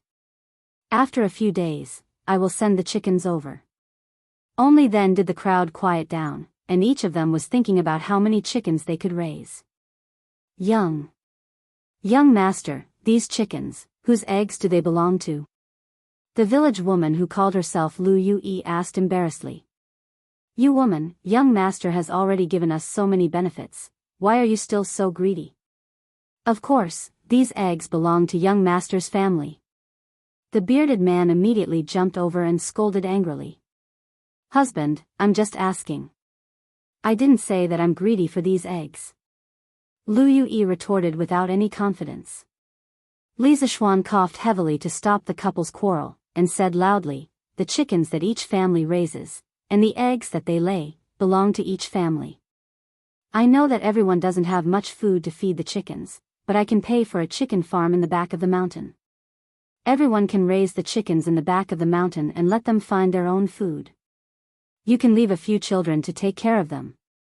In addition, in order to prevent the chicken plague, I will pay to help you build a ventilated chicken house, but you must clean the chicken house every day. I will also provide you with quicklime, and you can sprinkle it around the chicken house." When everyone heard this, they were so excited that their faces turned red. This benefit was too good. They didn't have to do anything at all. At most, they would just have to clean the chicken house. Farmers were never afraid of work. Calculating this, throughout the year, not only would they be able to reduce the rent, but the eggs that the chickens laid could also be sold. This year's income was estimated to be comparable to that of farming. "Thank you, young master, for your kindness. We will definitely raise the chickens well for young master. Not to mention an 80% survival rate, I can guarantee that 90% of the chickens will survive. Young master, my family has 5 children. Raising 400 chickens is no problem at all. Young master, my family also has 4 children. We can also raise 400 chickens." Seeing that everyone was so enthusiastic, Li Zishuan was also very gratified.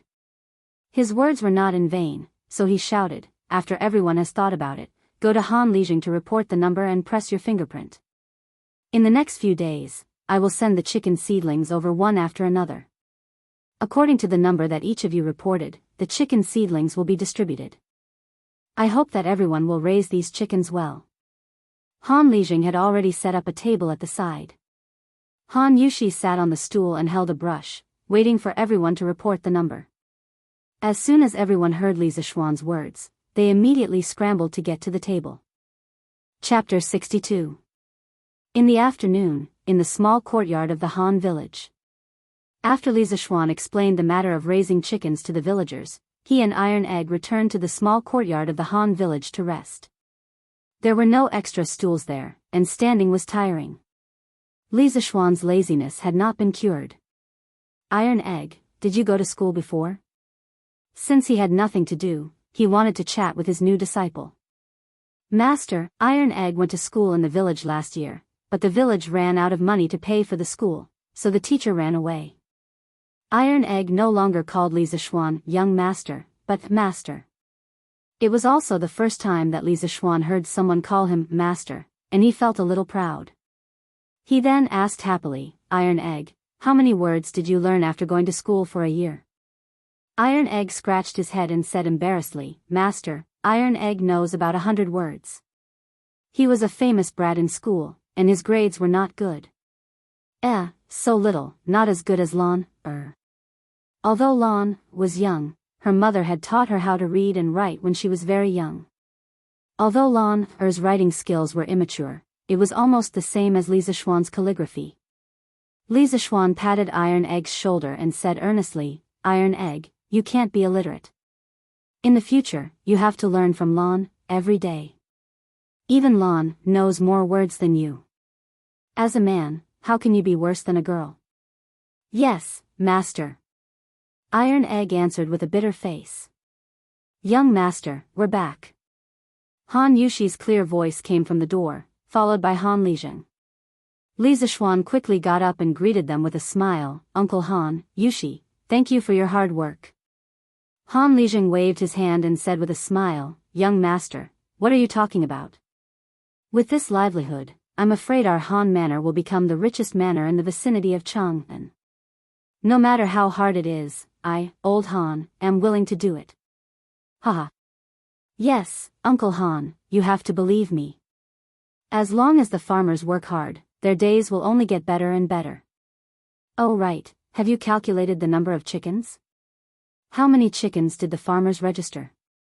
Han Lijing hurriedly handed the booklet in his hand to Li Zishuan and said, "Young master, the amount reported by each household in the Han village is recorded here. Yushi and I haven't had the time to calculate it yet." The main thing was that he had never been to school, so how could he know how to count? Li Zishuan flipped open the booklet and glanced at it. He found that almost every household had signed up for 400. Only about 20 households had signed up for 300 or 200. Han Lijing had also signed up for 400.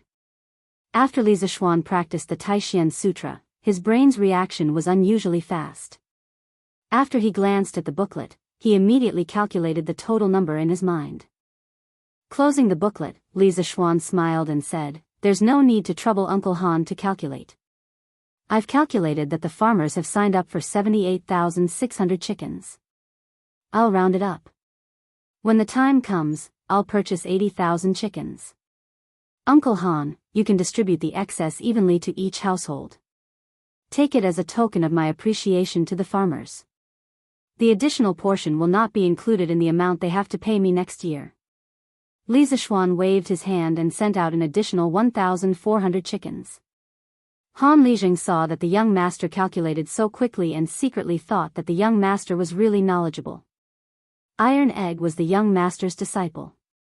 Even if he didn't learn martial arts, if he could learn 30% of the young master's knowledge, it would be enough to last him for a lifetime. When he heard that the young master wanted to send out an additional 1,000 chickens, Han Lijing was shocked. He hurriedly said, "Young master, you can't do that. This young master's conditions are already generous enough. If you do that, won't you lose money?" Li Zishuan smiled and said, "Uncle Han, this isn't worth much. If the farmers can live a better life, I'll be happy. If my mother knew, she would be happier than I am." "Oh, right, Uncle Han, I also want you to help me find a type of person." "Young master, what kind of person are you looking for?" Han Lijing asked curiously. "That's right. Uncle Han, do you know a type of person who can make a flock of chickens very obedient? For example, if you tell the flock to head east, the flock will head east. Is there such a person?" Li Zishuan wasn't confident that he could find such a person. If he really couldn't find such a person, then when the locust exterminating plan was implemented next year, he would have to hire a lot of people to chase the chickens down to the ground and eat the locusts. The efficiency would be very low. In his previous life, he had seen a lot of experts on the internet who could train chickens like they were their own arms. He just didn't know if there was such a person in the Tang dynasty. Han Lijing, who was listening at the side, was stunned. He asked in bewilderment, "Young master, is there such a person in the world?" It seems like I'm thinking too much." Li Zishuan was slightly disappointed. "Master, I know. I know who can make chickens obedient." Iron Egg, who was at the side, jumped up and shouted excitedly. "Oh, Iron Egg, you really know?" Li Zishuan asked in surprise. "Stinky brat, don't talk nonsense. How come I don't know that there is such a person in the farmstead? Han Lijing frowned and scolded. Father, there really is such a person. Uncle Hu's silly son, Uncle Hu's son, can make a flock of chickens obedient. Moreover, his sister also has this ability. Iron Egg hurriedly explained. Oh, so that child really knows how to do this? How come I don't know? Han Lijing asked in puzzlement. Li Zishuan ignored the puzzled Han Lijing and pulled Iron Egg over. He hurriedly asked, Iron Egg, quickly tell Master, what is going on? Yes, Master. It's just that uncle who has a son. Since he was young, he didn't like to play with the children in our farmstead. He usually stays alone in the small courtyard at home and keeps his chickens company. We all call him Silly Hu in private. There was once when I went to Uncle Hu's house to help my father return something. I saw him and his sister playing with the chickens in the courtyard. I heard him squawk and the chickens ran to the east. His sister squawked and the chickens ran back. Moreover, the chickens weren't afraid of them at all. At that time, I thought it was strange. But after hearing what Master said, I feel that the two of them are quite suitable for Master's conditions. Oh, there is such a thing. That's great. Iron Egg, what are the names of these two children? I have to meet them. Li Zishuan originally didn't have much hope. He didn't expect that there would be a glimmer of hope at the end of the tunnel. He couldn't help but be excited. Master, that's Silly whose real name is Hu Guoji. His sister is Hu Guoji. If Master wants to meet them, I can bring Master there. Iron Egg replied. Li Zishuan, who was about to follow Iron Egg to meet the two children, suddenly staggered and almost lost his balance when he heard these two strange names. Why are their names so strange? Li Zishuan wondered. Han Yushi, who was at the side, explained, Young Master, I know this. It is said that when Aunt Lu was pregnant, Uncle Hu wanted a boy. He went to the Taoist temple in Chang and West City to find a fortune teller. The Taoist priest said that Aunt Lu was definitely pregnant with a boy. Uncle Hu was overjoyed and went home to tell Aunt Lu. In the end, after Aunt Lu gave birth, she found out that it was a girl. Uncle Hu conveniently named her Hu Guoji. A year later, Aunt Lu was pregnant again. Uncle Hu went to another Taoist temple to have his fortune told. The Taoist priest there said that Aunt Lu was definitely pregnant with a boy this time. Later, Aunt Lu gave birth to a boy. Uncle Hu named the boy Hu Guoji. Li Zishuan was thunderstruck when he heard this. He was speechless for a long time. He silently mourned for these two unlucky children to have such an unreliable father. The world was really big. There were all kinds of strange things. There were many strange things in modern society. He didn't expect to encounter such a strange thing in the Tang dynasty. Uncle Han, then I'll have to trouble you to bring me to meet the two children. I'm quite interested in their abilities. Han Lijing nodded and said, Okay, then Yushi, you and Iron Egg can stay at home and cook. Young Master must be hungry after being busy for so long at noon. We'll be back soon. Han Yushi nodded and agreed, Okay, Father. Yushi will go and cook now. Chapter 63. On the way to Li Zishuan's house, Han Lijing introduced his family's situation to Li Zishuan. The uncle who that Iron Egg mentioned was called Hu Hanyun. The people in the village called him Old Hu. He used to be a blacksmith and a government soldier. He only moved to the Han village 10 years ago. Hu Hanyun's wife was Lu Yue, whom he met after he moved to the Han village. She was considered a flower in the village when she was young, but her personality was very shrewish. Young Master, actually, this Old Hu is also a pitiful person. Han Lijing suddenly sighed heavily. Li Zishuan was puzzled. Oh, Uncle Han, how is he pitiful? Sigh, back then, Old Hu also fled from the north and came to our Han village. He was a forthright and righteous person. He could talk to anyone. It didn't take long for him to take root in the village. Later, he finally married Lu Yue. Everyone thought that his good days were coming. Who knew that Lu Yue's first child was actually born? More than a month after it was born, everyone found out that the girl was born blind. Old Hu's family didn't have much money to begin with. In order to raise money, he did everything he could. Then, he brought his daughter to basically all the big and small medical centers in Jianghu, but no one could cure that child's eyes. Old Hu's child was a blind girl. Li Zixuan was shocked. He had met Hu Hanyun before. This man gave him the impression that he had a carefree personality. He didn't expect him to bear such a painful misfortune. Sigh, young master, this isn't the worst. Later on, Lu Yu gave birth to a son, Hu Guoji. Although the child was born healthy, the couple slowly realized that the child's reaction was very slow, and his speech was also very slow. The doctors all said that the child was a bit stupid. Someone in the village advised Old Hu to send the foolish child to the temple. Old Hu refused and said that even if his son was a fool, he would raise him for the rest of his life. Han Lijing finished and shook his head. His face was full of worry. Li Zixuan was silent after hearing this. In this era, the medical conditions were definitely not as good as in the future. Moreover, the people in this era were even poorer. There were always misfortunes. Alas, even though the world is at peace, the common people are still suffering. The two of them walked for a while before Han Lijing stopped. He pointed at a dilapidated farmhouse in front of them and said, "Young master, we've arrived. That's Old Hu's house." Li Zixuan looked around and realized that this courtyard was even more dilapidated than Han Lijing's house. The courtyard was surrounded by a low wall made of reeds and bamboo sticks, and there were a few dilapidated huts inside. It could be seen that this family lived in poverty. Han Lijing came to the front of the courtyard and shouted inside, "Old Hu, quickly open the door. Young master is here." Li Zixuan saw Han Li shouting at the door from behind. He suddenly felt like laughing because this scene was very similar to a joke from his previous life. "Old friend, quickly open the door. I'm checking your water meter."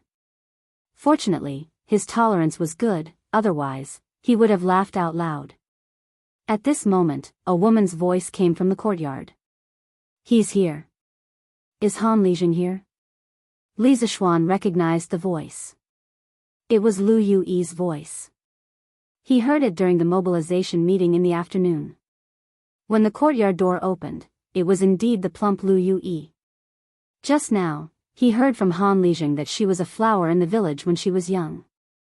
Li Zixuan took a closer look and found that her facial features were still considered normal.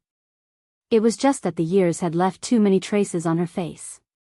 It seemed that she had suffered a lot in these years. But why was her figure so fat? Could it be that women get fat easily when they reach middle age? "Lijing, you're here." "Io, isn't this young master?" "Young master is also here. Quickly come in and have a seat." She quickly came over to pull Li Zixuan. Li Zixuan quickly moved away and cupped his hands. "Hello Aunt Lu, we're here to see the Hu siblings." "Are they at home?" Lu Yu was puzzled. "Young master, why are you looking for these two children?" "I'm afraid that these two children are insensible and impolite. They'll offend young master." Li Zixuan waved his hand and smiled. "Aunt Lu, it's okay. Why would I be calculative with two children? Do I look like such a petty person? I heard from Uncle Han about these two children today. Coincidentally, I know a famous doctor. I'm here to see these two children. I'll ask that doctor later to see if there's a cure." Lu Yu heard this and a huge surprise rushed to her head.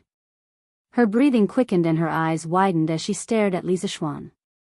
She said in disbelief, Young master, you're saying that our family can still be saved?"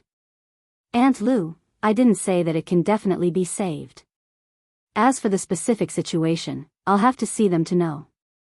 Okay. I'll bring young master to see them now." "Young master, quickly follow me." Lu Yu couldn't wait to bring Li Zixuan in. Cough, Yu, why isn't Old Hu at home?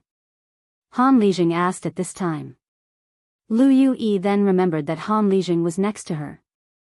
She quickly turned around and answered, "Our master went to the fields. It seems that the rented cattle from the farmstead can be used by our family today. Our master went to the fields and advanced to guard." Han Lijing suddenly understood and nodded. The few of them entered the courtyard. Li Zixuan saw that there was a flock of chickens in the courtyard. There were about 10 of them. Beside the flock of chickens stood 2 children. The slightly older girl was about 7 or 8 years old. She was so skinny that Li Zixuan even suspected that this girl didn't weigh more than 40 pounds. The girl's facial features could be considered delicate and pretty. However, her pair of lifeless eyes somewhat destroyed her beauty. The little boy was slightly chubby and was about 6 or 7 years old. He was squatting on the ground with his hand supporting his chin. He was muttering something to the flock of chickens. No one knew what he was saying. After he finished speaking, he was still laughing. Lu Yue saw that her son was making a fool of himself in front of the young master. She angrily shouted, "Sure enough, quickly come over and greet the young master. You actually came over too." When the little boy heard the shout, he stood up and turned his head. He smiled at Lu Yue and said, "Mother." After he finished speaking, he didn't immediately run over. Instead, he turned around and pulled the bamboo stick in the girl's hand. He brought the girl along with him. Li Zixuan looked at his actions and raised his eyebrows thoughtfully. "Sure enough, quickly greet the young master." Seeing her son and daughter walk over, Lu Yue said to them, who actually bowed and politely said, "Greetings, young master." Although she couldn't see, the direction in which she bowed was actually facing Li Zixuan. Li Zixuan was also somewhat surprised. However, what made him even more surprised was this girl's temperament. It was a kind of calm and indifferent, like an ancient well without any ripples. Standing beside her was like standing on the surface of a calm lake. This girl, at such a young age, her temperament was probably even more indifferent than those monks. At this time, Hu Sure chuckled and scratched the back of his head. He laughed foolishly and said, "Ha, ha, sure, greets, young master." This child's pronunciation was really very slow. Moreover, it seemed that this child was really struggling to speak. Also, when Hu Sure said this sentence, coupled with his name, Li Zixuan felt that it was a little strange no matter how he heard it. Chapter 64. Looking at the 2 children in front of him, Li Zixuan felt a little uncomfortable. Other children at this age were playing with their friends outside, but these 2 children could only squat at home and play with a flock of chickens. How sad. "Aunt Lu, you go do your things first. I want to talk to these 2 children alone for a while." "Ah, then young master, if you need anything, call me." Lu Yue responded and brought Han Lijing to sit in the front hall. "Is your name Guoji?" Li Zixuan bent down and tried to smile kindly. Perhaps because he felt Li Zixuan's goodwill, Hu Zixuan said with a silly smile, "Young master, you already know my name. Why are you still asking for me?" It seemed that this child wasn't stupid. Previously, when Li Zixuan saw that he didn't forget to pull his sister along when he came over, Li Zixuan felt that this child wasn't as stupid as Han Lijing and the others said. Now that he saw Hu Guiyuan, although he spoke slowly, his thoughts were very clear and organized. Li Zixuan was even more certain of his judgment. "Sure enough, I heard that you can make chickens very obedient. Can you show it to your brother?" "Yes." "Ah." Hearing Li Zixuan mention chickens, Hu Guoji suddenly became excited and quickly pulled his sister to the flock of chickens in the east corner of the yard. Li Zixuan crossed his arms with great interest as he stood to the side, watching the 2 siblings play out what kind of tricks they would play. He saw Hu Guoji raise 2 chubby little hands and let out a burst of hurried, goo goo goo, sounds.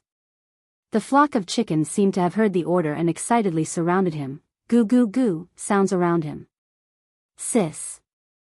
Sister, it's your turn." Hu Guoji shouted at Hu Guoji. She took out a willow leaf from her waist, put it to her mouth, and blew an incomplete tune. The flock of chickens that were surrounding her turned around and ran to her side. Li Zixuan was dumbfounded as he watched from the side.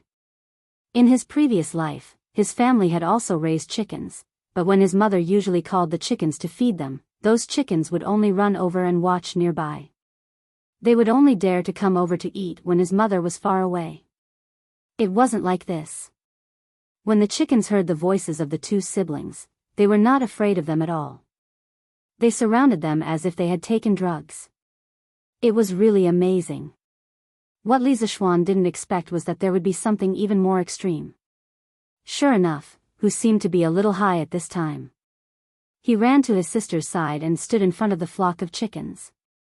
Then, he turned his head to Li Zishuan and smiled proudly, saying, "Hey, hey, young master, look, quickly."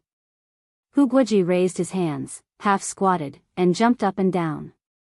His mouth made a very rhythmic G sound.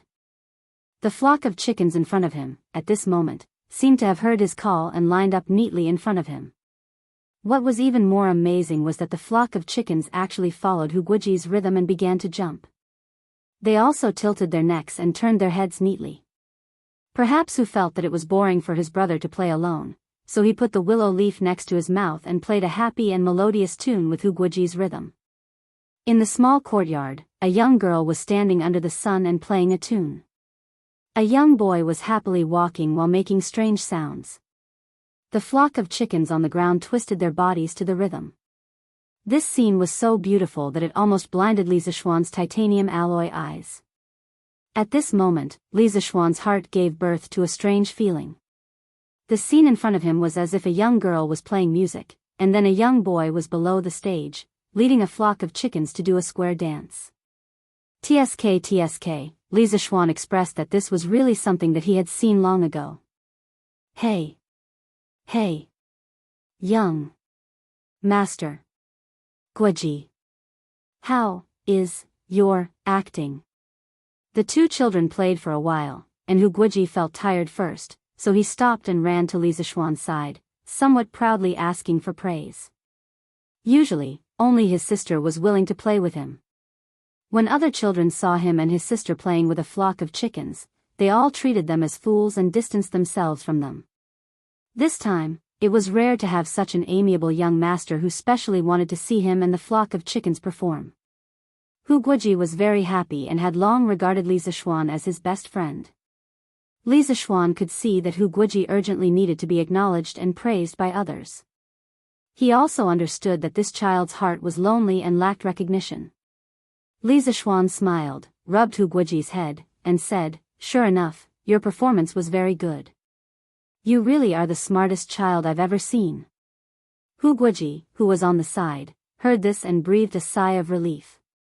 She was afraid that this young master would say something to hurt her brother like other people and make him sad. Her brother's heart had been hurt enough. At this time, when she heard Li Zishuan praise her brother, Hu Guoji felt a trace of gratitude towards Li Zishuan from the bottom of her heart. When Hu Guoji heard Li Zishuan's words, he jumped 3 feet high and excitedly rushed to the front hall. As he ran, he cheered, "Mother, young master, just said. I'm not a fool. He said. I'm the smartest child in the village." At this moment, he was so excited that he spoke faster than before.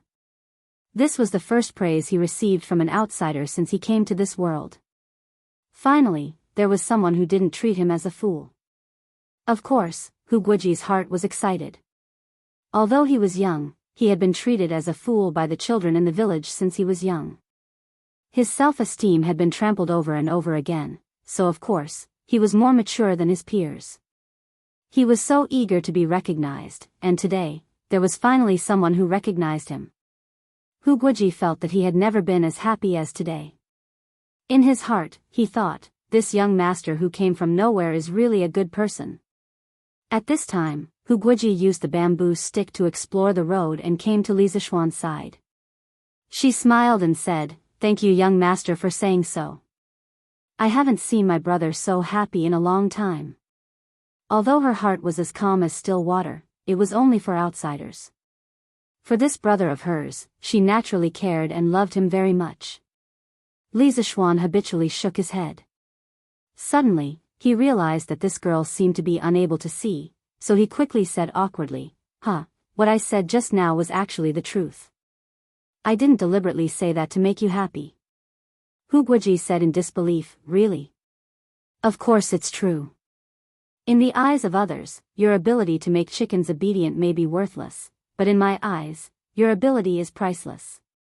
Li Zishuan said with certainty. Well, although I can't see young master's expression, I can feel young master's sincerity. Young master is speaking the truth. Thank you, young master. Hu Guoji's face finally broke into a smile and said happily. Chapter 65. Actually, how did you and your brother manage to make the chickens listen to you? Li Zishuan saw that this little girl was not as distant to him as before, so he wanted to chat with her. Hu actually replied softly, young master, isn't this normal? You actually believe that anyone who spends all their time with these chickens will eventually have the ability that my brother and I have. Moreover, my brother and I treat these chickens as our good friends, so naturally, they will listen to us. Li Zishuan was silent. This sentence sounded simple, but it contained endless loneliness and sorrow that ordinary people could not imagine. If it were not for their rough childhood, how could they spend all their time at home with these chickens? Actually, I just said that your and your brother's ability is valuable in my eyes. Do you know why? Li Zishuan wanted to change their fate, but this also required them to work hard. He could not cultivate their habit of reaping without sowing. Hu actually shook her head and said, although I can feel that young master is telling the truth, I can't think of what my brother and I can do for young master with this ability.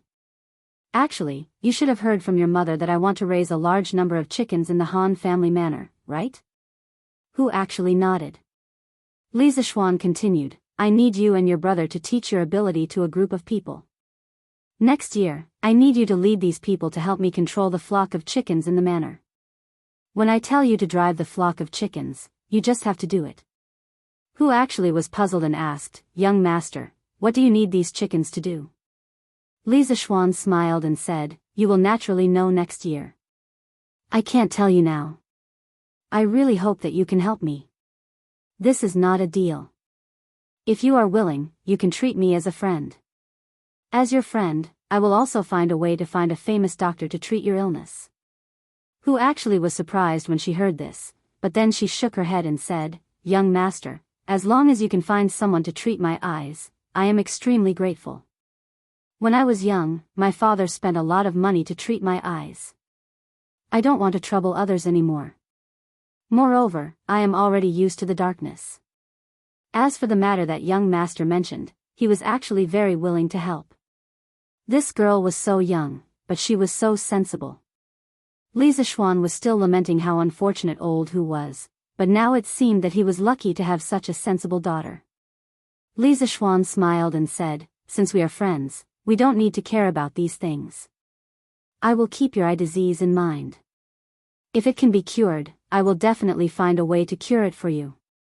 In fact, there is more than darkness in this world. When you can see it one day, you will be fascinated by this colorful world. Hu actually looked forward to the world described by Li Zishuan. He said, in that case, thank you, young master. Aunt Lu, I've seen these two children. I'll talk to the famous doctor later and see if he can treat them. I also want these two children to help me. I hope Aunt Lu can agree. Li Zishuan entered the house and said to Lu Yue. Lu Yue smiled happily and said, young master, you have helped our family so much. We don't know how to thank you. Young master, if you need anything, please tell us. Li Zishuan told Lu Yue the plan that he had just told Hu actually. Han Lizheng and Lu Yue were both shocked. They really didn't know why Li Zishuan did this. Lu Yue couldn't help but ask, young master, what is the use of letting people learn this? Li Zishuan smiled and said, it is very useful. Aunt Lu, you will know next year. Aunt Lu, let these two children help me teach people. I can spend 20 strings of coins to hire them.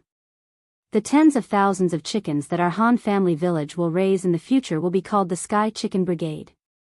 These two children will be the captains of the Sky Chicken Brigade. Haha. In June next year, the sky would be filled with locusts pouring down.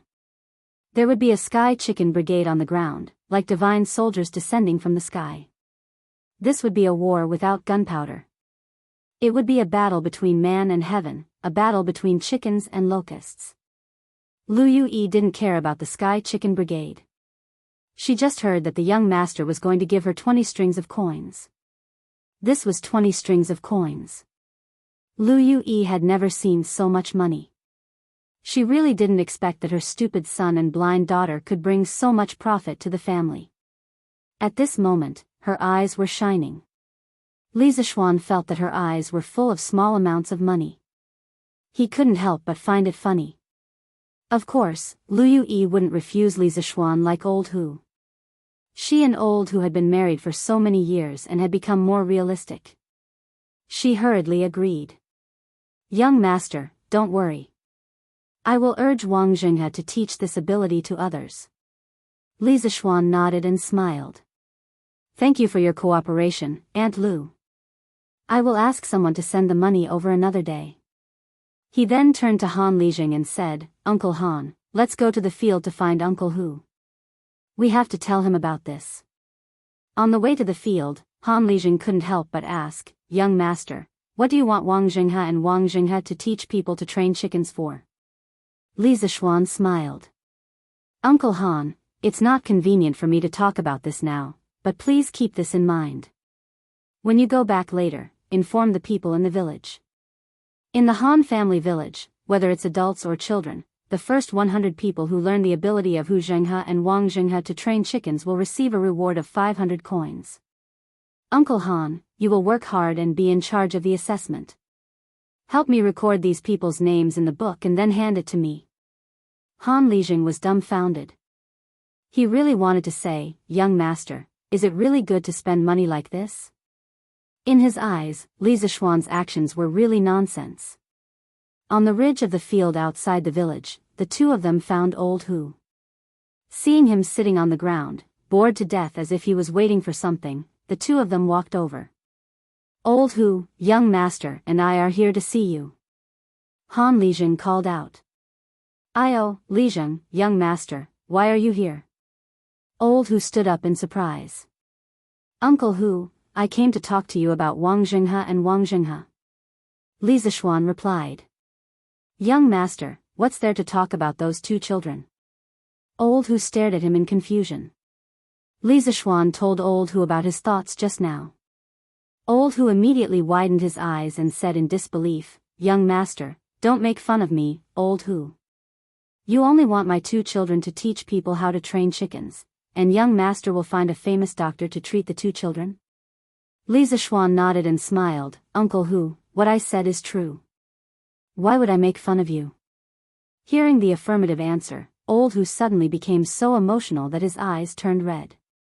His lips trembled, Young master, as long as you can get people to treat my two children, my life will be yours from now on. Even if young master wants me to die, I am willing.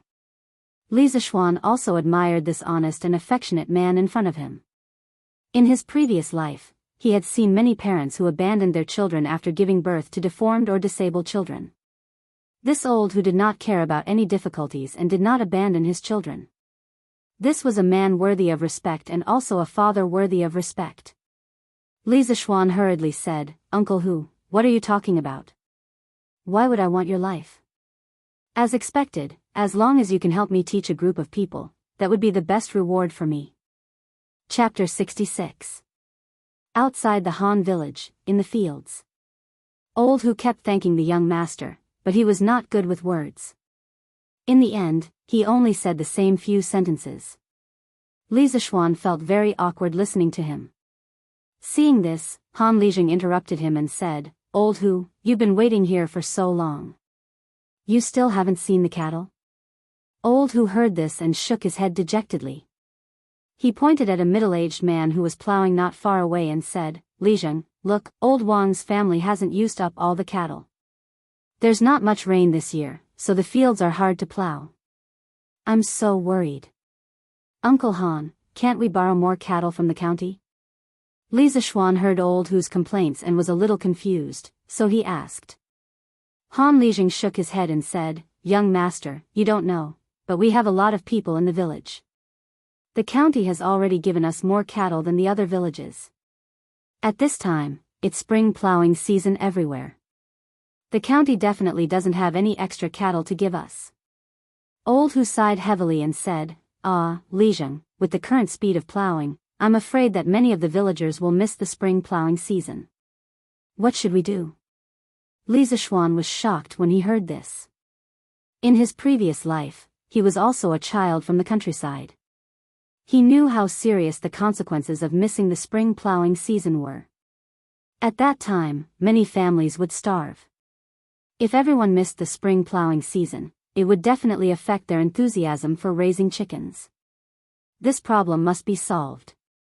He pondered for a while, then looked at Old Hu and asked, "Uncle Hu, how much land can a cow plow in a day?" Old Hu scratched his head and thought for a while before saying, "Young master, the fields are very hard to plow this year. A cow can at most plow 4 mu of land a day. If we plow more, we're afraid that the cows will be tired out. If this was in the previous years, they could plow 6 to 7 mu of land a day. It's all because there's not enough rain this year. For mu of land a day, this speed was too slow." Li Zishuan frowned and looked at Han Lijing and asked, "Uncle Han, how many cattle do we have in the village?" "Young master, this year, the farmstead has rented 20 cows, which is already much more than the other farmsteads." Li Zishuan silently calculated in his heart. At this rate, wouldn't it take more than a month to finish plowing? That wouldn't do. It was not that he had not thought of spending money to buy cattle from other places, but in this era, cattle had always been scarce. If he bought cattle from other places, what would happen to the people there? If only he was like the other transmigrated protagonists and had a system with him, he could directly exchange for a farming tractor and guarantee that he could plow dozens of acres of land in a day. Since we don't have a tractor, and we can't increase the number of cattle, it seems like we have to think of other ways to increase the efficiency of farming. This problem was easy to solve. He had countless advanced mechanical models in his mind, and he would definitely be able to find a better plow. "Uncle Han, I'll go and see what kind of plows the farmers are using." Li Zishuan instructed and walked towards Old Wang, whom Old Hu had pointed out. Han Lijing and Old Hu quickly followed. Li Zishuan came to the embankment beside Old Wang, and his eyes began to focus on the plow that Old Wang was using. Old Wang was concentrating on plowing and did not notice that someone was looking at him. In his previous life, Li Zishuan was very short-sighted. In this life, he did not know if it was because of his divine ability, but his eyesight was very good, and he could clearly see the structure of the plow from afar. He discovered that the structure of the plow was very strange. The shaft of the plow was actually straight, and it was actually about 9 feet long. With such a long shaft, it would probably be very difficult to turn around. Li Zishuan quickly constructed a 3-dimensional structure of the plow in his mind, and based on his knowledge of engineering mechanics, he analyzed the various parts of the plow. He discovered that the plow required a large amount of pulling force to plow the land, and its structure was clearly unreasonable. Li Zishuan furrowed his brows. He was thinking about which better plow should be used to replace the current one. Various plows from different eras flashed through his mind, and suddenly, he stopped at a plow that was not very different from the current one. "I'll choose you. This should be called a curved plow, and it should not have appeared yet. The structure of this curved shaft plow should have been modified from the structure of the plow in front of us. Even though the modification is not very big, every modification is very crucial. Compared to the plow that Lao Wang is using, this curved shaft plow obviously saves more effort. It is very easy to see this by drawing an analysis of the force exerted." At this time, Li Zishuan not only had a 3-dimensional model of the curved plow in his mind, but he also had a force analysis diagram. It was obvious that the curved plow was more labor-saving, and it was not just a little. The most important thing was that the plow was not difficult to manufacture, and it was easy to mass-produce. When he returned, he could immediately find a craftsman to start manufacturing. This way, he could ensure that the Han family village would not miss out on the spring plowing. In fact, the Tang dynasty was currently using the long straight plow that was passed down from the Han dynasty. The curved plow that Li Zixuan imagined in his mind only appeared in the Jiangdong region in the later part of the Tang dynasty, and thus it was also called the Jiangdong plow. Compared to the long straight plow, the curved plow was more flexible and labor-saving. In the case where the soil was moist, even a strong young man would be able to pull it. Uncle Han, you guys plow like this for now. I will think of a way for you guys in the next 2 days. I will definitely not let the villagers miss out on the spring plowing. Li Zixuan had a solution in his mind, so he turned around and said to Han Lizheng. When Han Lizheng and Old Hu heard this, they were pleasantly surprised. The land was the life of the villagers. If they missed out on the spring plowing, the harvest would be greatly reduced, and it would not be rare for people to starve to death. They did not expect that the young master would actually help them think of a way. This was really too surprising. Thank you, young master. All of the villagers in the Han family village will remember young master's kindness for the rest of their lives. But what method does young master plan to use? Are you going to Chang'an to buy more cattle? Han Lizheng solemnly bowed to express his thanks, but he was also very curious about what method Li Zixuan would use to help them. If he were to buy cattle for their village, then the price he would have to pay would be too expensive. Li Zixuan shook his head and said with a smile, "Of course I'm not going to buy cattle. If I were to buy cattle, what would the villagers in other places use? Uncle Han, in 2 days, I will bring you a more labor-saving plow. At that time, your plowing speed will at least increase by 2 times. When Han Lizheng and Old Hu heard this, they were both shocked. Did such a plow exist in this world? Old Hu's eyes widened exaggeratedly, and he cried out in disbelief, young master, are you speaking the truth? How could there be such a godly plow in this world? Li Zixuan nodded with certainty and said, Uncle Hu, don't worry. Seeing is believing. In 2 days, you will naturally know. Chapter 67. When Li Zixuan returned home, the sky was almost dark.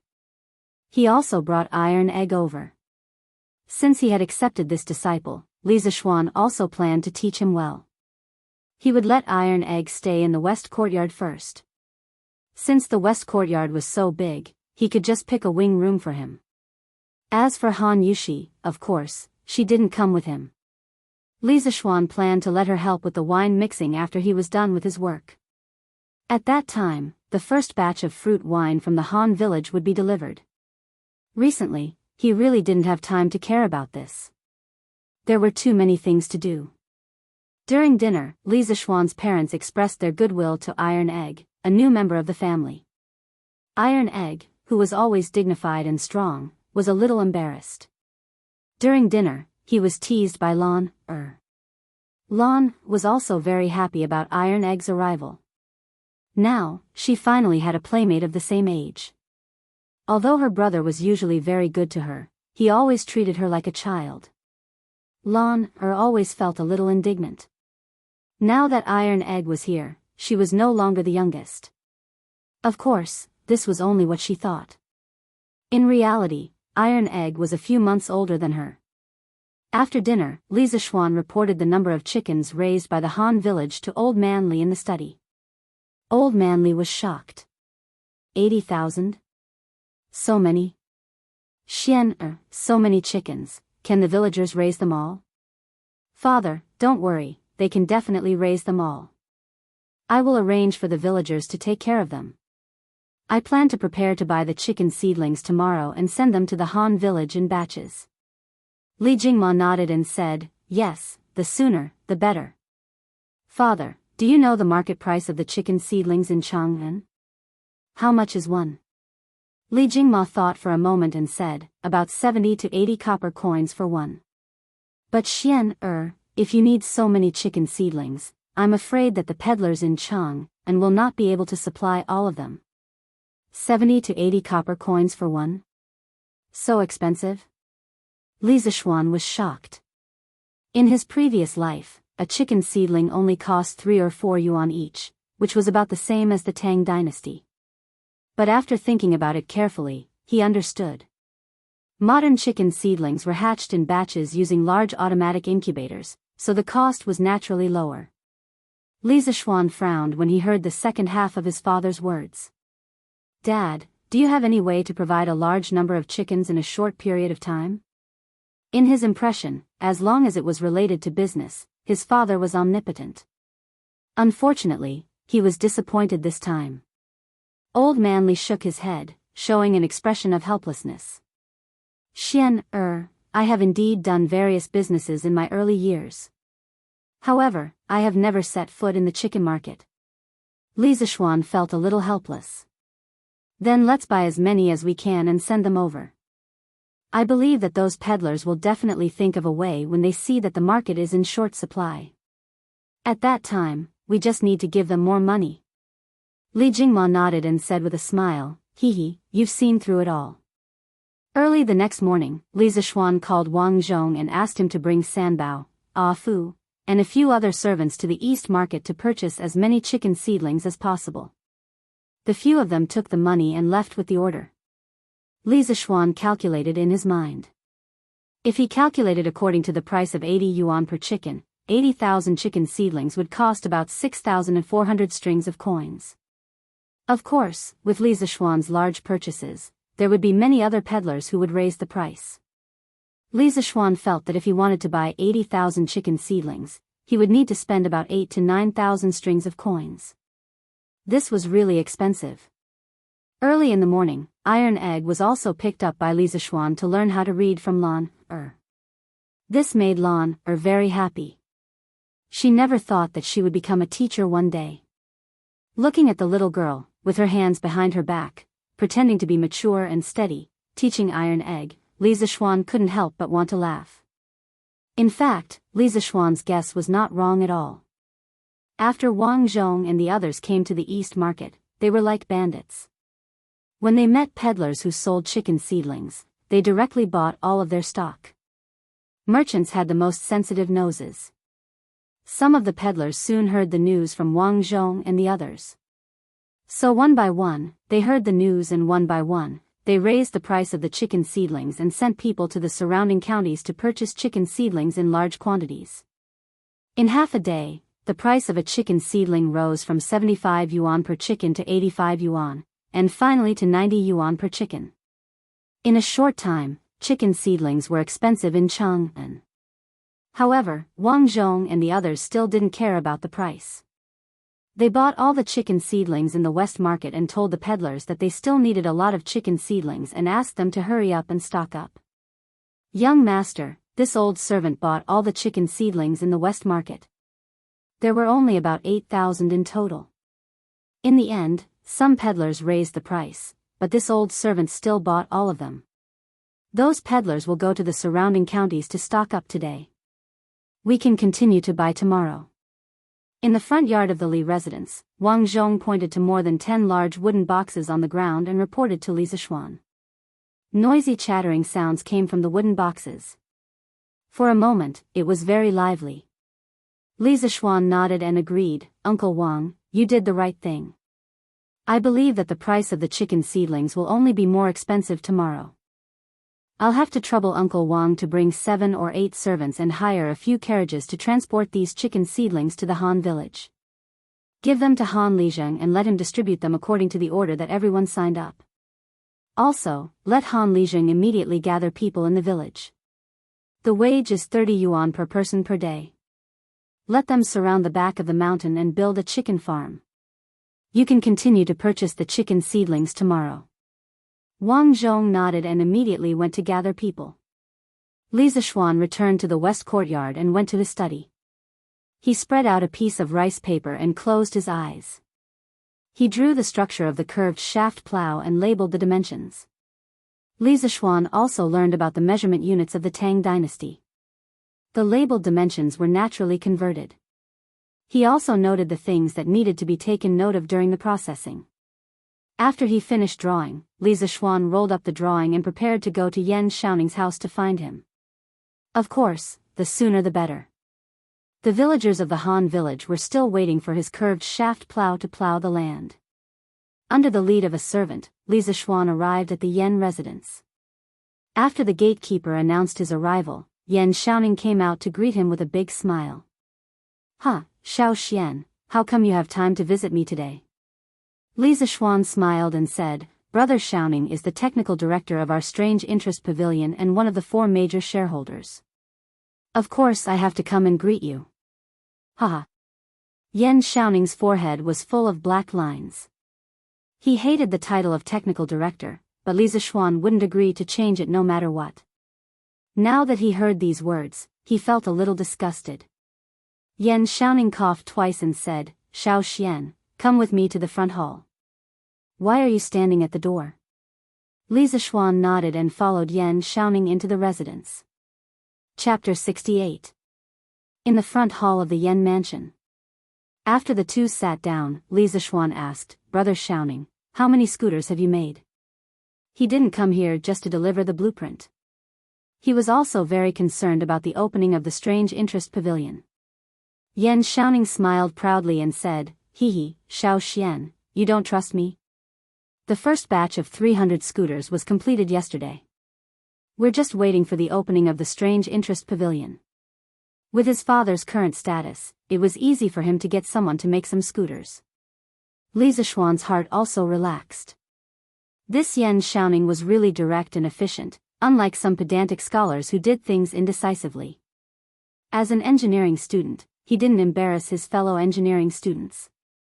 Brother Xiaoning, I'm relieved. Otherwise, how can the Strange Interest Pavilion open without products?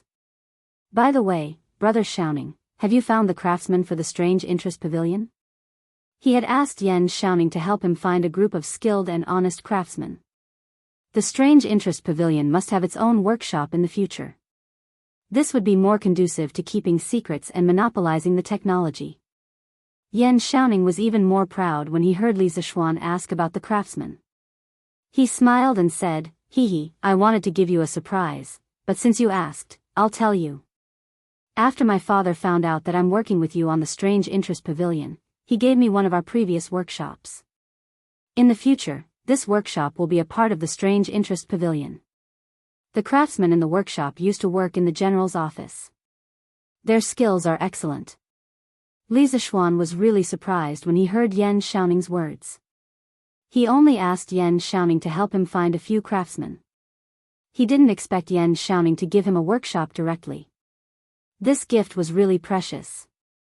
Since Yan Xiaoning was so generous, Li Zishuan couldn't be stingy. He waved his hand and said generously, Brother Xiaoning is really kind. I have to thank Uncle personally. I'll pay all the craftsmen's salaries in the future. Yan Xiaoning looked at him with a strange expression and couldn't help but say, the craftsmen in the workshop work for Wonderful Interest Pavilion.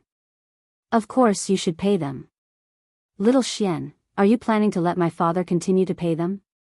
Li Zishuan felt that Yan Xiaoning's words made sense. He patted his head in annoyance and secretly scolded himself for being a fool. Well, Brother Xiaoning is right. I've been so busy these 2 days that I've become muddle-headed. Where is the workshop? Shall we go and take a look? Since he already had a workshop, wouldn't it be more convenient for him to let the craftsmen in the workshop make the curved shaft plows? The workshop is in an lane, which is very close to the East Market. It will be very convenient in the future. Li Zishuan said happily, that's great. Brother Xiaoning, shall we go to the workshop to have a look? Since little Xian wants to go and take a look, then big brother will respectfully accept. He followed Yan Xiaoning to an lane. After making several turns and entering a small alley, he saw a relatively large group of courtyards. Although the houses were not luxurious, they occupied a large area. There was a sign hanging above them that read, Strange Interest Pavilion Workshop. Li Zishuan looked at Yan Xiaoning in confusion. He didn't expect him to act so quickly. Yan Xiaoning seemed to see the confusion in his eyes. He smiled proudly and said, my father said that since he gave the workshop to us, of course he had to change the name. This plaque was personally inscribed by my father. What do you think? Many people in Chang'an can't get my father's calligraphy. Although Li Zishuan didn't know much about calligraphy, he could see that the calligraphy was vigorous and powerful. It was hundreds of times better than his own doggy handwriting. He immediately exclaimed in admiration. He praised in admiration, "Uncle Yan's calligraphy is really good. I owe him such a big favor this time. I must thank him in person someday." Yan Xiaoning laughed in his heart, "This is the effect I want. When you fall into my father's hands one day, let's see how you can find an excuse to be lazy." Haha. But then he said without changing his expression, "Well, little Xian, my father is very pleased that you have such good intentions. Let's go in and have a look." The two entered the workshop and saw that there were more than 20 rooms inside. There were some empty spaces outside with some wood and iron piled up. Li Zishuan even found a big iron furnace. The scale of the workshop was really beyond Li Zishuan's expectation. He thought it was just a small workshop, but it was actually equivalent to a small factory. At this moment, Li Zishuan was really moved.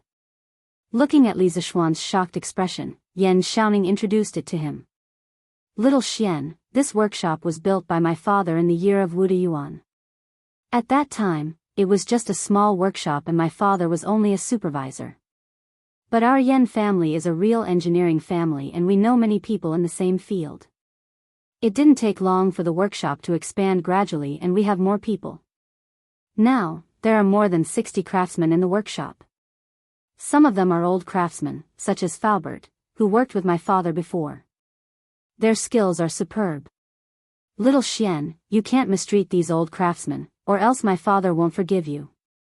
Li Zishuan waved his hand and said, "Of course I won't mistreat them. These people will be the foundation of our strange taste pavilion in the future. In the future, their salaries will be increased by 50%. Yan Xiaoning raised his thumb and laughed, "Huh, brother, you're generous." The two of them entered a house and saw an old man dressed like a farmer drilling wood. He should be making a scooter. "Faubert, are you busy?" Yan Xiaoning called out. The old man turned around and saw Yan Xiaoning. He smiled and said, "Oh, young Master Yan, you're here. This is..." He pointed at Li Zishuan. When Li Zishuan heard Yan Xiaoning call this person Faubert, he remembered what Yan Xiaoning said just now. He knew that this person was an old man in the workshop and couldn't be neglected. He took the initiative to introduce himself. "Faubert, hello. I'm Li Zishuan, one of the owners of Strange Taste Pavilion. You can call me Little Xian." Faubert raised his eyebrows and said in surprise, "You're the one who invented the scooter and the roller bearing?"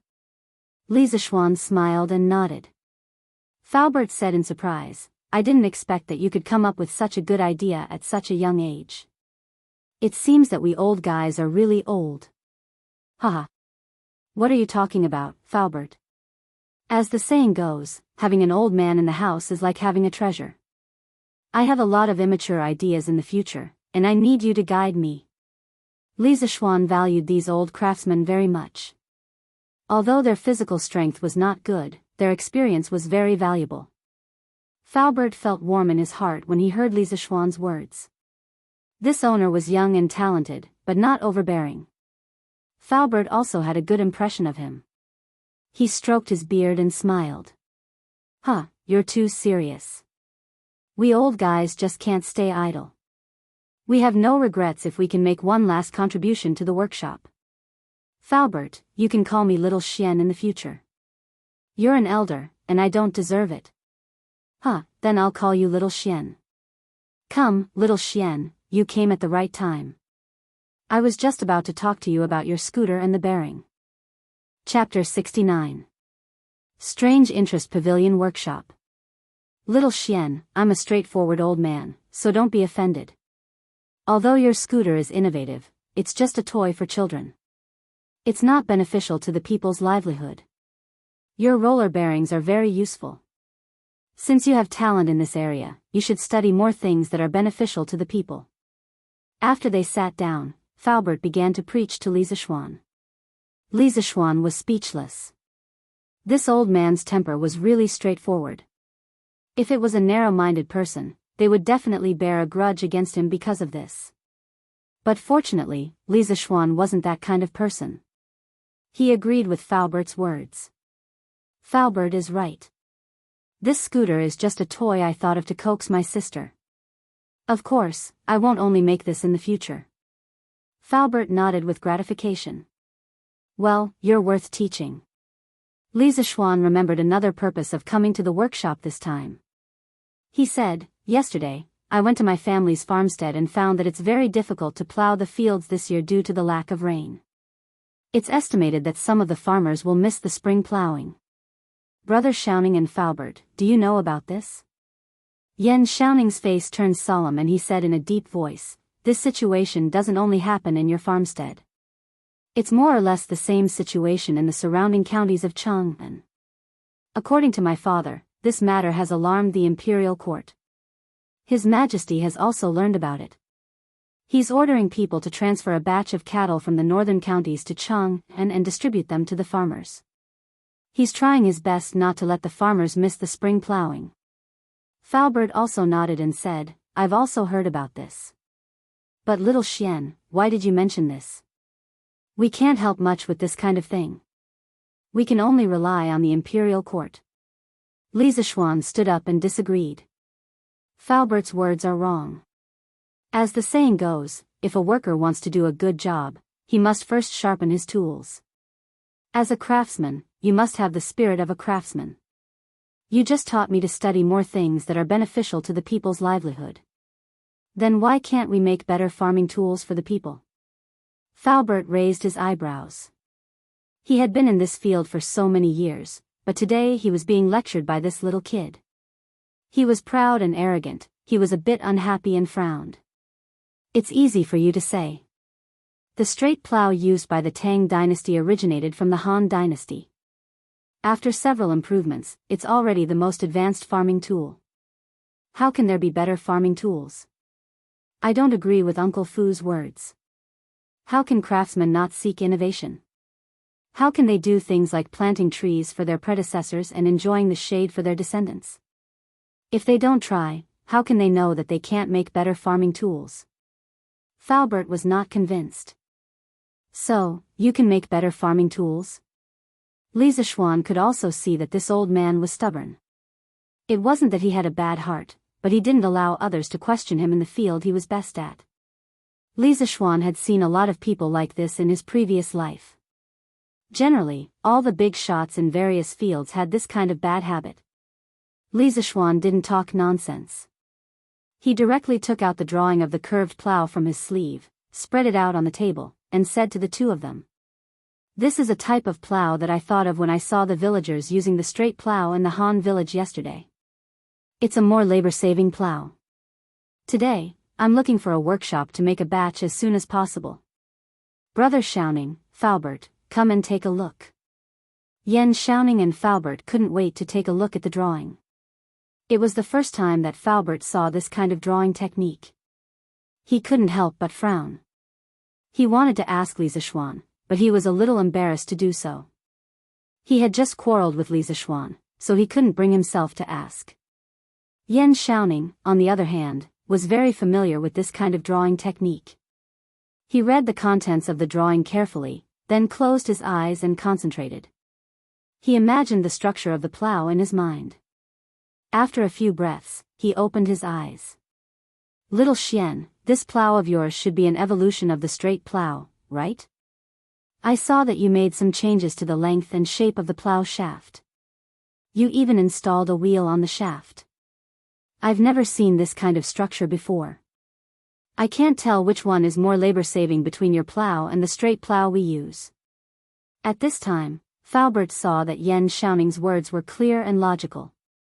It was obvious that he could understand this kind of drawing. Falbert couldn't help but feel depressed.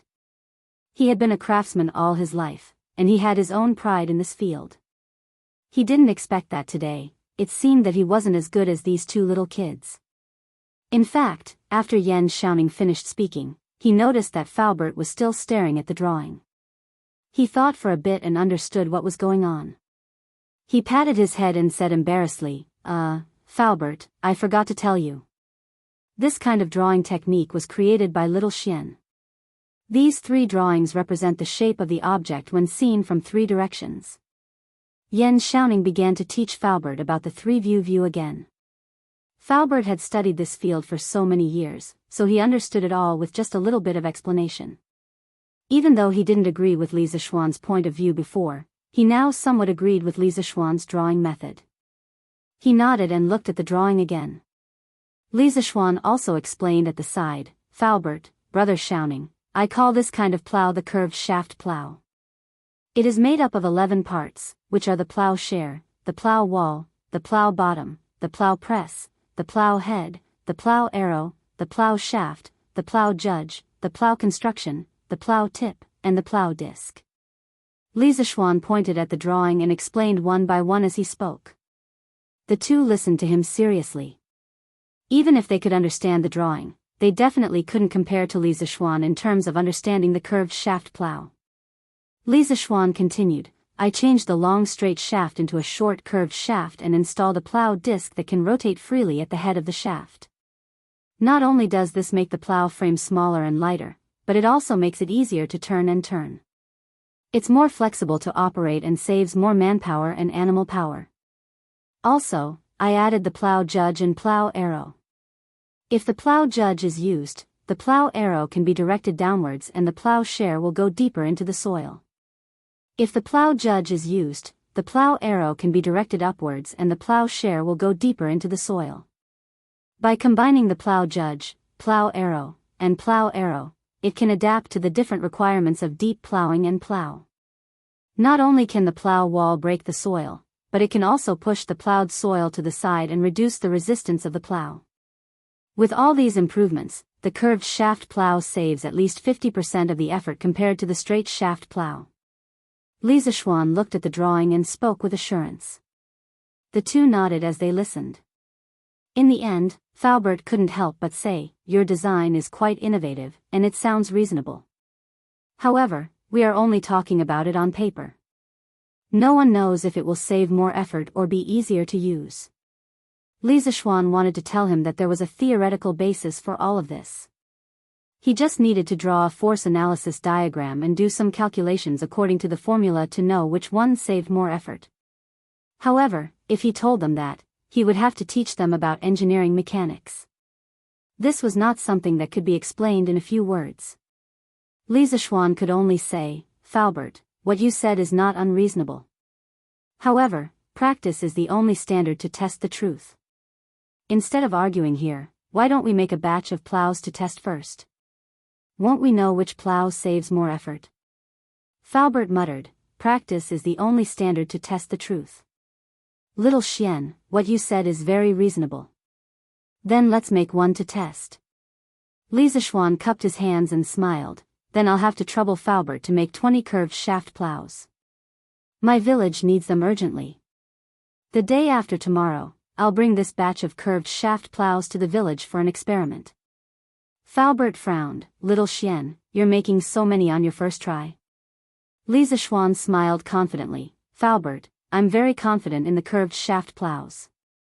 The villagers of the Han village are waiting for spring plowing. I don't have time to test them one by one. I believe that the curved shaft plows can solve this urgent problem. Faubert hesitated for a moment and nodded, okay, since Little Xian said so, then the workshop will work overtime to make 20 curved shaft plows. The day after tomorrow, I'll go with you to the Han village to see the results. I want to go too. Yan Xiaoning hurriedly added. If the curved shaft plows were really as magical as Li Zixuan said, then this would definitely be a shocking event. He had to go and see for himself. Chapter 70. When Li Zixuan left the workshop, he asked someone to send the 300 scooters that he had already made to the Strange Interest Pavilion. The original shopkeeper of the Curious Pavilion had already moved everything away. Li Zixuan had previously had Wang Zhong decorate the shop. He felt that the most important thing about the Curious Pavilion was the novelty of the products, not the decoration of the shop. Brother Xiaoning, now that we have the first batch of scooters, I plan to open for business tomorrow. I will have someone inform the Crown Prince and Princess Changel that tomorrow at noon, Brother Xiaoning, please be there on time. With the first batch of scooters, Li Zixuan's back was firm and he planned to open for business immediately. Yan Xiaoning was shocked, so fast? Li Zixuan nodded his head, since we already have the first batch of scooters, the sooner we open for business, the better.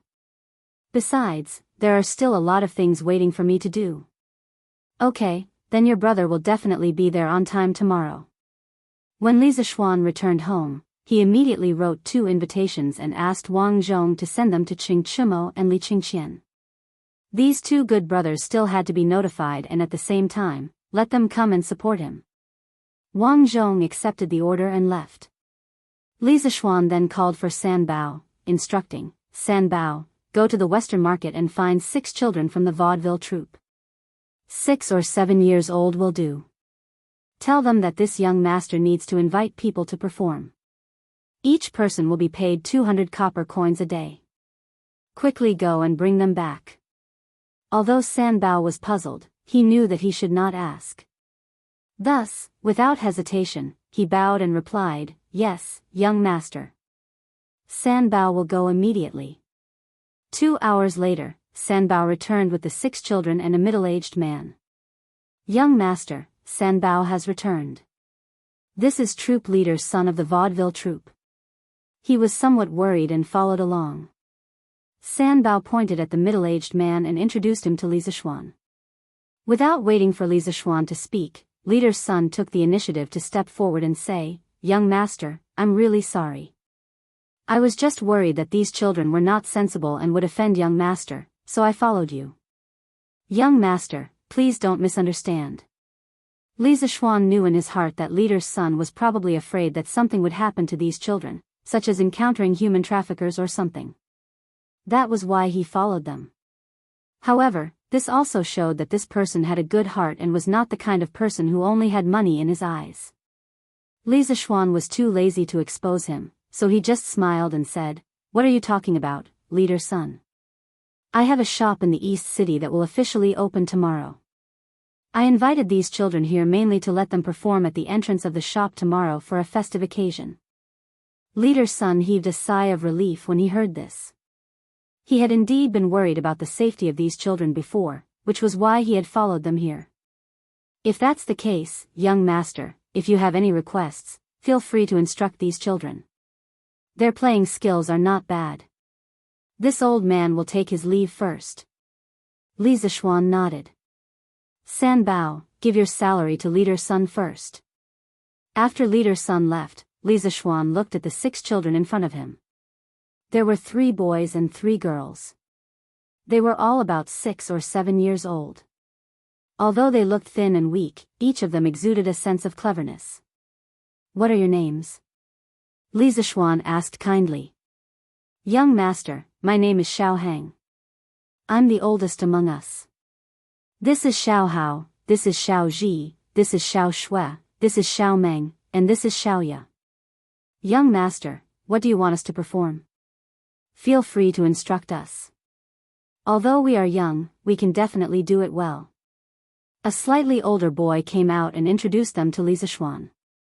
The other children looked at Li Zishuan with hopeful faces. They all wanted to perform well and satisfy this young master. Otherwise, they would definitely be scolded when they went back. Well, don't be nervous. I didn't ask you to perform any difficult juggling. I just want you to play something very interesting. San Bao, go and bring all the scooters in our school. Yes, young master. Half an hour later, San Bao and 2 other servants brought 6 scooters over. The 6 children stared at the scooters curiously. Li Zishuan smiled and said, your task is very simple. You must learn how to ride the scooters by today. When my shop opens tomorrow, you will split into 2 groups and ride the scooters. Make 2 lines of scooters at the entrance of the shop to attract the crowd. San Bao, come over and teach them how to ride. San Bao's face was bitter. This was something for children to play with. He was too embarrassed to play with it. Young master, San Bao has never played with scooters before. Stop talking nonsense. If you haven't played with scooters before, then you haven't seen it before. How Lan usually plays with scooters is how you play with scooters. Quickly, go and teach them. I will reward you. Li Zishuan was, of course, unwilling to teach a group of children how to ride scooters. It was too degrading. He had no problem teaching his younger sister, but with so many children, it was better to let Sanbao teach them. Li Zishuan finished speaking and went back to the west courtyard. He planned to wait for 4 hours before coming back to check on the progress. Duke Lu's mansion. Young master, this is an invitation sent by Li Zishuan. The Qing mansion's housekeeper handed an invitation to Qing Chumo. Oh. An invitation from Xiao Xian? What does he want to do? Let me see. Qing Chumo took the invitation curiously. He opened it and looked at it carefully. He said, Strange Interest Pavilion? What is it for? Uncle Liang, do you know about the Strange Interest Pavilion? Housekeeper Liang thought for a while and replied, I have never heard of this Strange Interest Pavilion. But looking at the location written on the invitation, it should be the shop where the East City's Heavenly Craft Pavilion used to be. I heard that the Heavenly Craft Pavilion was going to sell it, but I didn't expect it to be bought by the Li family. Qing Chumo nodded. He also didn't know what Li Zishuan was doing. But he suddenly remembered a rumor today and said, Uncle Liang, I heard that Xiao Xian's family was wantonly purchasing chicken seedlings in the West City today. Is this true? Housekeeper Liang nodded. Young master, I also heard about this today. It is said that they bought at least 7,000 chicken seedlings today. They bought almost all the chicken seedlings in the East City today. I am also curious as to why they bought so many chicken seedlings. Although Qing Chumo was a bit fierce, he wasn't stupid. He stroked his stubbled chin, thought for a while, and said, This brother of mine is very smart. This brother of mine is very smart. I don't believe that he would make a loss. There must be a deeper meaning behind this. I'll ask him tomorrow. If there's really a profit to be made, I'll ask my father to buy some chicken seedlings. Hee. East Palace. An eunuch hurried in and bowed to Li Qingxian. Reporting to your highness, there is a person outside the palace with the East Palace token. He asked this servant to give this invitation to your highness. Li Qingxian curiously said, Oh, give it to me. When he saw the contents of the invitation, Li Qingxian's eyes lit up. He said, Oh, they opened for business so soon. That's great. Come, set up the Changle Palace. Chapter 71. Changle Palace. Changle was reading Journey to the West with great interest. She had been studying palace etiquette in the inner court for the past 2 days. It was rare for her to be free today. She finally had time to read this imaginative story. Changle, are you reading Journey to the West? Li Qingxian came in directly without letting anyone report. He had a good relationship with Changle. He had come to Changle Palace many times, and the palace maids were already used to it. Brother Crown Prince, why are you here? Changle saw that her story was interrupted. She looked up and saw Li Qingxian. She was pleasantly surprised. I'm here to give you good news today. Li Qingxian envied Li Zishuan since he met him and saw the harmonious and warm relationship between him and Lan Er. After that, he visited his sister more frequently. He also wanted to be a good brother. Brother Crown Prince, what's the good news? Changle smiled faintly. Li Qingxian took out the invitation and handed it over. He said, Changle, Strange Interest Pavilion will officially open tomorrow. You are also one of the shareholders. Do you want to go tomorrow? Changle took the invitation and opened it. She was pleasantly surprised. Of course I want to go. Let's go and ask for leave from mother. I will go out with Brother Crown Prince tomorrow. She put down the invitation and was about to pull Li Qingxian to the inner court to find Zhang Sun. Li Qingxian shook his head helplessly and followed his sister. Li Tai remembered that he hadn't returned the Journey to the West that he borrowed from Changle. He thought about going to Changle Palace to return it. As an elder brother, it was already not proper for him to borrow the book secretly. If he borrowed it and didn't return it, it would be even more inexcusable.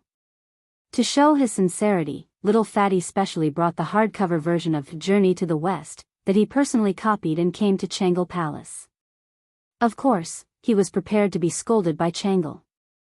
After all, he was in the wrong. "This servant greets your highness, Duke of Wei." When Li saw the visitor, she immediately went forward and bowed. However, the way she looked at Li Tai was a little strange. Last time, Li Tai stole books and caused her to almost be punished.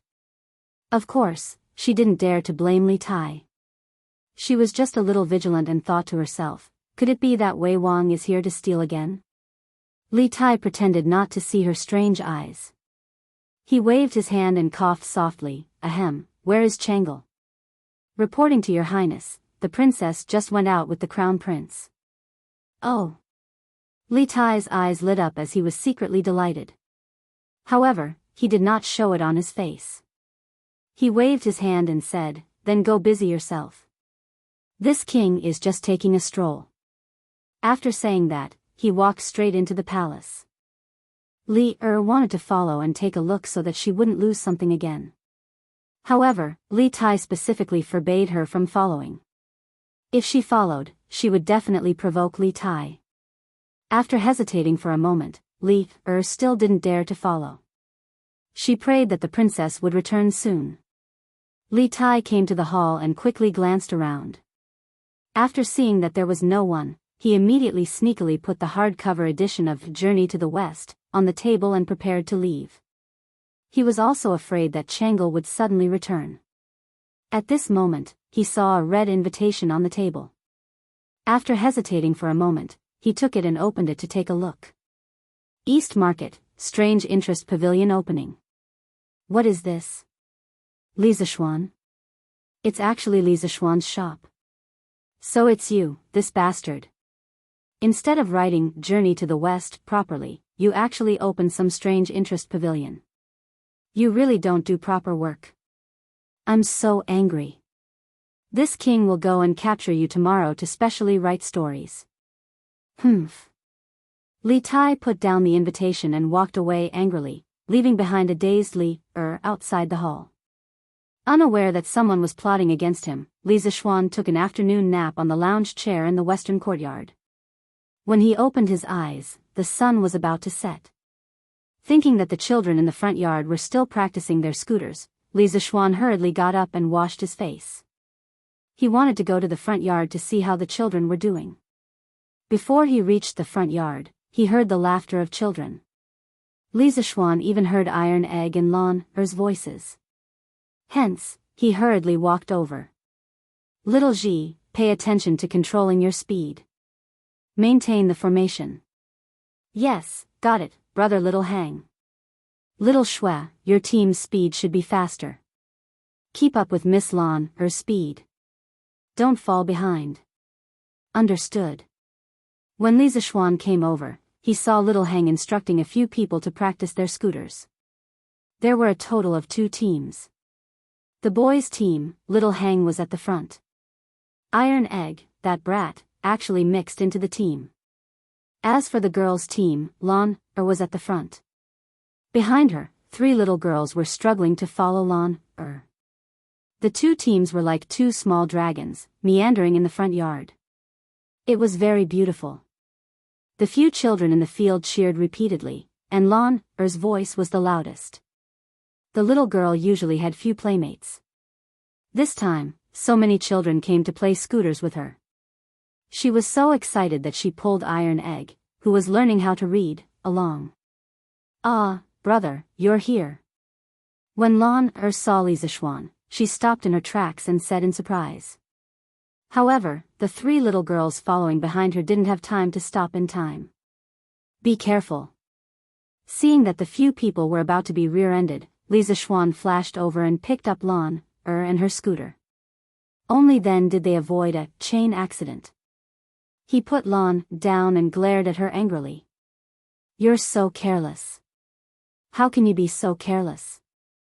Lan was not afraid of him. She went forward and grabbed Li Zishuan's arm. She smiled and said, "Lan knows that brother can save me in time. Didn't it happen last time?" Little Hang and the others had also stopped their scooters. They came to Li Zishuan with some fear and said with trembling, "Young master, please forgive us. We didn't take good care of Mississippi. Li Zishuan smiled and waved his hand. He was not the kind of person who couldn't distinguish right from wrong. It's not your fault. Don't be afraid. I just saw. Little Hang, you guys are practicing very well. Let's stop here today. Tomorrow morning, when the gate opens, you guys come over and practice for a while. At noon, we'll go to the East Market together. San Bao, give each of them 10 coins. You guys go home quickly. It was not that he was stingy, but 10 coins was a lot for these children. If he gave them more, it would harm them. When Little Hang heard that Li Zishuan did not vent his anger on them, he was greatly relieved. These young masters of rich families often beat people over small things. When he heard that there was a reward, Little Hang quickly went forward and said gratefully, "Thank you, young master, for your reward. We will definitely come on time tomorrow and practice well. We won't embarrass you." Li Zishuan nodded. This child was very clever and knew how to talk. He could not help but wonder, are the children in ancient times all so precocious? The children happily received the reward and went home. At this time, Lon came over and said, "Brother, Lon wants to perform with them tomorrow, okay?" Li Zishuan frowned and said, "Lon why are you adding to the trouble? If there's trouble like just now, it will be very dangerous." Lon pouted and said, "It won't happen. Lon was happy to see you just now. Lon promises that it won't happen again, okay, brother?" Li Zishuan's hair stood on end. When did this little girl learn to act coquettishly? He hurriedly jumped away, waved his hand, and said, Okay, you go. When the time comes, be careful." Lon cheered and said, "Okay, then Iron Egg will go with us tomorrow, okay? Give him an inch and he wants a mile." This was a classic example of giving him an inch and he wants a mile. However, when Li Zishuan saw that Iron Egg was looking at him with a hopeful face, he knew that this child was addicted to playing. He said, "Okay, but Iron Egg has to learn 20 words tomorrow before you can go." "Oh, brother is the best. Iron Egg, let's go. Sister will teach you how to read now." Li Zishuan looked at the little girl's back and shook his head. Alas, this crazy girl. In the future, no one in the family will be able to control her. Chapter 72. The next morning, Li Zishuan was woken up by Xiao Shi. Xiao Shi said that the children from yesterday were already waiting in the front yard. Li Zishuan was still sleepy. He waved his hand and said, "Xiao Shi, let them practice first. I'm going to sleep for a while." After saying that, he directly fell onto the bed and laid out the word big, without any care for his image. "Oh, no, it should be the word 2. Xiao Shi saw the tall tent below the young master and quickly ran out with a red face. She thought to herself, young master is such a hooligan. Late in the morning, Li Zishuan finished his breakfast and went to the front yard. He saw the 8 children playing in the front yard. Today, their formation was obviously more orderly than yesterday.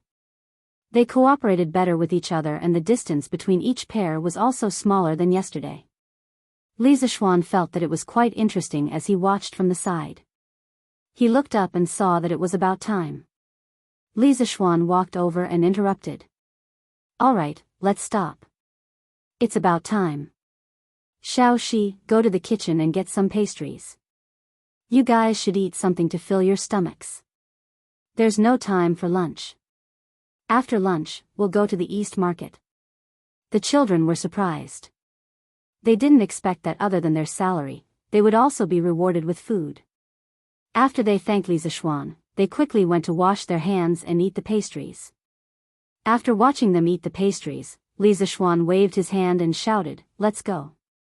Then, like a child king, he led the 8 children on the scooters and rushed to the East Market. As for Wang Zhong, he had already gone to the shop to prepare for the opening. This strange team attracted a lot of attention along the way. The people of the Tang dynasty had never seen such a strange small car before. The pedestrians all made way and stood by the roadside to point at the scooters under the children's feet. However, this made the passers-by with children suffer. Children were very playful. Seeing such a novel toy and seeing that other children were having so much fun while they were not, how could they hold it in any longer? They immediately started acting coquettishly.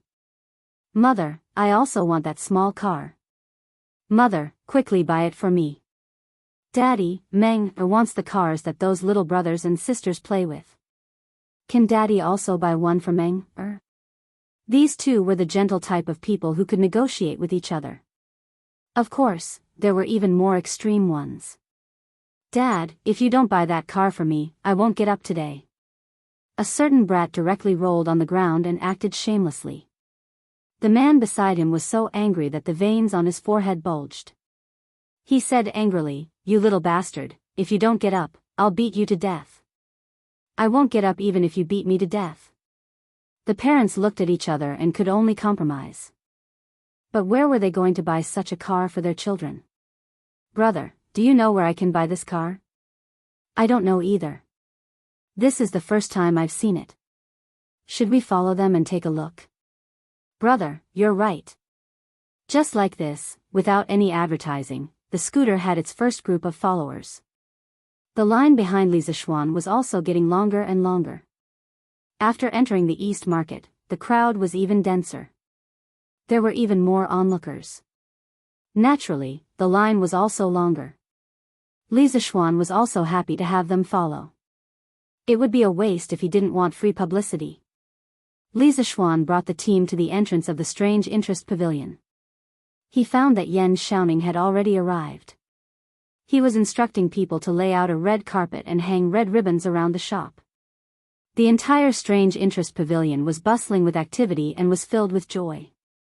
Li Zixuan greeted him and saw that there was a plaque covered with a red cloth hanging above the shop. Li Zixuan curiously looked for Wang Zhong and asked, "Uncle Wang, where did this plaque come from?" "Young master, this was just sent by a group of people. They said it was custom made by a person called Gao Ming." "Oh," Li Zixuan patted his head. These past 2 days, he had been busy preparing for the opening of the shop.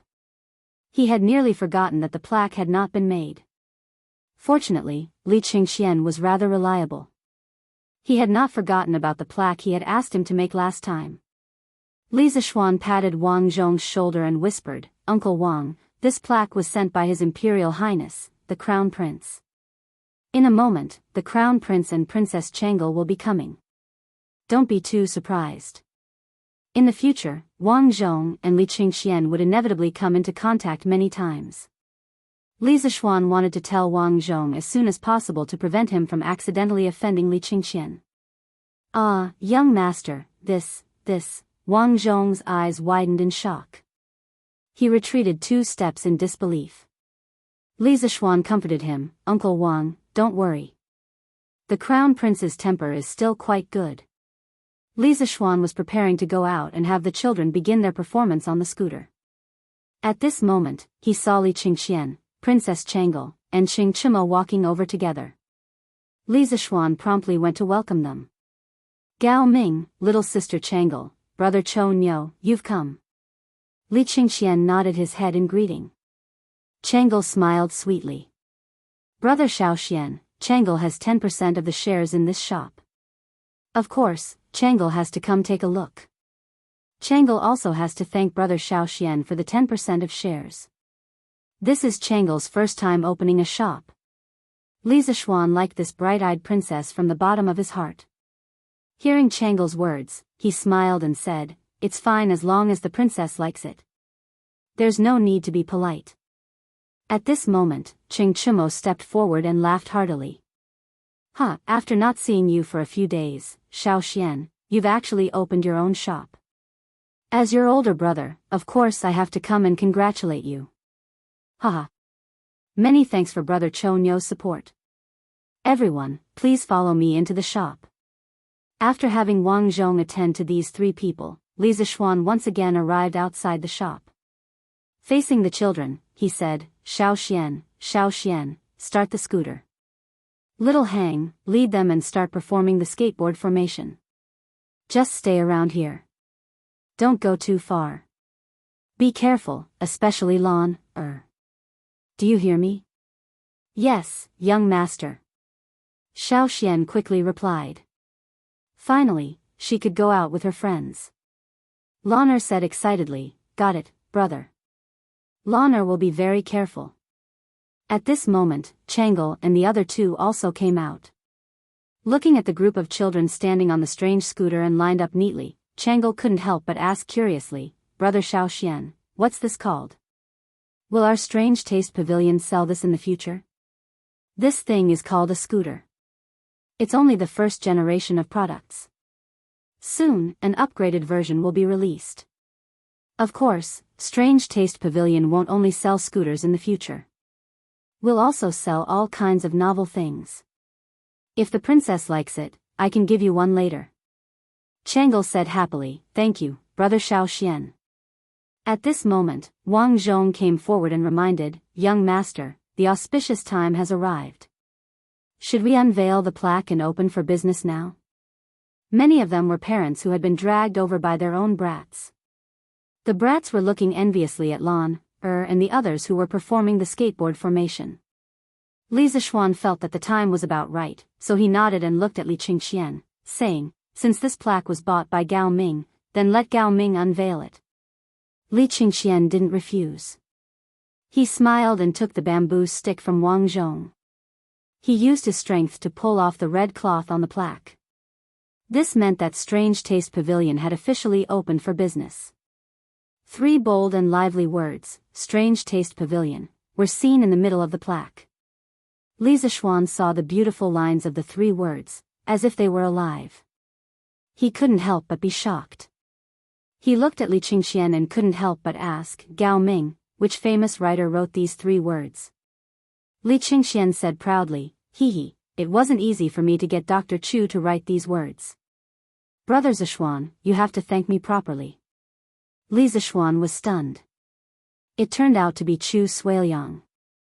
He was one of the 4 great calligraphers of the early Tang dynasty, along with Ouyang Sun, Yu Shinan, and Xue Ji. This plaque could be a family heirloom in the future. Li Zishuan also heard a story about Chu Suiliang. It was said that the idiom, little bird depends on man, originated from Chu Suiliang.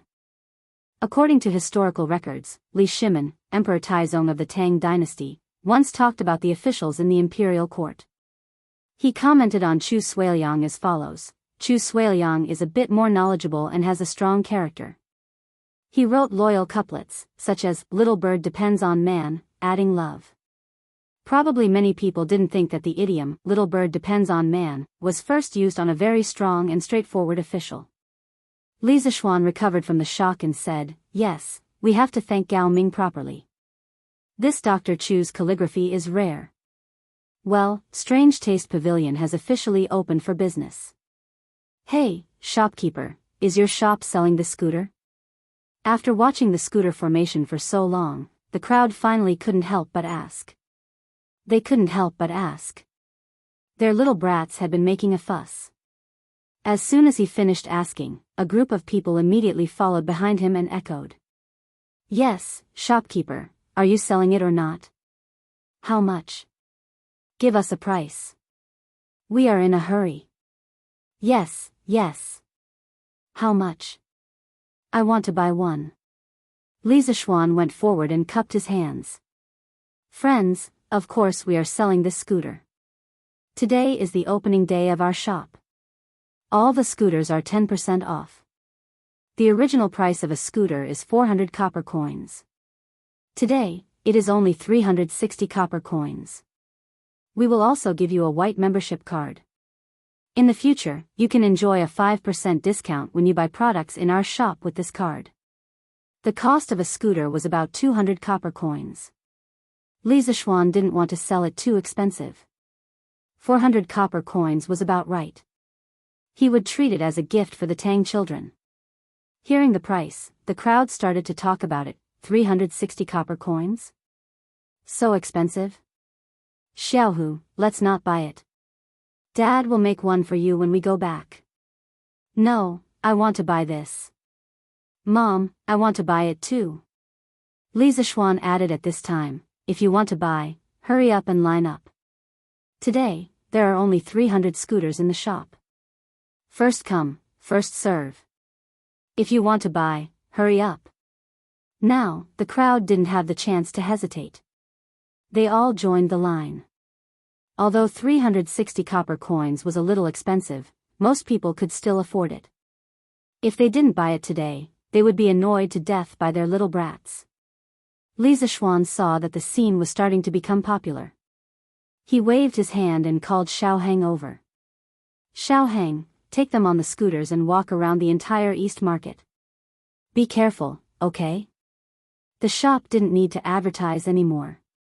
Li Zishuan asked Xiaohang and the others to go to the East Market to attract more people. Yes, young master. Xiaohang answered and rushed into the East Market with the 2 scooter teams. Chapter 73. The line outside the Strange Interest Pavilion was getting longer and longer. Many people were shopping in other places in the East Market when their children saw Xiaohang's fleet of scooters. They cried and dragged them over to buy scooters. In less than an hour, there were only a few dozen scooters left out of the 300. Some people at the back of the line saw that it was not their turn, so they said unwillingly, "Manager, when will you have more scooters?" Li Zishuan thought for a while and said, "Tomorrow. For those who didn't buy one today, please come early tomorrow." It seemed that he had to ask Faubert to make more scooters because the children who bought the scooters today would advertise the Strange Interest Pavilion for free as long as they came out to play with the scooters. When other children saw that their friends had such fun things but they didn't, they would definitely make a fuss and ask their parents to buy them.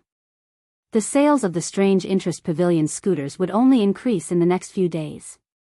Less than an hour later, the 300 scooters were all sold out. Those who didn't manage to buy any scooters dragged their crying children back home. It was likely that these families wouldn't be able to have a peaceful night. Li Zishuan turned his head and smiled at them, saying, "This is a good start."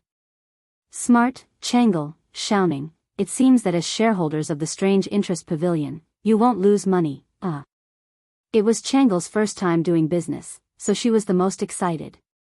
She smiled and said, "Not only won't we not lose money. Not only will we not suffer a loss, but at this rate, Strange Taste Pavilion's monthly income will be at least 1,000 strings of coins. By then, Chang'e will be able to save money to buy beautiful jewelry for mother." "Thank you, brother Xiaoxian. What a filial little girl."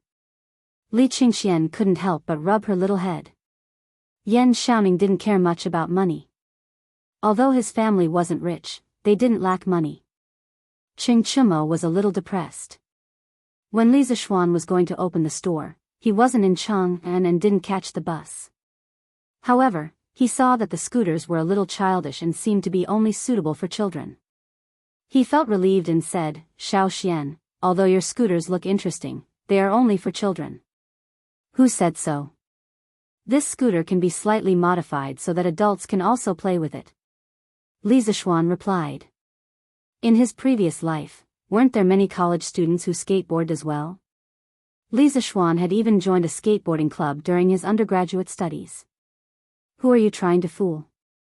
If Milord were to play with this, wouldn't he be a laughingstock?" "Haha. Brother Cho Nyo, don't doubt me.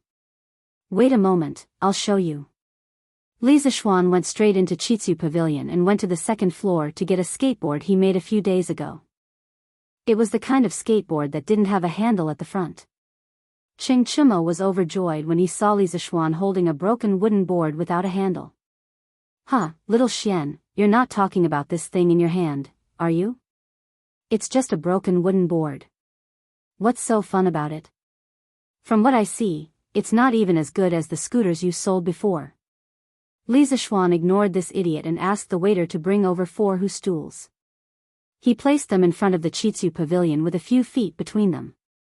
Li Zishuan then turned to Qing Chumo and said, "Brother Cho Nyo, watch carefully. Brother Cho Nyo, watch carefully. Don't be tempted to play this game too." Qing Chumo curled his lips and said with disdain, "Whoever plays with this is a dog." Li Zishuan was furious, "Damn you. I don't have a sister.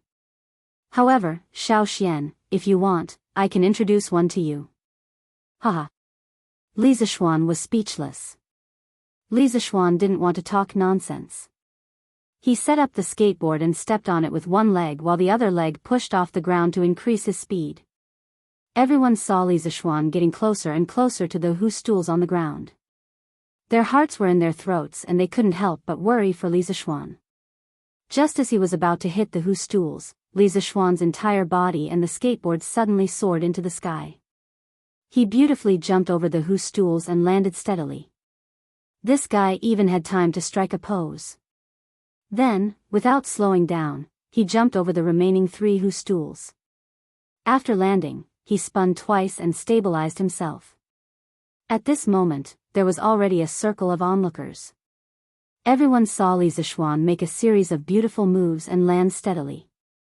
The onlookers all cheered loudly. "Wow, Brother Xiaoxian is so awesome." Changle clapped her hands excitedly. Li Zishuan and Yan Xiaoning were also dumbfounded by Li Zishuan's beautiful skills. Qing Chimo was a little dumbfounded. He didn't expect that a broken wooden board could be played with by Li Zishuan. However, Qing Chimo had always liked excitement. Now that he saw such a new way of playing, he couldn't help but want to try it. He ran to Li Zishuan's side and chuckled. "Aya, Xiaoxian, this thing of yours is pretty interesting. Let me play with it for a while. I guarantee that I'll play it better than you, haha." This guy completely forgot what he just said. He didn't care if Li Zishuan agreed or not.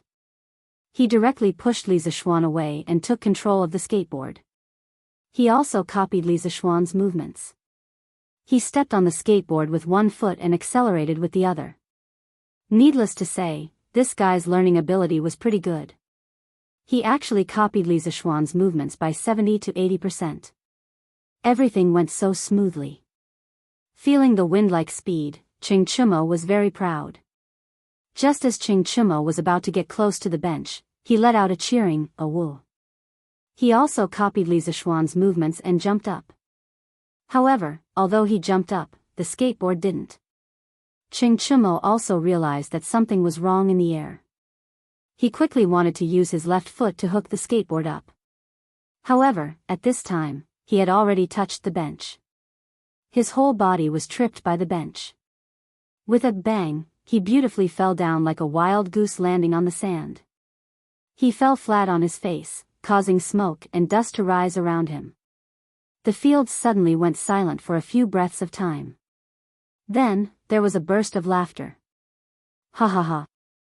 Li Zishuan was the first one who couldn't hold it in. He pointed at Qing Chimo who was sprawled on the ground and laughed loudly. After a while, he laughed so hard that his stomach hurt. He couldn't help but bend down. Li Qingxian and Yan Xiaoning reacted and also laughed loudly. Changle covered her mouth and turned her head away to giggle. She laughed so hard that her eyes narrowed into slits.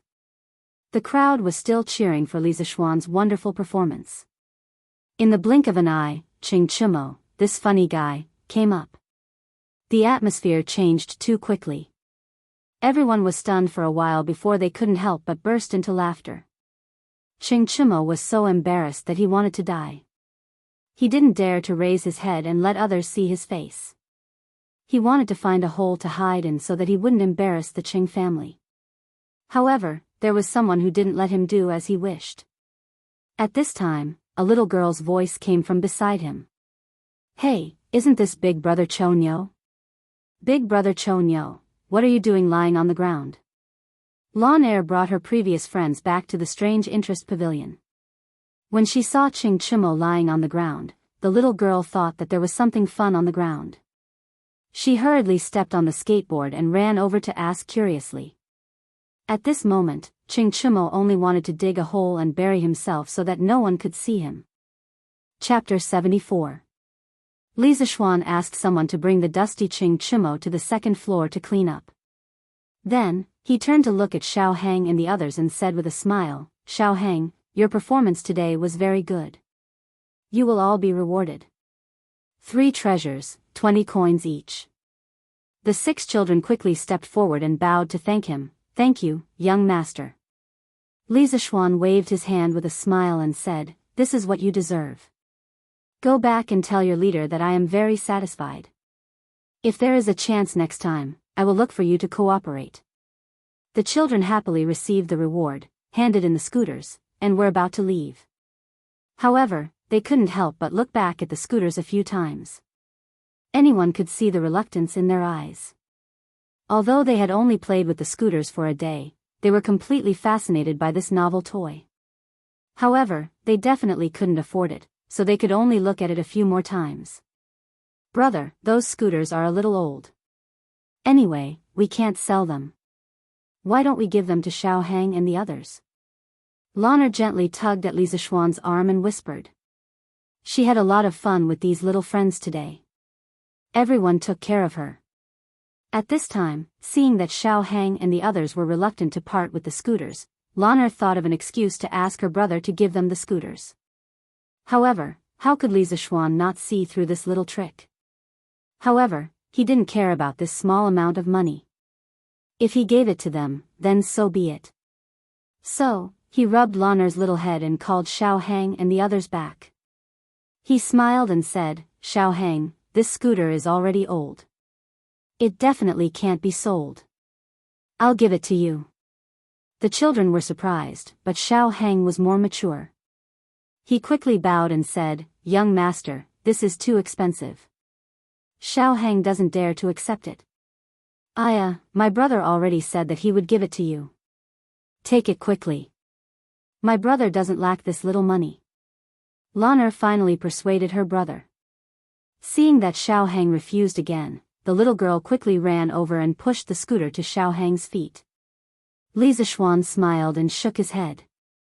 In fact, he felt quite good. It felt good to be thanked by others. It was still good to be a tycoon. When Xiao Hang and the others saw that Li Zishuan did not object to Lana's words, they hesitated for a moment before taking the scooter. Xiao Hang happily bowed and thanked them. "Thank you, young master." "Thank you, Miss Lan. The next time young master opens the shop, we will perform for young master for free." Okay. The others nodded in agreement. Li Zishuan smiled and waved his hand. "Go back quickly. Be careful on the road." The children rode their scooters and left happily under the setting sun. Li Qingxian and the others saw that there was nothing else to do here, so they left. When Chang'e left, Li Zishuan specially gave her a pink scooter, which made the girl very happy. Yinshi Restaurant, in a private room on the 3rd floor. "Your Imperial Highness, the crowd surrounding the Pavilion of Wonders has dispersed. The Crown Prince and Princess Chang'e have already left." A black-clothed imperial bodyguard bowed and reported to a luxuriously dressed little fatty seated at the head of the table. This little fatty was Li Tai. Today, he had come to capture Li Zishuan and bring him back to write a story. However, he had never expected that the Pavilion of Wonders would be surrounded by so many spectators. Immediately, Li Tai felt somewhat terrified. Although he was Li Er's most beloved imperial son, if he caused trouble in front of so many people, and if an imperial censor were to bring this matter to court, Li would definitely not let him off easily. Moreover, his elder brother and younger sister were both there. If they were to speak up for Li Zishuan, it would be difficult for him to do anything. As a result, he had imperial bodyguards keep an eye on the Pavilion of Wonders, while he himself went to the Yinshi restaurant across the street. He ordered a table of dishes and sat there, eating as he waited for news. To his pleasant surprise, the Yinshi restaurant actually had gnawed chicken. Although the taste was slightly inferior to that of the Drunken Immortal, compared to the other dishes of the restaurant, this knockoff version was clearly more delicious. The little fatty was so engrossed in eating that he had nearly forgotten the reason for his visit today. Only now did he hear the imperial bodyguard's report did he remember that he had come to capture Li Zishuan. Li Tai belched and rubbed his round belly. With a sinister smile, he said, "Hee, since they've all left, it's time for us to take action. Zhao Yu, take a few men and quickly follow this prince. Don't let him escape." "Yes, sir." Pavilion of Wonders. Seeing that the Eastern Marketplace was about to close, Li Zishuan packed up his things and had the head steward support the bruised and battered Qing Chimo. He was about to close the door and return home. Just at this moment, a group of burly men blocked their path. Following this, an arrogant voice sounded out from behind them. Which one of you is Li Zishuan? Hurry up and stand out for this prince. As soon as the voice fell, a fair and clean little fatty slowly walked out from behind the group of burly men. When Li Zishuan heard the child in front of him refer to himself as this prince and his tone was obviously unfriendly, he was shocked. However, he was not someone who was afraid of trouble. He squeezed Lan Er's small hand to reassure her, then stepped out from the crowd and said in a clear voice, "Your Highness, I am Li Zishuan. May I know why your Highness is looking for this humble one?" At this moment, Ching Chimo recognized the person. He asked in surprise, "Prince Wei?" When Li Tai heard that someone recognized him, he hurriedly looked in the direction of the voice. After a long while, he finally recognized that the bruised and battered person in front of him was Ching Chimo. He turned his head and glared at Zhao Yu. Ching Chimo was also here. How could the guard not report such important information? This was an injustice to the guard. Ching Chimo had injured himself while skateboarding and had been recuperating on the second floor, not daring to come out and embarrass himself. How could the guard know whether Ching Chimo was here or not? Although Li Tai was a prince, he was still quite wary of Ching Chimo. He thought to himself, "It seems like I can't take her by force today." This was because he had heard that Li Zishuan had a good relationship with Ching Chimo. If he took her away in front of Ching Chimo, Li Er would definitely not let him off easily. "Oh, so Cho Nyo is here too. Huh, what a coincidence," Li Tai said awkwardly. Ching Chimo could tell from Li Tai's first words that he did not come here with good intentions. He was probably here to cause trouble for Li Zishuan. Of course, he would support his brother at this time. Ching Chimo walked to Li Zishuan's side and patted Li Zishuan's shoulder hard. He laughed loudly at Li Tai. "Today is the opening of my brother's new shop. Of course, I, Old Cheng, have to come to support. Haha. May I know why Prince of Wei is here today?" The crown prince and the princess just left. He pretended to be close and deliberately mentioned Li Qingxian and Chang'e. Naturally, he implied that he wanted to intimidate Li Tai and remind him not to deliberately make things difficult for Li Zishuan. He was usually a simple-minded person, but that was just because he did not want to use his brain. But today, his good brother was in danger. He had to use his brain to help. Although he could defeat this group of people, he would definitely cause trouble for his father after the fight. How could Li Tai not hear the hidden meaning in Ching Chimo's words? Even though he knew that Ching Chimo was speaking the truth, he, Li Tai, would not be threatened by anyone other than Li Er and Chang Sun. At this moment, Li Tai said with a fake smile, "Oh?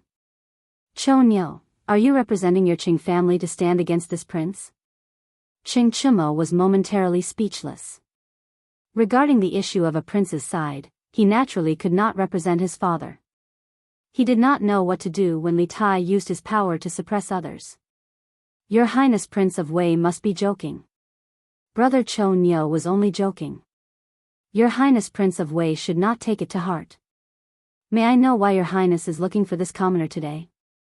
Li Zishuan could not sit still when he saw his good brother stand up for him. Thus, he stepped forward to help Ching Chimo out of his predicament. Chapter 75. East Market, in front of Strange Interest Pavilion. When Li Tai saw someone come forward to admit it, he looked at Li Zishuan and asked proudly, "Did you write Journey to the West?" What did this have to do with Journey to the West? Li Zishuan was a little puzzled, but he still nodded and admitted, "Journey to the West was indeed written by me." "What does your Highness mean by this?" "Well, I'm here to find you. There's a good job here. I want you to be my guest. In the future, you will write stories like Journey to the West for me. Your monthly salary will be 20 strings of coins. How about it? This is much more promising than your shabby shop," Li Tai said with a look of superiority and pride. In his opinion, the shabby shop in front of him could at most earn 10 strings of coins a month. How could it be as good as writing stories for him? He was not like that poor Li Qingxian. Li Er and Zhang Sun had always doted on him and gave him a lot of rewards every month. Therefore, he had the money to keep a guest. Ching Chimo was speechless. Although he did not directly participate in the operation today, he saw everything. The daily turnover of Strange Interest Pavilion was more than 100 strings of coins. After deducting the cost, the profit was at least 40 to 50 strings of coins. He really did not know where Li Tai's confidence came from. Li Zishuan looked at the little fatty who was flaunting his wealth and superiority in front of him, and the corner of his mouth twitched. He wanted to tell Li Tai that he would give him 40 strings of coins a month as long as he stopped bothering him. But after thinking about it, he felt that this would be too hurtful. Li Tai would probably be angry, so he did not say it. Li Zishuan could only say tactfully, "I'm afraid I'll have to disappoint your highness.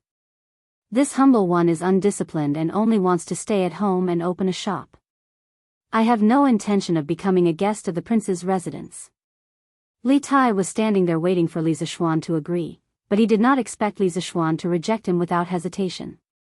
He was very angry and secretly thought that this brat really did not know how to appreciate favors. Li Tai, who had been living a smooth life since he was young, was a little embarrassed at this moment. He said with an ugly expression, "Are you sure?" Li Zishuan knew that this little fatty was going to get angry, but he was sure that Li Tai did not dare to do anything to him.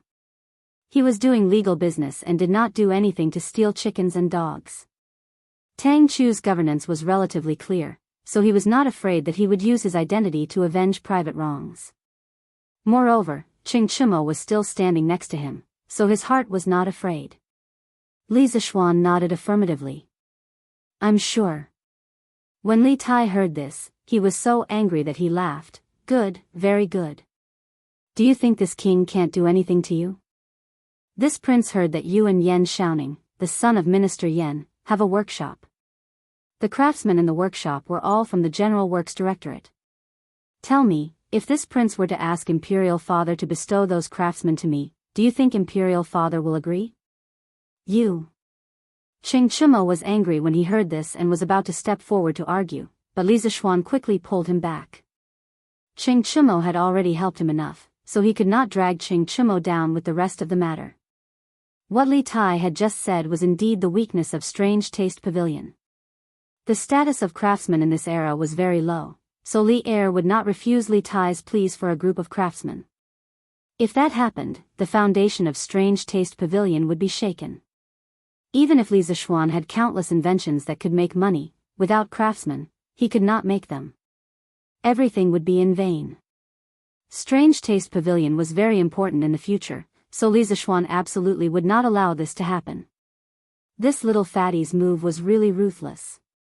Li Zishuan's mind raced. Since force did not work, then he could only use soft methods. This Prince of Wei was actually making things difficult for him today just because of a book, Journey to the West. It was clear that he was still somewhat of a child. Moreover, it was said that Li Tai was full of talent and was extremely arrogant. Li Zishuan suddenly thought of a plan and smiled. "I can write a book for your highness, but I have heard that your highness is very knowledgeable. You are proficient in calligraphy, painting, the classics, and arithmetic. I wonder if your highness can answer a few questions of this commoner." When Li Tai heard Li Zishuan praise him like a flower, a trace of pride flashed across his face. This was where he, Li Tai, was more awesome than the crown prince. He was full of talent, so Li Tai doted on him. When he heard that Li Zishuan wanted him to answer a question, Li Tai frowned. Even though he was very talented, who knew what questions Li Zishuan would ask? He was not stupid. Why would he agree? Now that he had the absolute advantage, there was no need to complicate matters. Why should this prince answer your question? Li Tai's face was full of arrogance. This little fatty was not old, but he was quite smart. Li Zishuan had already guessed that he would not agree so easily. He clasped his hands behind his back and smiled.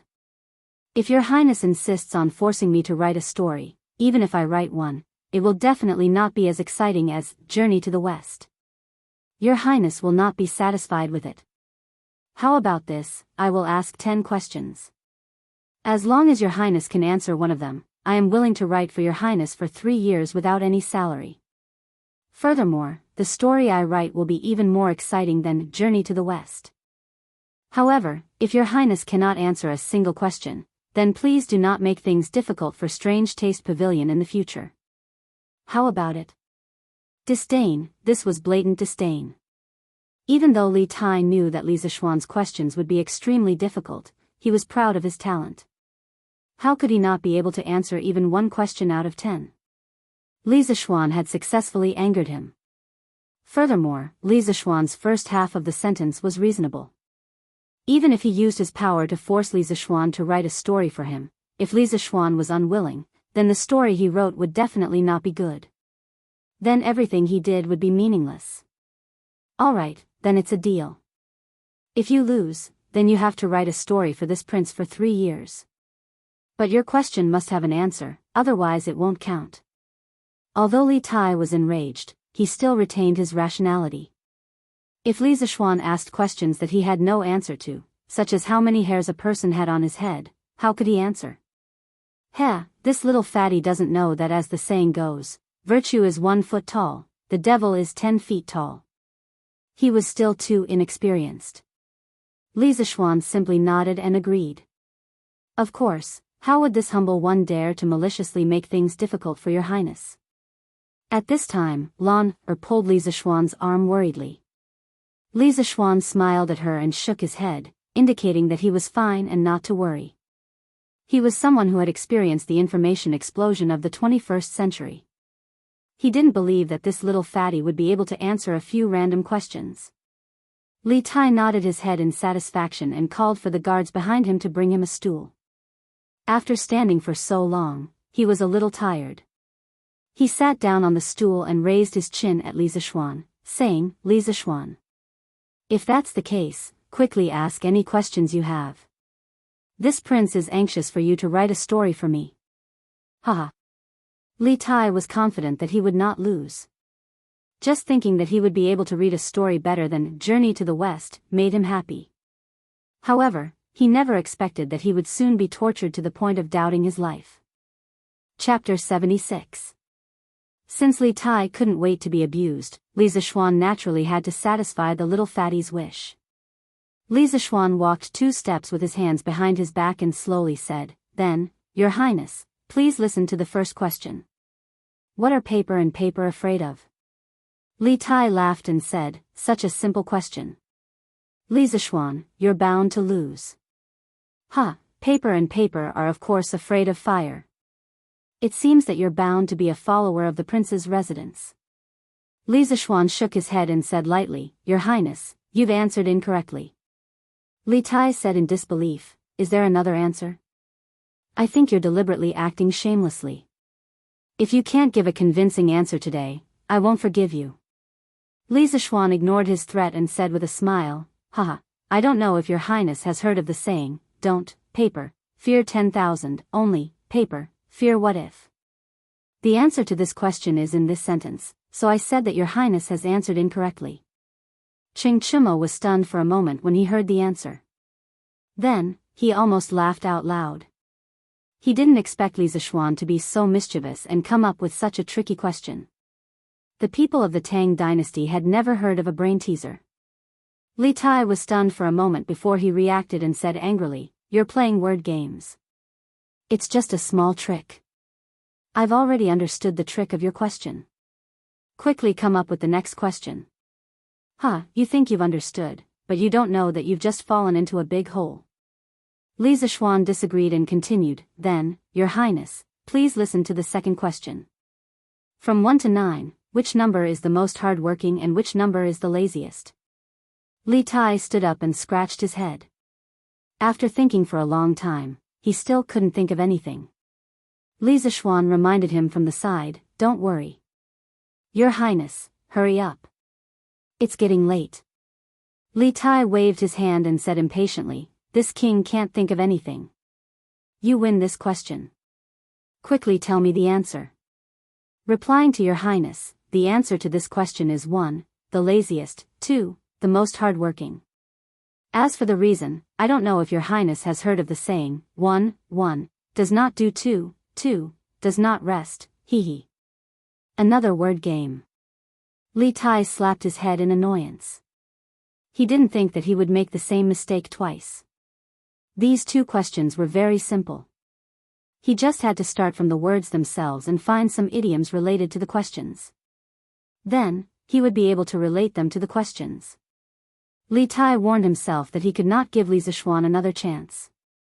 After summing up the lessons of his two failures and making up his mind, Li Tai regained a bit of his confidence and said, "Let's continue with the next question.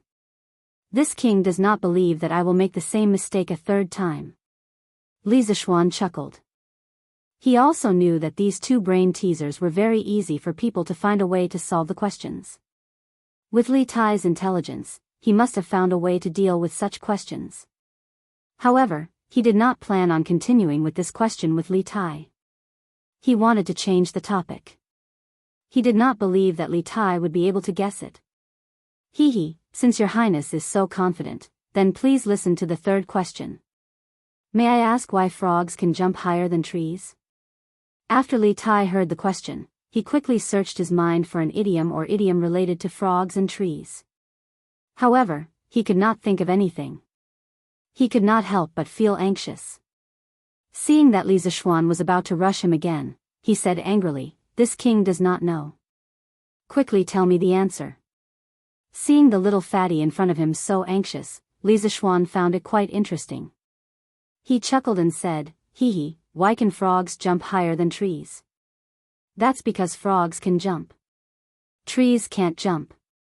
"Of course, they can jump higher than trees." Ha ha ha, Ching Chimo's face turned red. He could not hold it in any longer and finally laughed out loud. Li Tai was furious. "You are twisting words. You are clearly asking why frogs can jump higher than trees." Li Zishuan spread his hands and said with a smile, "Yes, that's what I asked. Is there a problem with the answer?" Li Tai carefully thought over Li Zishuan's question twice. Only then did he realize that there were actually two ways to understand the question. He had walked into the wrong line of thought from the beginning. This was another word game. However, Li Zishuan changed the way he played and he was tricked again. However, he could not say that there was a problem with Li Zishuan's answer. If you agree to bet, you must accept defeat. Li Tai, still had gambling morals. At this moment, Li Tai was somewhat like a gambler. He said unwillingly, "You win this question. Continue to the next question." Li Zishuan originally thought that this little fatty was going to act shamelessly. He did not expect him to admit defeat so straightforwardly. He could not help but look at him in a higher light. He continued, "Well then, your highness, please listen to the fourth question. May I ask what part of a person's body is hard to lick and hard to not lick? If you want to sleep comfortably, you must first rub it." When Ching Chimo heard this, he staggered and almost fell to the ground. The first thing he thought of was a man's little brother. He really did not expect Li Zishuan to be so dirty. However, Lan was still here. Was it really appropriate for Li Zishuan to ask such a question? Ching Chimo looked at Lan, worriedly. Li Tai's first thought was also a man's little brother. Although he was not even 10 years old, he was a member of the royal family. At this age, what did he not know? At that moment, he wanted to blurt out the answer. However, when he saw Lan beside Li Zishuan, he could not bring himself to say it. He could not help but curse Li Zishuan's shamelessness in his heart. In order to win, he actually came up with such a dirty question. If there were only the few of them here, Li Tai would definitely not have any scruples. However, there was also a delicate little girl like Lan. He really could not bear to say it out loud. Li Tai's face turned red. In the end, he could only say angrily, "You are shameless. I can't answer, but I don't believe that you dare to say the answer." Looking at Li Tai's and Ching Chimo's reactions, Li Zishuan knew that these two fellows had misunderstood. The thoughts of these ancient people were not pure. Li Zishuan thought in his heart. Your Highness, what are you saying? Why would I not dare to say it? The answer to this question is teeth. Looking at your Highness and Cho Ox's reactions, could it be that you have misunderstood? Lan asked curiously, "Brother Cho Ox, what answer were you thinking of?" Ching Chimo's face turned red as he said awkwardly, "I didn't misunderstand. The answer I was thinking of was teeth. Yes, teeth. Lon looked curiously at Li Tai. Li Tai hurriedly waved his hand and said, "This king did not think of an answer. This question is my loss." Li Zishuan, quickly come up with the next question. This made it seem like he was trying to hide something. Lon Er's gaze turned even more suspicious, but she did not dare to ask. The impression Li Tai gave her previously was too fierce. Li Zishuan said with a smile, "Your Highness has already lost 4 questions. Do you really want to continue?" He was afraid that if this carried on, Li Tai would fly into a rage out of humiliation. That would not be good. The best outcome would be for Li Tai to take the initiative to end the bet, allowing everyone to reconcile. However, he had underestimated the persistence of a gambler. Li Tai said with reddened eyes, "Continue." "Why? Are you afraid that this king will go back on his word?" He, Li Tai, had never suffered such a huge loss. He had to turn the tables, otherwise, it would be too embarrassing. "All right, in that case, let's continue," Li Zishuan said helplessly. Chapter 77. Looking at Li Tai's attitude, it seemed like he would not turn back until he hit a wall. Li Zishuan could only give him a hand and let him hit his head until he bled. "Your Highness, please listen to the 5th question.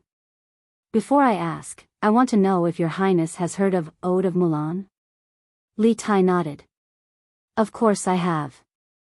Ode of Mulan, also known as Poem of Mulan, was a narrative poem written during the northern and southern dynasties in China. It told the folk story of the heroine Hua Mulan, who replaced her father in the army. The poem was written in the Northern Wei dynasty. It was originally recorded in the Southern Qin dynasty's ancient and modern music records. It was about 300 words long and was later embellished by scholars in the Sui and Tang dynasties. Li Tai was well-read, so of course, he had seen this poem before. "It's good that Your Highness has heard of it." The 5th question is, why was Hua Mulan, who had been in the army for 18 years, so surprised when she changed into women's clothing? Li Tai replied matter-of-factly, "Wasn't it because her companions had never seen her in women's clothing before?" Li Zishuan shook his head. "Wrong, it was because her companions thought that it was more appropriate for her to wear men's clothing." Li Tai was speechless. He really wanted to curse in his heart, but he did not know if he should say it. "Pfft, ha ha ha." Tisk Ching Chumo could not take it anymore. He laughed loudly, but tragically, the wound on his face was torn. Lon covered her mouth when she heard this funny answer. She could not help but giggle. Li Tai said with a dark face, "Continue, next question. Next question. Next question." As time passed, Li Tai's face became darker and darker. However, he couldn't help but listen to the next question every time. Putting aside the gambling, Li Zishuan's questions were all very novel, and the answers to each question were even more unexpected. He was like an opium addict. Although he knew that he would lose if he continued like this, he could not help but want to listen to the next question and the answer to the next question. "Your Highness, this is the last question. Please listen carefully." After Li Zishuan finished, he sighed in relief. He was finally going to get rid of this troublesome fatty. "Wait." Hearing that this was the last question, Li Tai was startled and quickly interrupted. He frowned, thought for a moment, and said, "That's right. For the last question, you are not allowed to come up with such a crooked question. You must come up with a proper question." If he really couldn't answer a single question, then wouldn't his reputation be ruined? Although Li Tai liked those strange questions, it didn't mean that he was willing to lose the bet.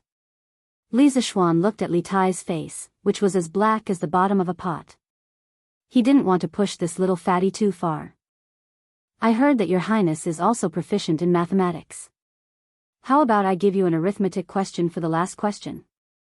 "Hey, since this little fatty is looking for a beating, then don't blame me.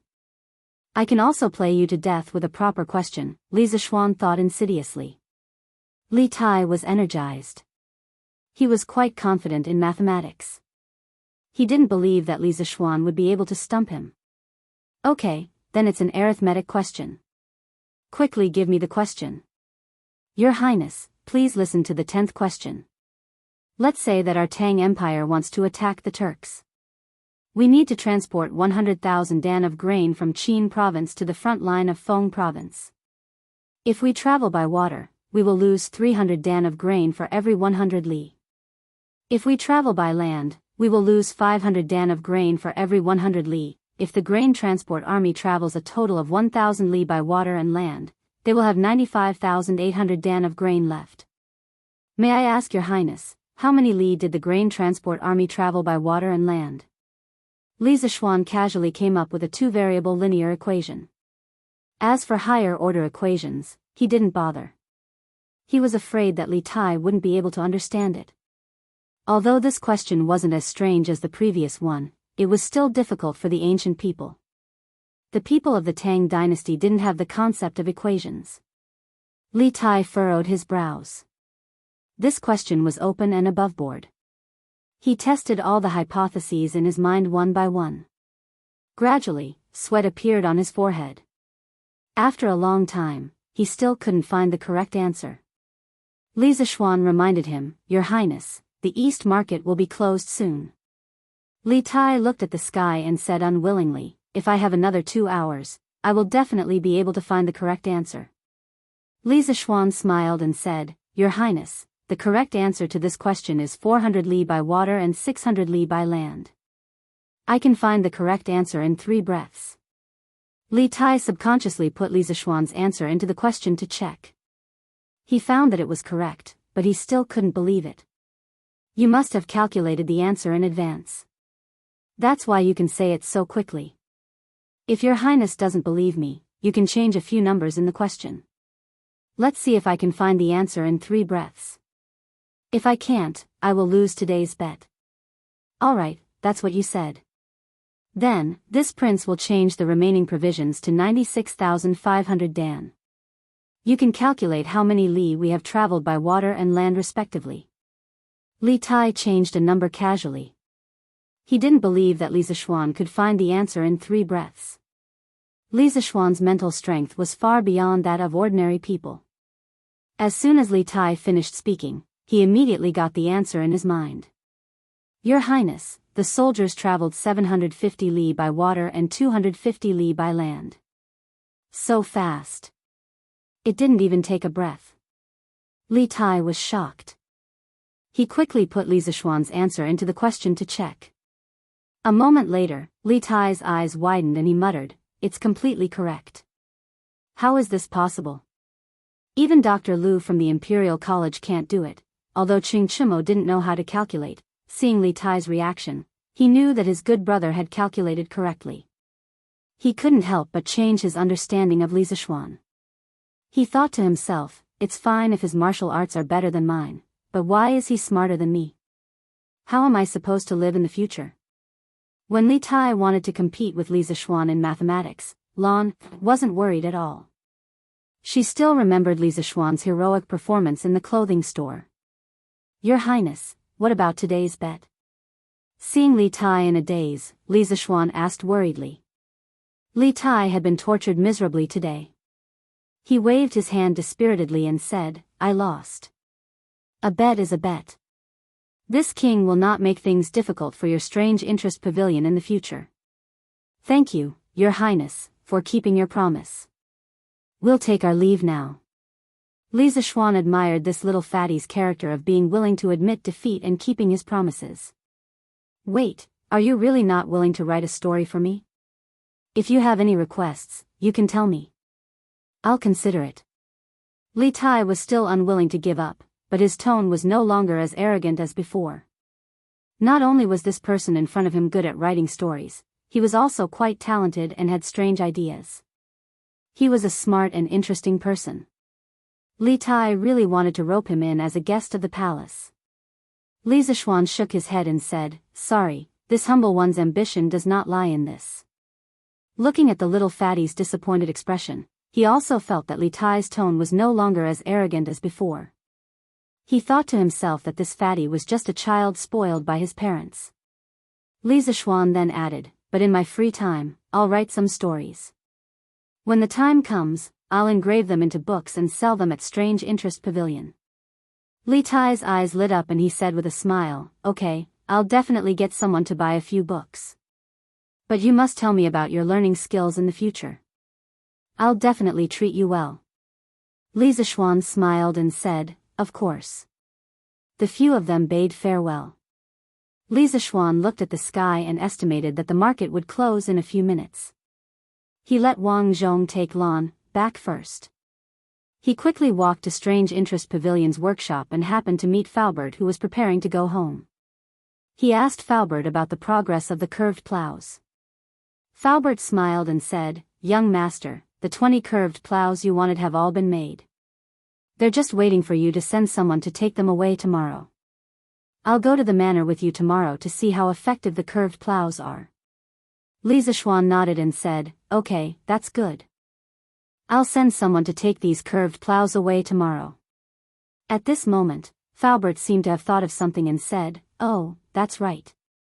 Young master, the roller bearings you mentioned before have been made in the workshop. Now we can make roller bearings of various sizes. Li Zishuan was overjoyed and said with a smile, that's great. After I'm done with this, I'll give Faubert a blueprint. Faubert can help me build a carriage with roller bearings for all the parts that need to be rotated.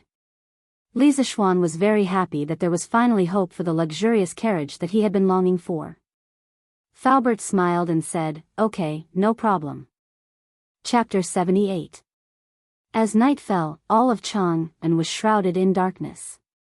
Because of the curfew, all the streets were dark except for the brothels. After dinner, the people of Chang'an went to bed. The entire city seemed to have fallen asleep, but some people were still awake. The Taiji Palace in the Imperial Palace was still brightly lit. Since the dynasty had just been established, there were many things that Li Er needed to decide. He would read memorials until very late every night. But what he was holding now was a memorial written by a courtier. He, not afraid of 10,000, but just in case. Why does this kid have so many strange things in his head? Li Er looked at the secret report in his hand and shook his head with a smile. Li Zishuan would never have thought that he would enter Li Er's sight again after the nibbled chicken incident. Qing Ke has been talented since she was a child. I didn't expect that she would suffer such a big loss today.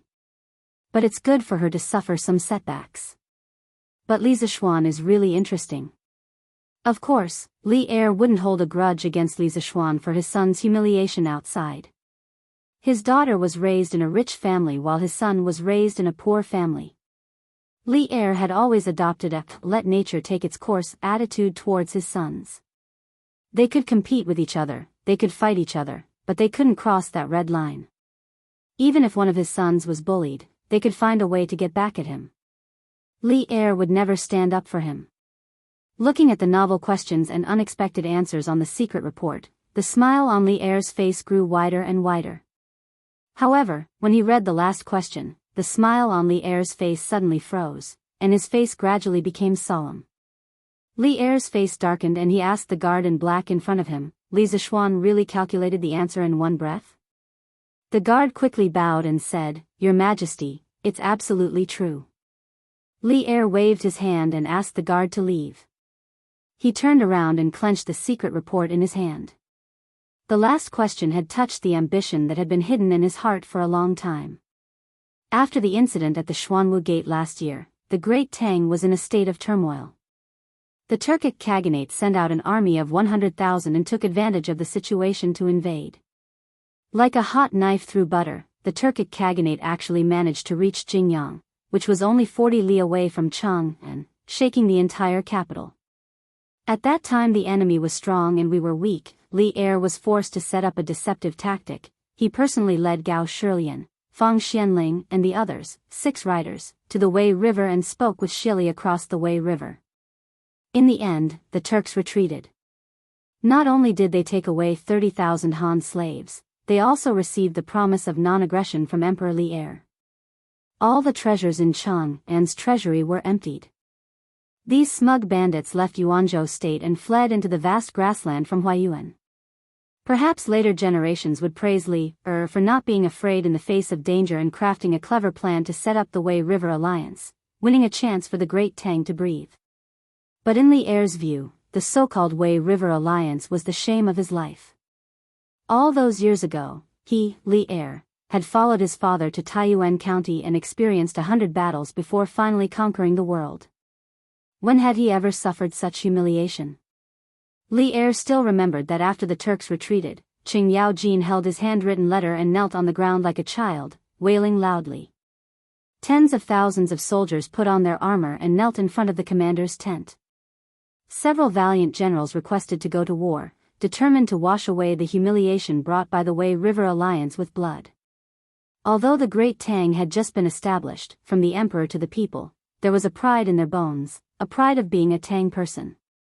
If the emperor was humiliated, the officials would die. If the emperor was humiliated, the people would die. In an instant, the entire country, from the generals to the people, was filled with fighting spirit. They all swore to take revenge for their emperor. But at that time, the Great Tang army was weak. Their equipment was not complete, their provisions were not sufficient, and there were many rebellions. Tufan and Tuyuhun were eyeing them covetously. Li Er could only grit his teeth and swallow it down. For a gentleman to take revenge, 10 years was not too late. He swore in his heart that once the rebels in the country were wiped out and the soldiers were strong enough, he would hunt the grassland with everyone and fight to the death with the Turks. Today, seeing Li Zishuan give the last question to Li Tai, Li Er's heart was unable to calm down for a long time. Speaking of Li Zishuan, Li Er could not help but think of the conversation he had with Qing Yaojin 2 days ago in Taiji Palace. Jijia, how has second brother Qin been recently? Li Er sat on the dragon throne, his face full of concern. Qin Shubao had followed him on many bloody campaigns and had saved his life several times. Thus, Li Er had always been very grateful to Qin Shubao. Even after he became the emperor, he still called Qin Shubao's second brother Qin in private. Your Majesty, second brother Qin had many hidden injuries in his early years. Now that he is old, the injuries have flared up, and his body is getting worse by the day. A few years ago, second brother could still beat me in martial arts, but a few days ago, I went to the Qin residence to see second brother. Second brother, he. Your Majesty, I am heartbroken. As Qing Yaojin spoke, he could not help but beat his chest and cry. This old general of the Great Tang had once faced countless powerful enemies without batting an eyelid.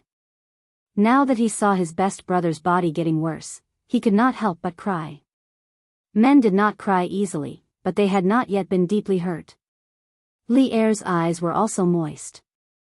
He was silent for a while, then said in a low voice, Jijia, do not be sad. I will have Daoist's son go to the Qin residence to take a look at second brother Qin. As long as it can alleviate second brother Qin's pain, I am willing to have people find it, no matter how precious the medicine is. Qing Yaojin hurriedly expressed his gratitude. I thank your Majesty on behalf of second brother. Li Er sighed and said, Ah, time flies. Sigh, time is unforgiving. Seeing all of you brothers who had followed me to conquer the world grow old day by day, I don't feel good in my heart. When our generation is old, who can help Qingxian protect the Great Tang? Your Majesty, there are talented people in every generation. The children and grandchildren have their own fortune. There are also many loyal and brave people in the younger generation. Qing Yaojin spoke a rare literary sentence. Li Er shook his head and said, Jijia, the younger generation is relying on their parents' influence. How many of them are successful? Qing Yaojin thought for a while, then suddenly smiled and said, Your Majesty, I met a young man a few days ago. I sparred with him and found that his martial arts were on par with mine.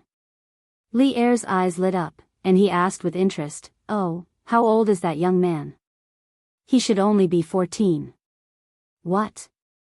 Li Er was truly shocked. Although martial arts depended on talent, it could not be without the accumulation of time. Qing Yaojin had been through hundreds of battles, and his martial arts were at least in the top 10 of the generals of the Great Tang. Now that Qing Yaojin said that a 14-year-old young man was on par with him, How could Li Er not be shocked? How can a 14-year-old young man be on par with Jijia in martial arts? How come I have never heard of such a young talent in Chang'an? Your Majesty, it is true. This person is called Li Zishuan. He lives in Chang'an's Yongla Lane. He was on good terms with my son, so I met him. Li Zishuan? This name was so familiar. Li Er stood up, frowned, and walked 2 steps before he suddenly remembered. Is it Li Zishuan who invented the chicken nibbling technique? Hearing about the chicken nibbling technique, Qing Yaojin subconsciously licked his lips and said, yes, it is him. Your Majesty, do you know him before? Li Er did not answer him, and said, I only heard that he went to Mount Longhu to learn martial arts for 8 years, but I did not expect his martial arts to be so strong. Qing Yaojin explained, Your Majesty, Li Zishuan was spiritual master Lingshu's disciple, so it is not strange that his martial arts are so outstanding. Li Er was a little absent-minded, and muttered, I see. Your Majesty, it is late. I beg your Majesty to rest early. The old eunuch Zhao Song cautiously came forward to persuade him.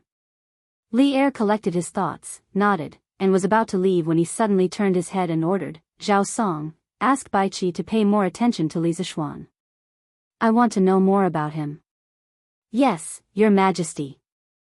This young man's martial arts were strong, but he was also very smart. He was quite accomplished in mathematics. If he was a talented general, then he should be nurtured. The younger generation of the empire needed a leader. Even if he was not a talented general, he could be transferred to the army as a clerk. If he was in charge of the allocation of provisions, it would probably reduce a lot of losses on the journey. It was time to find an opportunity to transfer this young man into the army and train him well. Li Er thought so. Chapter 79. The next day, Li Zishuan didn't laze around in bed. He got up early. He still had to go to the Han village to deliver the plow today. As for the business of Chitsu Pavilion, Li Zishuan had already told his father last night to send a reliable shopkeeper to take care of it today. Chitsu Pavilion's reputation had already spread yesterday, so the rest of the work just had to be done step by step. Li Zishuan didn't need to stay there every day. It was best for him to be a shopkeeper who didn't do anything. Before Li Zishuan ate breakfast, he asked Sanbao to quickly go to the carriage house to hire 4 carriages that were specially used to transport goods. Sanbao didn't go with Steward Wang to buy chicken seedlings today. Li Zishuan asked Wang Zhong to take Fu with him. He wanted Sanbao to go with him to the village today. After breakfast, he went to the door to see if Sanbao had returned. In the end, he didn't see Sanbao. Instead, he saw Qing Chumo. Hey, Chonyo, why are you here? After Qing Chumo went back with a bloody nose and a swollen face last night, he naturally couldn't avoid being interrogated by Qing Yaojin. When old Qing saw him like that, he thought that he had run out to fight with someone again. Qing Chumo explained for a long time before Qing Yaojin reluctantly believed him. He glared at him angrily. Useless thing. How can you fall like this from playing with a lousy carriage? You're really embarrassing me. Qing Chumo also knew that he had lost a lot of face this time, so he stood there silently and didn't dare to talk back. Who knew that Qing Yaojin would continue to say, another day, ask Xiao Xian to make one for me. I want to see what kind of carriage can make you fall like this. Qing Chumo cursed in his heart. I'm afraid that when the time comes, you'll fall even more miserably than me. Qing Chumo suddenly remembered something this morning. Yesterday, he had planned to ask Li Zishuan why his family was buying so many chicken seedlings. However, he fell down and forgot about it.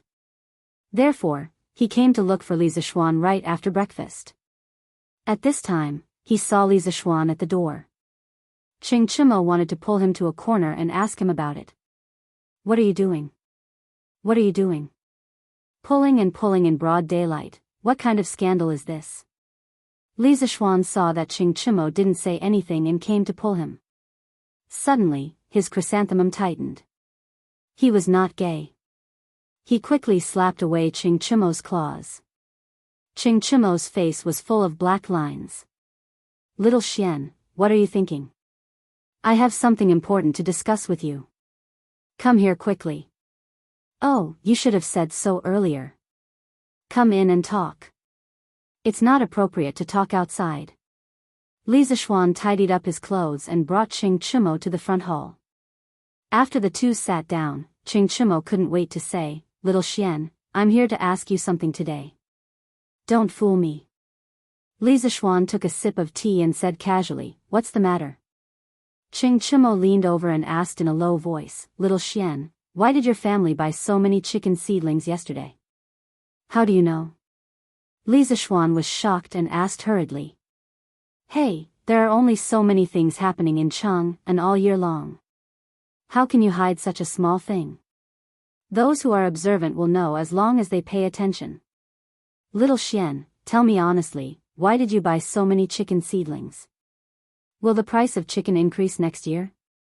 Do you know that you've almost emptied all the chicken seedlings in Chang'an?" Ching Chimo laughed sinisterly. As long as there was profit to be made, he also wanted to go back and ask his father to buy a batch of chicken seedlings. Hearing Ching Chimo's question, Li Zishuan fell silent. He couldn't tell anyone about the locust plague prophecy. Not only would no one believe him, but his family would also be in trouble. However, he couldn't tell Ching Chimo nothing. This guy was the first brother he had made since he came to the Tang Empire. From the previous few things, Ching Chimo was the kind of person who would sacrifice himself for a brother in a critical moment. Maybe he could give him a hint. After hesitating for a long time, Li Zishuan asked, "Cho Nyo, how many fields do you have in your family?" Ching Chimo was stunned by the question. He didn't know why Li Zishuan asked him this, but he still answered, "I'm not too sure about this. It should be about 5,000 mu." "Little Xian, why do you ask?" "So much." This was a big landlord. Li Zishuan sighed in his heart. He estimated that the locust plague next year would cause even more losses for his family. At this moment, he suddenly looked at Ching Chimo seriously and said in an extremely serious tone, "Cho Nyo, if you really believe me, then go back and ask Uncle Cheng to buy more chicken seedlings for your family to feed. As for the specific reason, I really can't tell you now. In June next year, you'll know why. In short, if you really believe me, then do as I say. Don't worry, I, Li Zishuan, will never harm my own brother." Ching Chimo was also shocked by Li Zishuan's serious expression.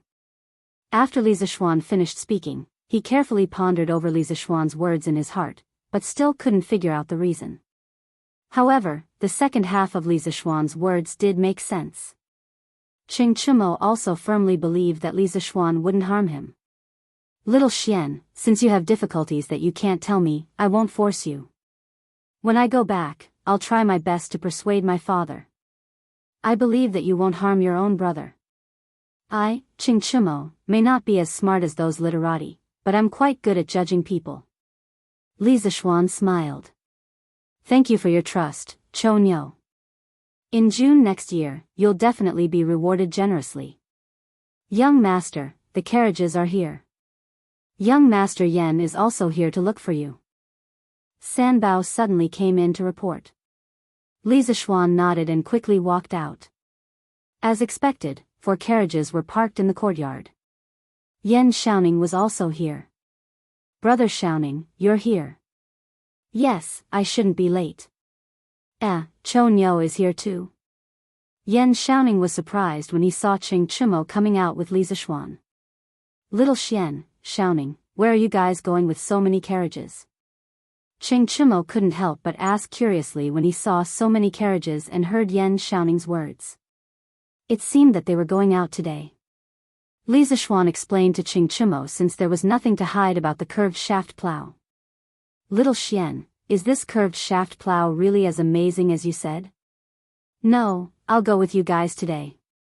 "If it's really that amazing, Little Xian, you have to take care of me first. My family's farmers also complained that they didn't have enough cattle this year. Some of them might miss the spring plowing."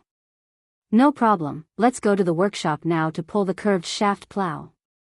Since Ching Chimo wanted to go with them, Li Zishuan naturally wouldn't reject him. Li Zishuan let the 4 coachmen drive the carriages while he, Ching Chimo, and Yan Xiaoning rode behind them. The group rushed to the workshop. What surprised Li Zishuan was that he actually saw a few naughty kids on the road. They were riding on scooters and racing with each other. The other naughty kids around them were looking at them enviously. Li Zishuan smiled knowingly. All of this was within his expectations. The naughty kids who bought the scooters would spontaneously promote the Strange Taste Pavilion. In the following period of time, the sales of the Strange Taste Pavilion scooters would snowball and experience an explosive growth. The title should be Persuading People to Buy Chickens. I'm too lazy to change it now. It should be more interesting this way. I don't care if you guys believe it or not, I believe it. This isn't a clickbait, right? Chapter 80. After Li Zishuan and the others got the plows from the workshop, they brought Faubert to the Han village. Han Lijing remembered that Li Zishuan said that he was going to give them a new type of plows 2 days ago. Early in the morning, he brought Old Hu to the village entrance. The two men stood there and looked forward to it. A villager passed by and asked Old Hu what they were waiting for. Old Hu said that the young master was going to give them a batch of better plows today. When the villager heard this, although they didn't believe that there was a better plow in the world than the current straight plows, they thought that the young master had brought a series of benefits to the village recently. There was no reason for him to lie to them. Therefore, the villager who had nothing to do in the morning accompanied Han Lijing and Old Hu to wait at the village entrance. They looked forward to the stars and the moon, and they were about to turn into Amma stones. Finally, a group of carriages came into their sight. The person in the lead was Li Zishuan. Han Lijing quickly led the others to welcome them. Young master, you must have had a hard journey. Li Zishuan smiled and said, Uncle Han, it's okay. You guys came at the right time. I brought a total of 20 new plows. Help me move them to Uncle Han's house first. Li Zishuan stopped the carriage at the village entrance and called a few villagers to move the plows. He also introduced Qing Chimo, Yan Xiaoning, and Faubert to Han Lijing. Han Lijing was shocked and quickly greeted the three of them. They exchanged greetings for a while. When Li Zishuan saw the eagerness in Yan Xiaoning and the others' eyes, he said, Uncle Han, leave one of the plows. We'll go to the field now and see if the new plows are good or not. Uncle Hu, let's go to your family's field and try it out. Old Hu grinned and said, all right, young master. I, Old Hu, used to be a blacksmith. I, Old Hu, will be able to use your plow after studying it for a while. I'll try using this new plow later. Everyone followed Old Hu to the edge of the field. At this time, a farmer had already brought over an ox. Li Zishuan gave Old Hu a brief introduction of the use of the curved plow. Old Hu had been a blacksmith before, and he was also good at farming, so it didn't take him long to understand. He couldn't wait to tell Li Zishuan, and then he took the curved plow and led the cattle to the field. Old Hu tied the reins of the curved plow to the ox. He held the plow with one hand and drove the ox with the other. Old Hu was taken aback the moment he started the plow. It was obviously more effortless than before. It was completely different from the previous plow, which had to plow the land with a lot of potholes. If it weren't for the fact that it was his own field, Old Hu would have suspected that someone had filled the field with water before. It was too easy to plow. When he reached the end of the field and was about to turn, Old Hu experienced another benefit of the curved plow.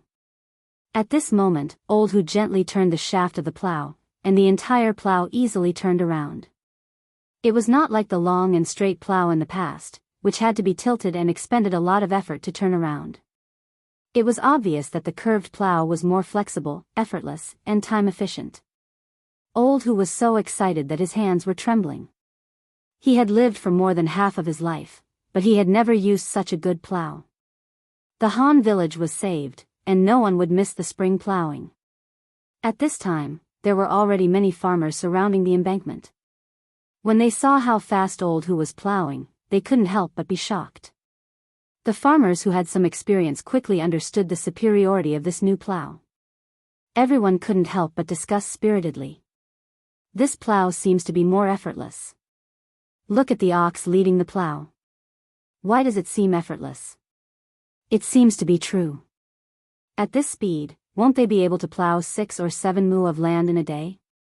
Huh, it's not just 6 or 7 mu. Han Xiaodong, you're already an adult, but you still don't have any eyesight.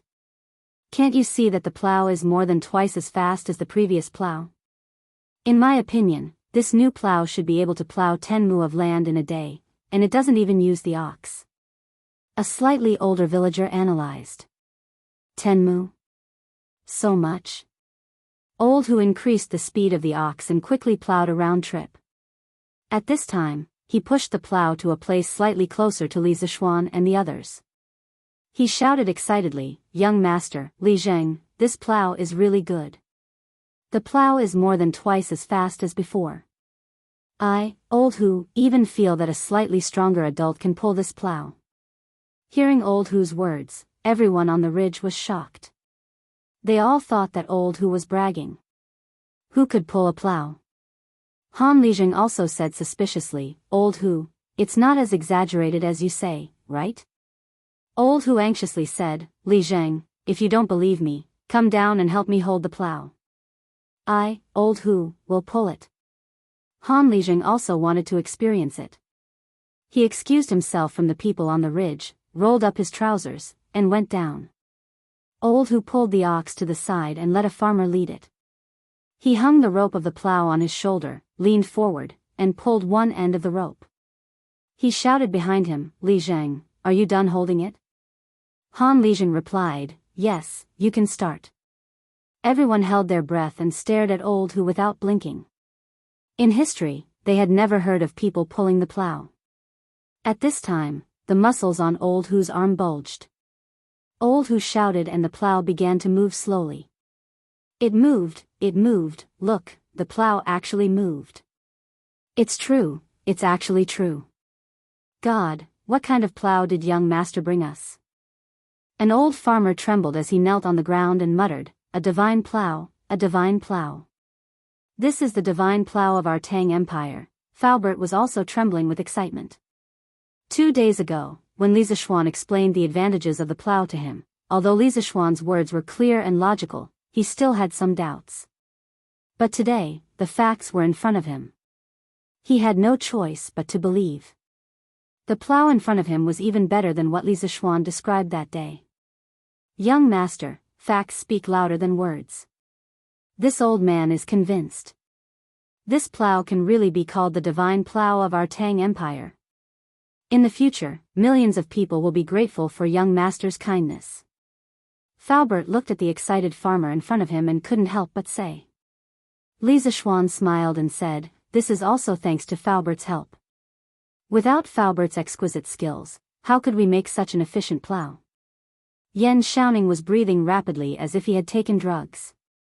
He grabbed Li Zishuan's arm and said incoherently, "Xiao Xian, this is a divine plow. This plow must be widely promoted. When I go back, I must tell my father to let the Ministry of Works purchase this plow. This is the good news of our Tang Empire's people."